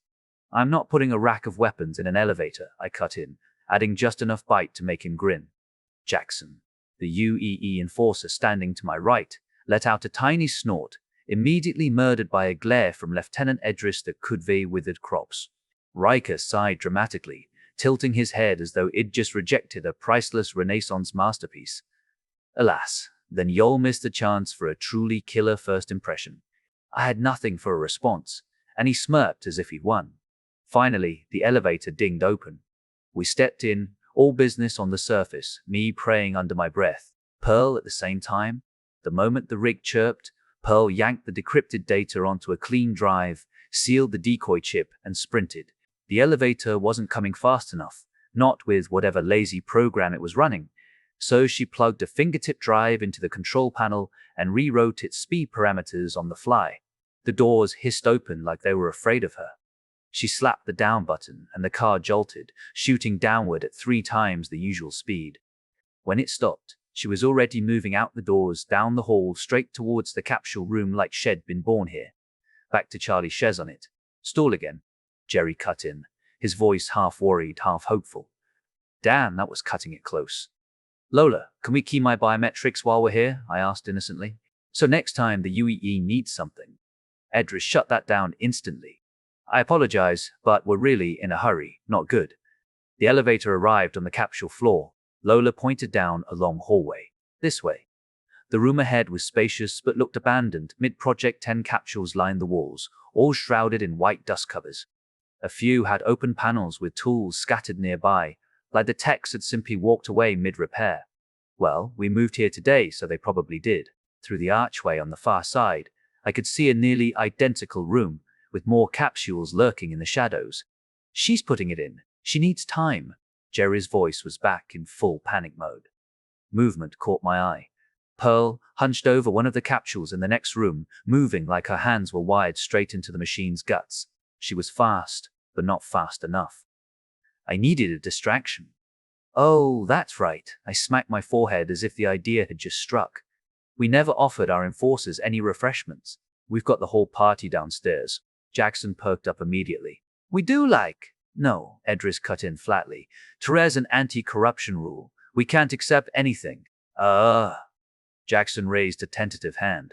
The glare Edris shot him could have leveled a mountain. The hand slowly sank back down. Not even an autograph? Jackson mumbled. Edris pinched the bridge of his nose as I actually giggled and winked at Jackson. I don't know. That's never come up. After we check the chip, we can consider one. Sure, I said brightly, stepping toward Pearl. Therese, my technician now, preparing it for you. Ah, Livia, thank you. Preparing? Edris pushed past me in 2 long strides. He flipped the capsule lid open, saw the chip, and exhaled like a man who just found a lost paycheck. I apologize. These chips are dangerous, unstable.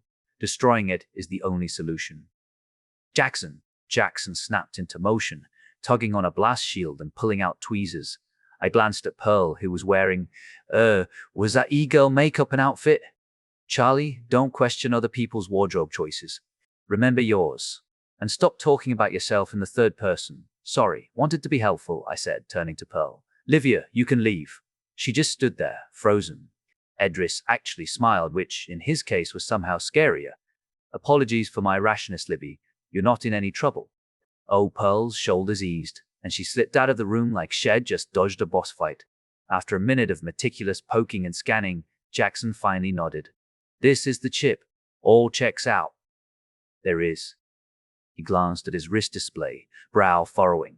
Some discrepancies, but that's expected when the chip's been fried. This Wanell never made trouble again. Edris let out a long sigh, the kind that shed suspicion like a coat. His entire posture shifted, suddenly approachable, almost friendly. Apologies. I couldn't be sure, but you were more than helpful. We headed back toward the elevator, where Riker was leaning casually against the wall like he'd been posing for a painting. One thing, Edris added as the door slid open, Nathan, the one behind Damon, has a long reach. His gaze flicked to Riker. But I see you have things handled. Ah, Lieutenant Edris Van, Riker said warmly, projecting the voice of a man welcoming an old friend on opening night. But of course I can lend a hand to a dame in her hour of need. What sort of gentleman would I be otherwise? As we rode down, I caught a glimpse of Lola, sweating more than I'd ever seen, which, for Lola, meant she'd actually done more than her usual everything. Nastanko, Riker went on, voice dropping a fraction, is opposing not only her venture. His eyes slid toward me, the smile already curling back into place. But even mine. He turned fully, grin widening into something almost triumphant. Our fates, my dear Miss Charlie, he declared, are now beautifully intertwined. I leaned against the wall, crossing my arms. Because you made it so, he just grinned, saying nothing, as the door slid open. Friends! Damon's voice cut through the air like a thrown dagger, full of accusation. There was Ian's voice saying something back, but Jackson, apparently immune to tension, tapped my shoulder. Sword Queen? Would it be possible? He glanced at Edris, who rolled his eyes and gave the smallest nod. To get an autograph? Without warning, he produced a trading card. My trading card. First time I'd ever seen one, and somehow it made me both flattered and vaguely concerned about what Dimitri did. Still, I took the offered pen and scrawled my name across it without hesitation. Keep it safe, I said, handing it back. Might be worth something after I overthrow an empire or two. Lieutenant Edris gathered his enforcers the way a weary parent collects kids after a chaotic field trip, herding them toward the exit with clipped thank yous over his shoulder. Their boots clicked in uneven rhythm down the hall until the sound faded entirely. Meanwhile, Damon and Ian's discussion had leveled up to a full-blown verbal brawl. They were nose to nose now, gesturing like rival street performers fighting over the same patch of sidewalk. Somewhere in the blast radius, Lunaris sat near Ian like a bemused referee. I slipped up beside her, resting a hand on her shoulder. "Why are you here?" I murmured. She blinked at me, then tipped her head toward Ian. "Moral support."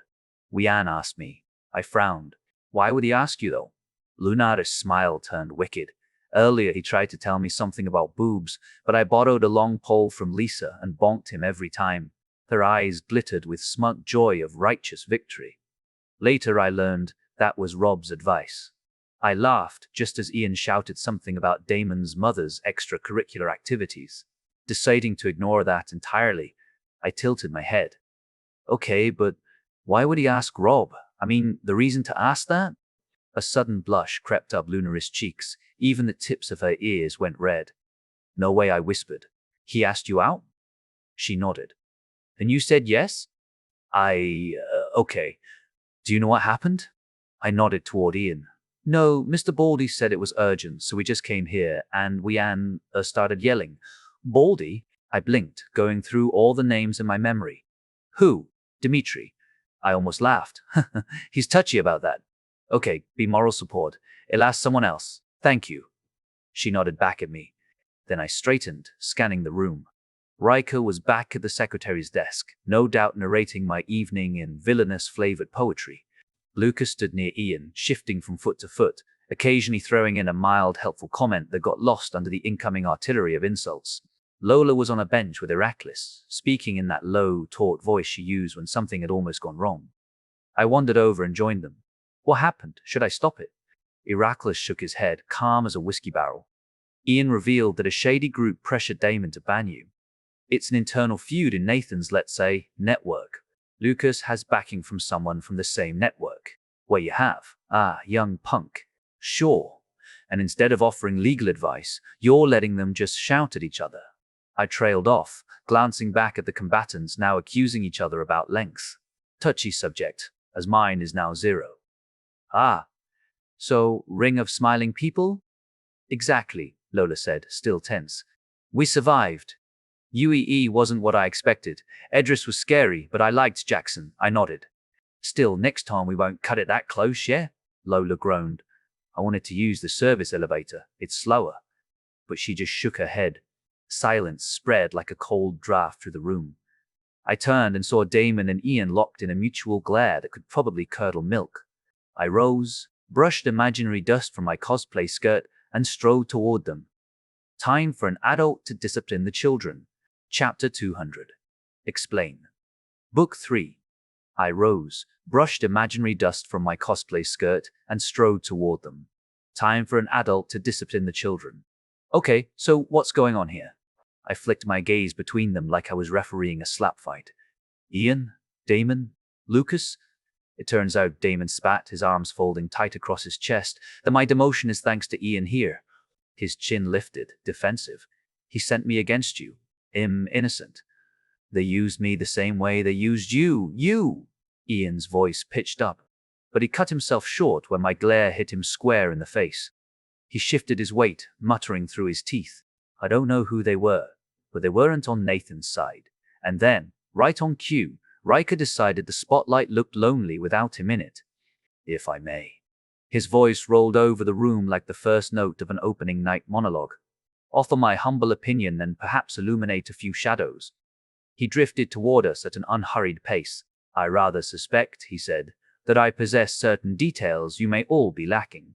Sure, go ahead. I gave him a nod, though my eyes stayed on the 2 oversized schoolboys in front of me.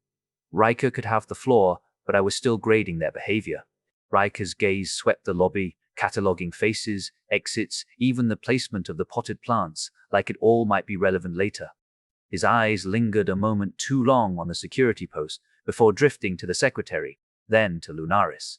The smile never wavered, but the weight behind it shifted. As much as I adore our current arrangements, he drawled, and as much as I trust your security. He leaned in, not enough to invade my space, but enough to feel pressure. We would be far better served in a more appropriately secure location. Follow me, Lola said, already moving toward the elevator. I scrambled for words, then gave up with a shrug. You heard the chief of staff? Is that your role now, Lola? For now? Yes, lady, she replied without inflection. Too neutral. Weird. Okay, Damon, Lucas, Ian, me, Riker, and Lola. That's it. Sorry, folks, the show's over. I tossed a wink toward Lunaries and Heracles. Sorry, see you back at the party, hopefully soon. We rose back to my floor, and I reclaimed my elevated seat as if it were a throne that had been briefly loaned out. Home turf. Thank you for your patience, Riker began, his tone the kind of smooth that made you check for hidden barbs. The Ring of Smiling People is not a coherent organization. It is rather a collection of ambitious individuals, each pursuing their own designs. He gestured elegantly, first toward me and Lucas, then toward Damon. For example, at present, the villainess, her underlings, and I are aligned with Jeffrey, whereas you, Damon, stand with Nathan. Damn right, Damon said, crossing his arms with a self-satisfied nod, and he gave me the right to send the message. Riker's smile didn't shift much, just a tiny upward quirk that suggested had already factored this into his mental script. I don't doubt it. Nathan's plans are opaque, but his actions, they speak volumes. Locking our movie, banning the villainess. Him not. I started to protest, but the look Riker shot me said, go ahead, feed me the setup. So I shut my mouth and settled for glaring daggers. But, Riker went on, from a source I will not name, I can tell you this, there is a third party at work. Tell Nathan that another member of his friend circle is responsible. They pushed you. They pushed Ian. It is not as clear-cut as you might wish to believe. Wait, Nathan wasn't the one responsible? I snapped, spinning toward Damon. I thought you were acting on his orders. Damon laughed. The first, almost ban? No, but now? Hell yes, I am. I have to thank you for that. His grin widened. Now I have the power I always wanted. My mind started racing, and I glanced to the side.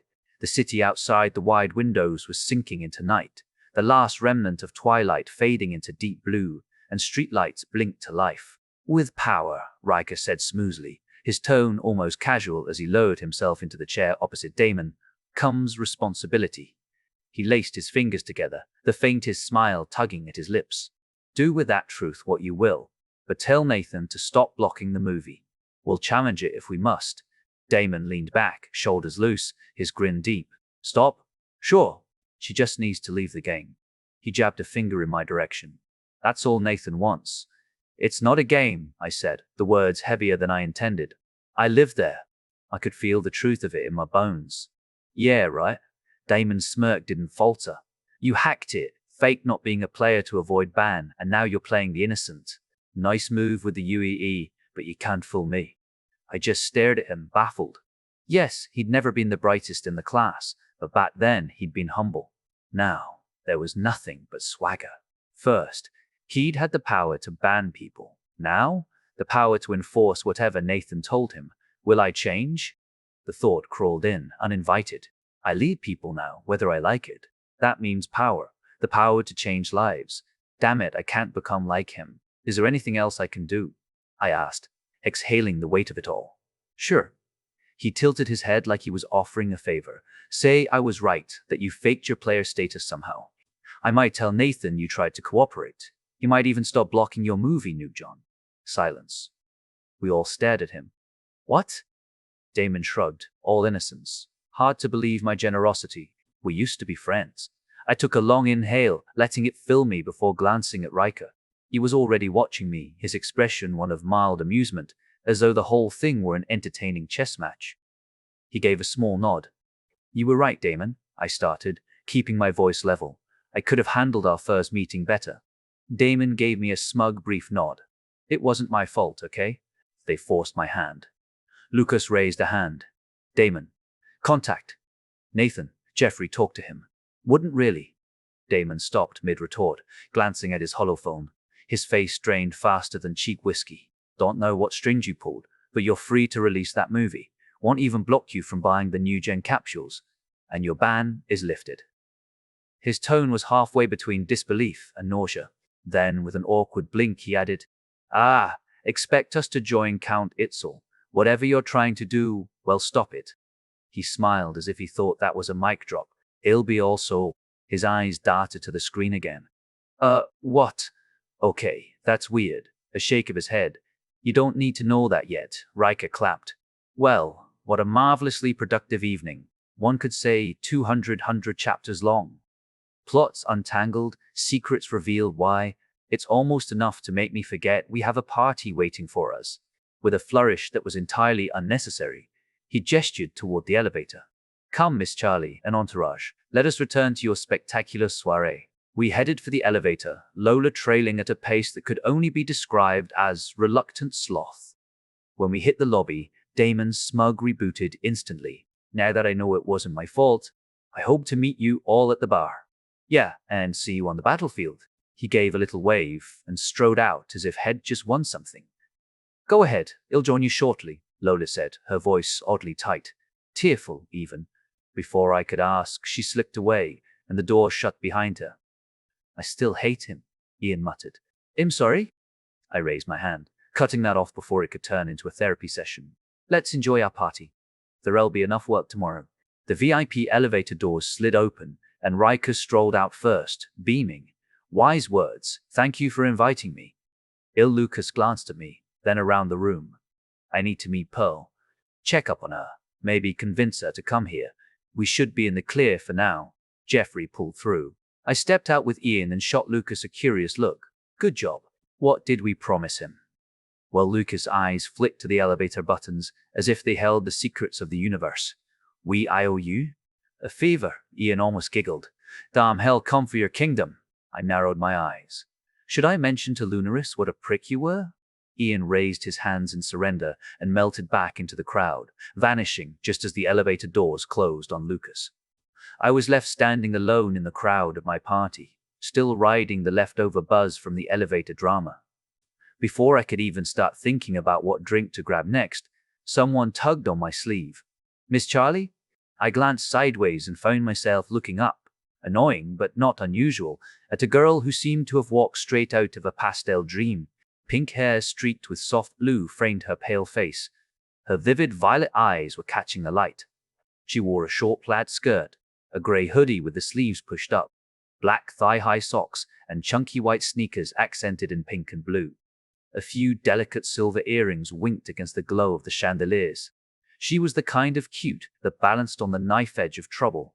This party's dress code was basically full Rimelion cosplay or formal wear, nothing in between except for her. And a few other Chaos agents, apparently. "That's me," I said, tapping my crown and motioning for her to follow me toward the VIP area. She didn't have a pass, but the security guys waved her through without blinking. Perks of having the Queen literally invite you in. "Thank you." Her smile brightened as she scanned the area. Sylvia Yuki, and I think I've found a relic." She almost bounced on her heels. "I was walking around the ruins of your city, Yaru. It was so beautiful. And then I saw these murals about an old queen." Her words tumbled faster as she described it, how she'd been piecing together the story, searching for hidden details, when enemies surprised her and killed her before she could escape. I took a chair. No need to perch on the throne, and waited for her to sit across from me. She didn't. Instead, she shifted from foot to foot, her energy sparking like a static charge. "But before they killed me," she said, "I found something. There was a clue to finding the sword called Lithorian. I even got a quest. It's legendary." Her excitement was infectious. I felt my heartbeat pick up. "Wait, Lithorian." My mind stalled. That was the legendary scaling sword wielded by magic swords wielder Yuki, the very one fighting style I wanted to use as the blueprint for Lucas' magic swordsman build. My eyes widened before I could stop myself. "You're the magic historian, Yuki?" I blurted. She blushed, but nodded, a little shy smile creeping across her face. "That sounds wow. I really like it, Queen." She grinned. "So, that's what I wanted to ask." Her voice dipped into something almost shy enough to melt the floor. Quest says end of dungeon. Looks hard. Oh. Oh. Could I get her on my side, into my kingdom? So you need someone to go there, someone I can trust not to steal my sword, she added softly. I nodded, feeling a warm, almost fizzy rush in my chest. And you decided to ask me? Trust like that, it hit different. You have better items. She shrugged. And you gave Tramar that picky hat. I fought the urge to facepalm and lost. That? Of all the things, there were so many items, and people you remember an old, stupid hat. It's cool, she protested instantly. I found a detail about the previous owners. Wanna hear? Before I could stop her, she plopped into the chair and launched into a rapid-fire history lesson. A string of wizard names flew past me like a flock of spell-slinging pigeons. I did not know who any of them were. I'd read a lot of books in Rimelion, sure, but whatever ancient tome shed dug up in those ruins was clearly out of my league. Truly, magic historian Yuki. While Yuki rattled on about the illustrious career of wizard Kalo the Scarred, I kept nodding along, dutifully agreeing that yes, of course, he was equally proficient in fire magic and cleaning magic, because apparently that was a thing. That's when I spotted movement, Lola finally emerging from upstairs after whatever mysterious chief of staff business she'd been dealing with. She didn't cut in, didn't smile, didn't even sit. She just stood there, her posture taut, waiting for Yuki to run out of historical trivia. I raised a hand. Hold that thought, Yuki. I need to talk to Lola. Yuki nodded, and I joined Lola. How are things? Everything okay? No, lady. Lola's voice was calm, too calm, as she stepped forward and handed me a holo tablet. I don't think I'm a good chief of staff. She pointed at an file. Here is the spreadsheet of where I failed, lady. What?